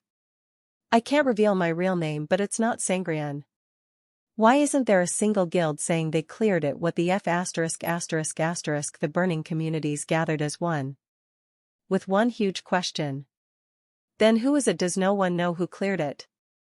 Who's the hunter that subjugated the 10th floor? Just who? I turned off my phone's home screen. And I decided to answer what Bei Hurayang asked me earlier. My feelings right now. From some time. I was smiling. It honestly feels great. It was something I had never felt in my entire life. But I knew what feeling this was without anyone telling me. I instinctively knew. It was the feeling of being at the top. I feel like I'm on top of the world. Right? Bei Hurayang smirked. That's nothing more than an illusion. You're not on top, and you only subjugated the 10th floor. But it's not 100% an illusion. Kim Gongja. You're closer to the top than anyone else in your world. I know. I turned my gaze. Now all that's left is to really be at the top. The stone stairs who had to pass if you wanted to challenge the Hellfire residents. There was one person running up the stairs. It was the doorkeeper that I had tricked, saying I had a terminal illness. Pant, cough. Gasp. Hunter Nim. The doorkeeper was soaked in sweat. It seemed like he had run immediately over. And he stopped in front of me, gasping for breath. That just now. Was it you? I don't know what you're talking about. The 10th floor clear. The doorkeeper shouted. I'm in charge today, and you were the only hunter to challenge the 10th floor today, so, it's a mess right now. The Hunters Association keeps on calling me to ask what happened. I looked at the doorkeeper. Buzz. Buzz. When he was talking to me, his pocket kept on vibrating. It was probably the calls. Like he said, he seemed like the entire tower was panicked. I smiled. What are you going to do about it if I really cleared it? Excuse me? I asked what you're going to do if I'm really the hunter who cleared the 10th floor. The doorkeeper had a flustered face. I wasn't able to check your ID, so I would do it now. Nah. Doorkeeper Nim. That's strange. It wasn't that you couldn't check my ID. You even took 100 gold from me. You go through a lot working. I softly pat his shoulder. He looked at me with a disoriented face. And I passed him to head down the stone stairs. I heard a desperate shout from behind me. Please wait a moment. Hunter Nim. Even your nickname is alright. Please at least tell me your nickname before you leave. Or else I'll be beat up by my association seniors. I answered without looking back. I don't have a nickname. Work hard. And don't follow me. Or I'll really run away. Thankfully, the doorkeeper didn't follow after me. Even if he did, it didn't matter. I could easily lose him since he was tired from the stairs. Hey. His face is a sight to see. It's like he saw a ghost. Behu Ryong snickered looking behind him. Anyways, good job. That's how you raise the value of your name. Yup. You have to make people find you. Even without you telling. Sword Emperor. Huh? What? I stood in front of the transmission stone that was in front of the 10th floor entrance. I realized. Realized what? Why you suddenly complimented me. I reserved the one heading down to the first floor and spoke. The bet. Behu Ryong paused. I remembered. You promised to call me Gongjanim if I cleared the boss in 2 coins, right? Well, what are you gonna do now? I really did it in 2 coins. Our Sword Emperor Nim is in big trouble. Hey. Gongja, but we're partners, isn't that a bit wrong? Behu Ryong pleaded with a face that was about to cry. Think about it. Partners have equal standing. You and me. Equal standing. Someone who dominated up to the 99th floor and someone who'll challenge the 100th floor. Hey, partner. Friend. How beautiful is that? I brightly smiled. Alright. Now call me Gongjanim when you talk to me. Forever. It was then, when Behu Ryong's face fell in despair. Mumble.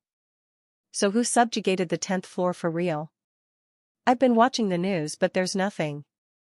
Only gossip, isn't the Black Dragon hiding it on purpose?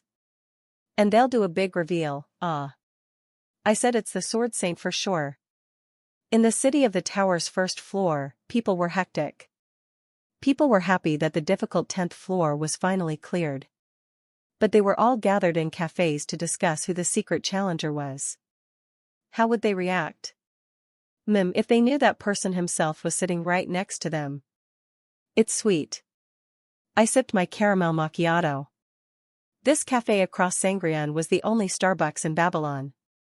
I admired that fact that even though you couldn't leave the tower once you entered it, there were still franchises. And there was even the franchise with the red-nosed chubby old man as the mascot. The desire of humans. What do you think, Sword Emperor? Isn't victory sweet? Actually, I feel like even an espresso will taste sweet right now. Is this earphone broken? That's weird. There's no reply. I tapped the earphone in my ear. Of course, there wasn't any sound coming from it. It was a simple trick of the eye. I would seem like a crazy person if I just spoke to myself, so I pretended like I was calling someone. It actually worked quite well. No one in the cafe looked at me like I was weird. Sword Emperor Nim? Sword Emperor? Excuse me, Mr. Psychopath. Excuse me, Mr. Crazy Guy? What? Now I can hear you. I thought you were deaf now. TSK, you made the superior Gongjanim worry. Humans shouldn't do that. Ah, right.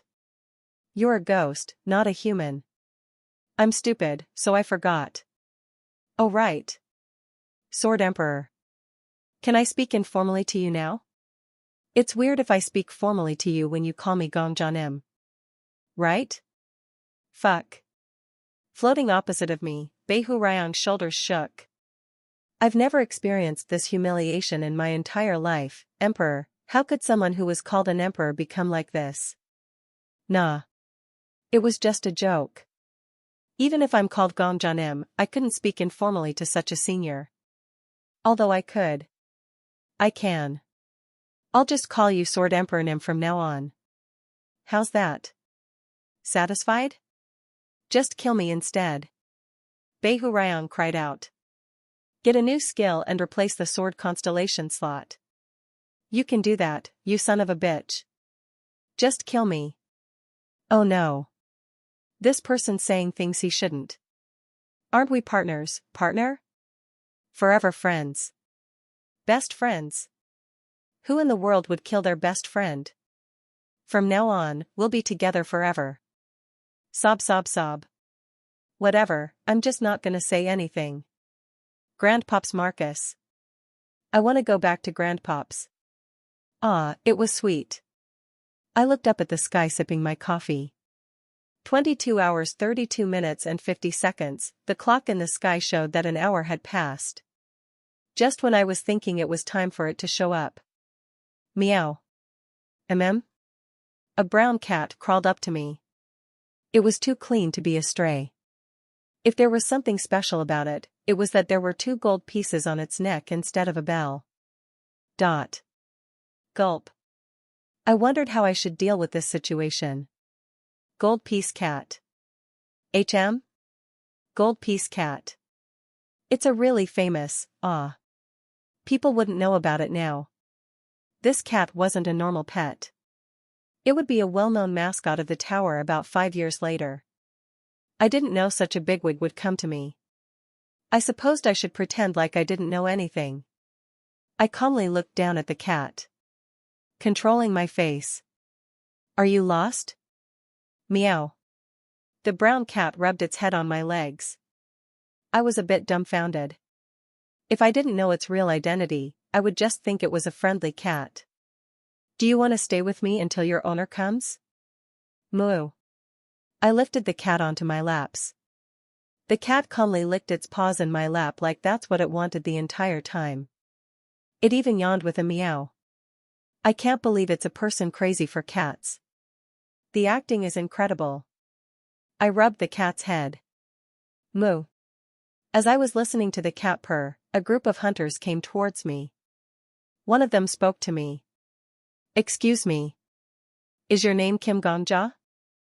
Just by a glance I could tell their equipment was expensive. They weren't just a ragtag bunch. If not guild masters, at least executives. A group of those kinds of people were gathered around the cafe. I showed my ID to them. I wondered how long it would take. It took exactly 1 hour and 30 minutes, I see. The hunters' eyes shook upon seeing my ID. They frantically pulled their phones out and started to contact others. Yes. I found him. In the cafe right across the bank, no. Other guilds are also here, yes. Yes, sir. Understood, boss. Don't worry. I won't have him taken by other guilds. It was the eve of a storm. I contentedly watched what was happening in front of me. I feel like I'm a VIP. Well. Most guilds will try to scout you. You cleared the 10th floor by yourself. That's a real VIP. I guess. Even a person who cleared the 99th floor calls me Gongjanim, so it would be weird if I wasn't a VIP. Fuck. Fuck. Fuck. The hunters ended their calls one by one. And they all looked at me with nervous faces. As I waited for the first guild to speak up, a large blonde hunter took a step forward. I am the HR team leader of the Civil Militia Guild. Kim Gongja Hunternim. As you may already know, the Civil Militia is the most honorable guild in Babylon. If you enter our guild, Just a moment. I lifted my hand. The HR team leader of civil militia paused. Sorry for cutting you off. But let's speak after two things are clearly established. First, let's not leak anything to the media. I slowly looked at the hunters. I could guarantee that none of these hunters would be a lower rank than me. Before I regressed, I wouldn't even have dared to look at them. But now, I didn't fall short to any of them. My performance. I had the achievement of being the first person to subjugate the 10th floor. This was like a landmark that no hunter could destroy regardless of their level. Competent hunters considered performance important. If they were competent, they wouldn't be able to treat me like I was nothing. I won't sign a contract with any guild that leaks my name to the public. I won't even associate with them. Please be aware. You, until when? Another hunt raised their hand to ask. The golden newspaper reporters are sticking their noses into all the guilds, Kim Gong-janim. I don't know how long we'll be able to hide this. Well, I'm not saying to hide this forever. I pointed at the sky. The hunters all looked up at the sky too. 22 hours 25 minutes and 31 seconds, just until today. Until the clock reaches midnight, please keep the ban. Ah. All right. Somehow until then, understood. The hunters all sighed in relief. I smiled. I can't be held up by reporters. Not when I have to run as fast I can to the 11th floor when it opens. I opened my mouth again. That's the first condition. And for the second dash, the hunters all looked at me with stiff expressions. They were probably nervous about what difficult condition I would request. I grinned and looked around me. This is a public area, so let's respect the other customers. Pardon? Can't you see the customers looking this way? They're surprised because you all suddenly gathered here. I was right. All the other customers were looking this way. Most of the customers whispered to each other with suspicious eyes. There was even a customer who looked like they were filming this. It's a nuisance. I know you were all rushed looking for me, but let's take it slow. It's not like I'll run away. Sorry. The hunters realized the environment and dispersed. I'm sorry.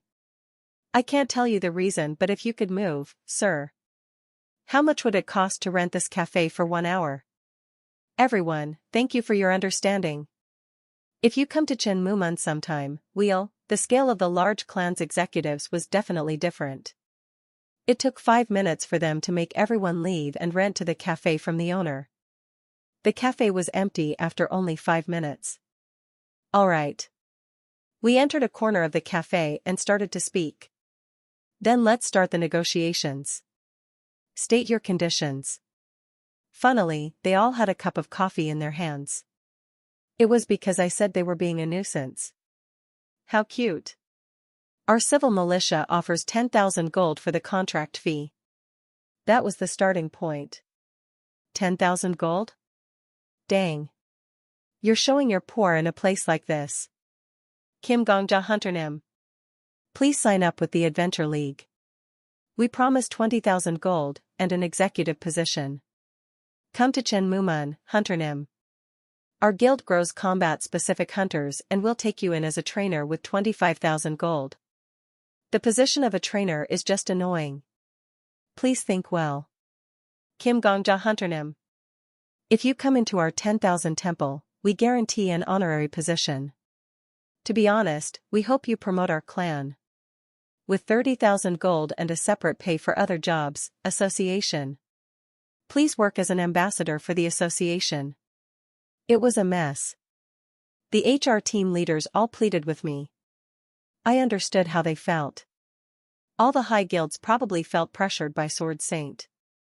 The lone hunter who didn't register in any of the guilds who was rank 1.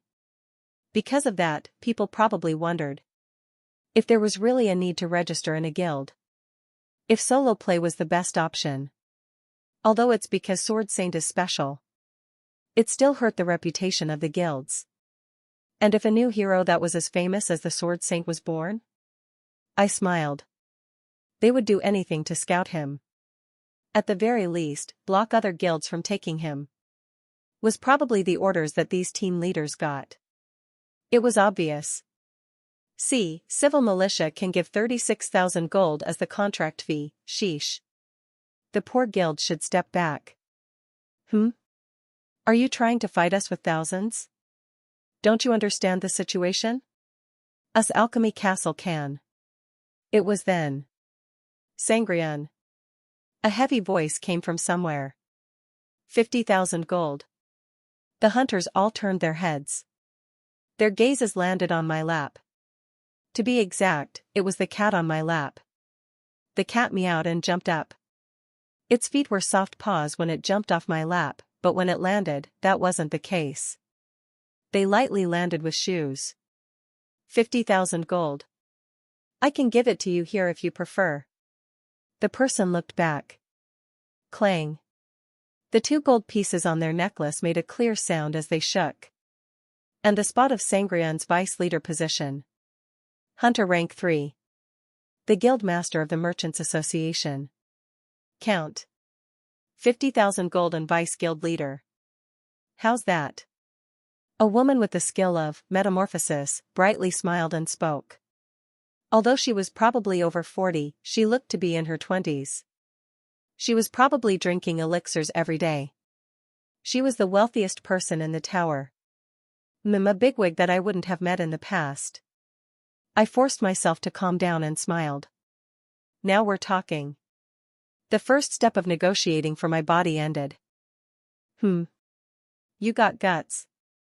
Count slightly lifted a corner of her mouth. And you don't seem to be that surprised that a cat turned into a human. You're not like young folks these days. Ah, this is a compliment. Thank you. I do have guts. I even see ghosts and stuff. Ahahaha. You're even relaxed enough to joke. Amazing. Count started to wave her fan and laughed. Even though he didn't say that as a joke. The hunters all peeked at each other. Only the Count laughed. The team leaders who had been loudly shouting prices became quiet as mice with the arrival of the Count. Ma'am. Pardon me, but, the large blonde hunter carefully spoke up. Pardon yourself. Isn't 50,000 gold and the vice guild master too much? Oh, of course, subjugating the 10th floor is amazing.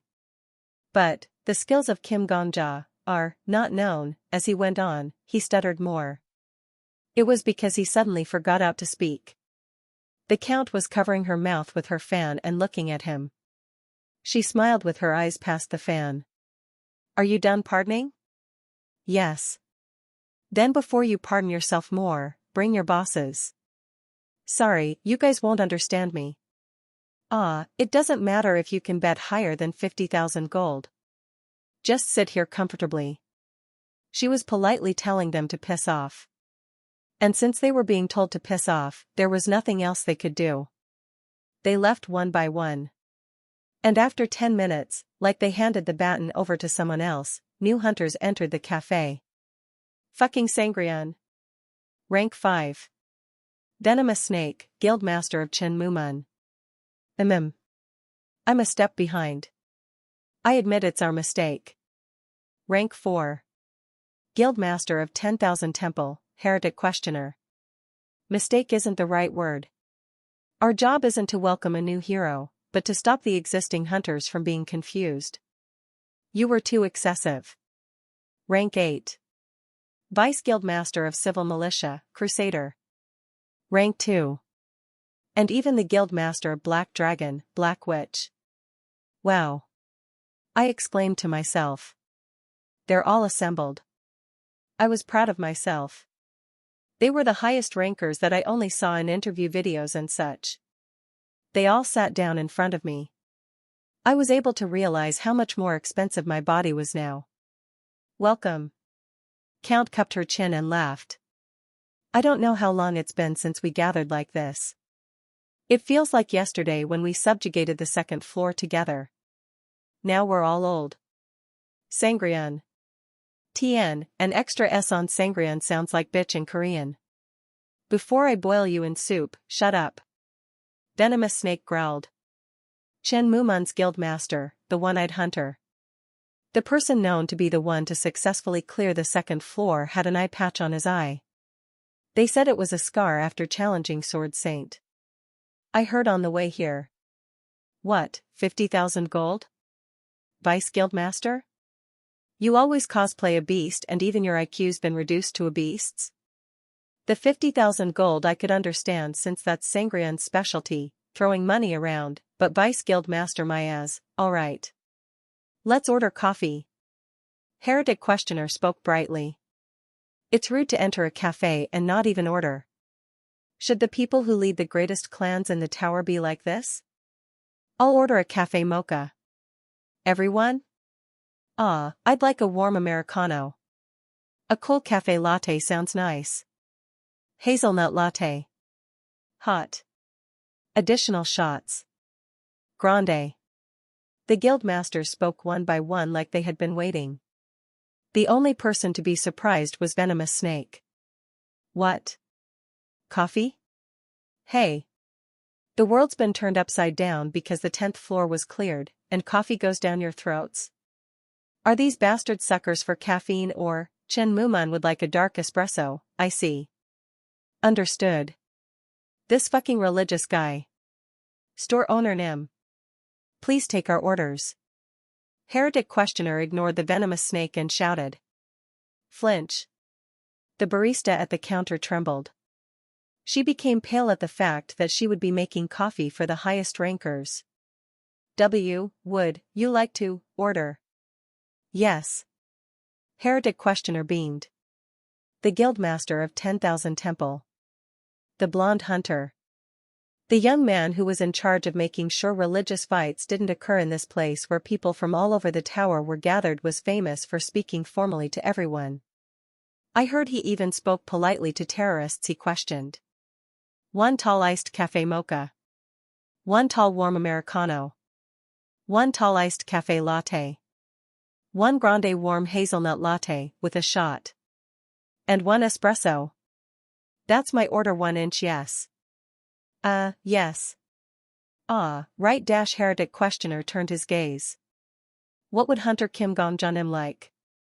All kinds of gazes landed on me. The table instantly became quiet. An amused gaze. A bright gaze. A violent gaze. A cold gaze. An indifferent gaze. 5 faces and 10 eyeballs silently looked at me. Like they were testing my reaction. Don't be scared. Then, Beihu Ryong, who had been quiet all this time, spoke up. They're not much. Just think that they're not that much. You were even killed by Grandpops Marcus. None of them are better than Grandpops. I know. I knew well. It's just a mind game. And it was a twisted, tricky mind game. I shrugged my shoulders. Store owner Nim. Do you have a menu? Sorry? Maybe because I have a macchiato earlier, I don't really feel coffee right now. I want to decide after seeing a menu, Never mind. Please give me a hot chocolate if you have one. Alright. Composure. I had to show a composed attitude right now. These people didn't randomly come here at once. Earlier, when the team leaders came, and now, the hunters all arrived at the same time. Was this a coincidence?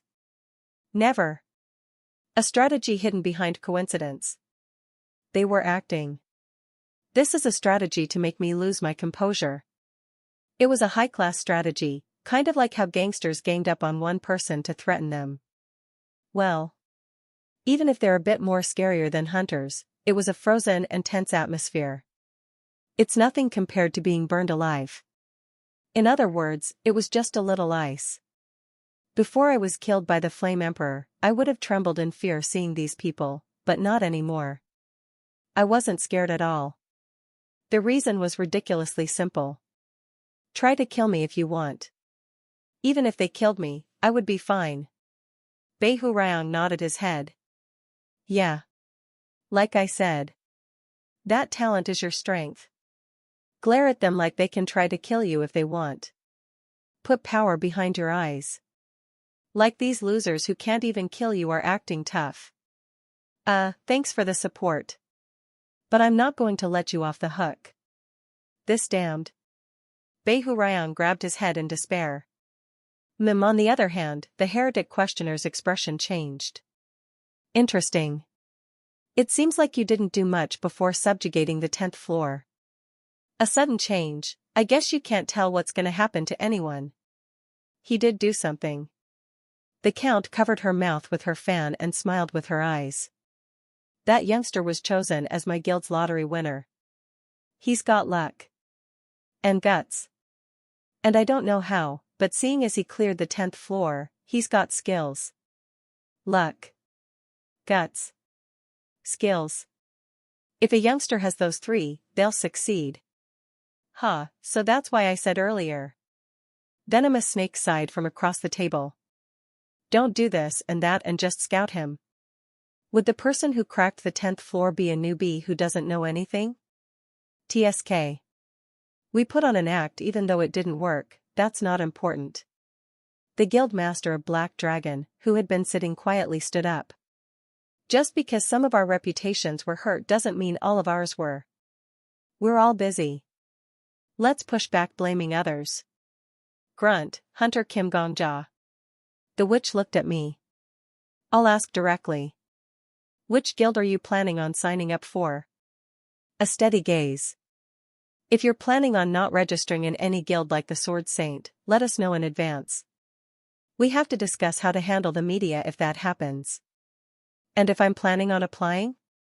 An intense auction will start. The witch calmly spoke. We've stayed too long on the 9th floor. It was just tough. But since you cleared the 10th floor, the chance to advertise the value of the tower to the outside world has come again. A chance, you say? Yes. Chance. A chance to bring people from the outside who aren't just war refugees. The barista brought a tray over and served coffee. No one spoke.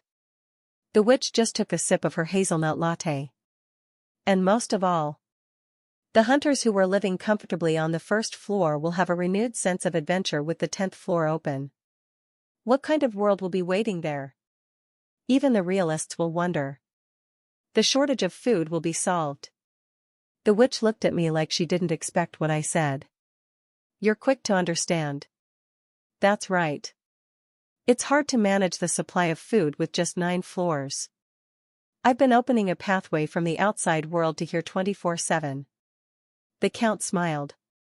I'm not as strong as I used to be. It's a bit tiring with my age. We need a new product. The witch continued to speak. We need to bring adventurers to the land beyond the 10th floor. And we need to find things that can only be found past the 10th floor. Then we need a way to positively appeal to the outside world. Something like, start of a new era. And you're saying that's me, right? Right. Exactly on point. They were all things that would happen in the future. That was also the reason why the guild masters couldn't touch the Flame Emperor. To be a hero. Being the new icon of the new era. It was because for the tower to keep growing, there needed to be new heroes. But the Black Dragon still tried to assassinate the Flame Emperor. I thought of the conversation I overheard in the slums. Who ordered you to kill me? Just answer that. Was it the Witch of Black Dragon? The Saintess had nodded her head back then. If she was telling the truth, then the witch in front of me had tried to poison the Flame Emperor. I couldn't know the reason why now, but we'll get along. Why? Someone who hated the Flame Emperor can't be a bad person. Like the enemy of my enemy was my friend. I felt a camaraderie with her. I understand what you're saying. You're saying the guild that successfully catches me can be the new symbol of the tower's growth. And other guilds will probably have to act as lackeys. Yeah. I'll feel bad if that happens, so let's do this. The hunters focused on my words. I pulled out the trump card I had. A trump card? The witch tilted her head. Are you saying we should choose by playing a game? The guild you'll be in? Yes. I'll join the guild of the winner. I don't even need a position or contract fee. However, I grinned. If I win, I'll apply simultaneously to all your guilds. Ah. I'll only be a guild member on the outside. In reality, you have to treat me like I'm on the same level as you all. And you can sell my image, so it's good for you. I'll be on the same level as the leaders of all the greatest guilds. How's that sound? At that moment, the eyes of the guild masters changed. Ha ha ha. Count burst out in laughter.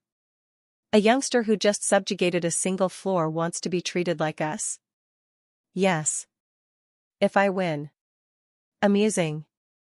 I'm fine with that. The Count put her coffee down and looked around. What about you guys? As long as there's no tricks, I'm fine as well. The heretic questioner agreed first. Let's not use our skills. Then you all have the advantage. If you get caught using your skill, that person's automatically disqualified. Next was the venomous snake. Our guild is poor anyway, so if we bid on you we'll lose. Even if I lose the game, I won't lose anything else, and if I win, I'll gain a lot. Sounds good. And the crusader agreed.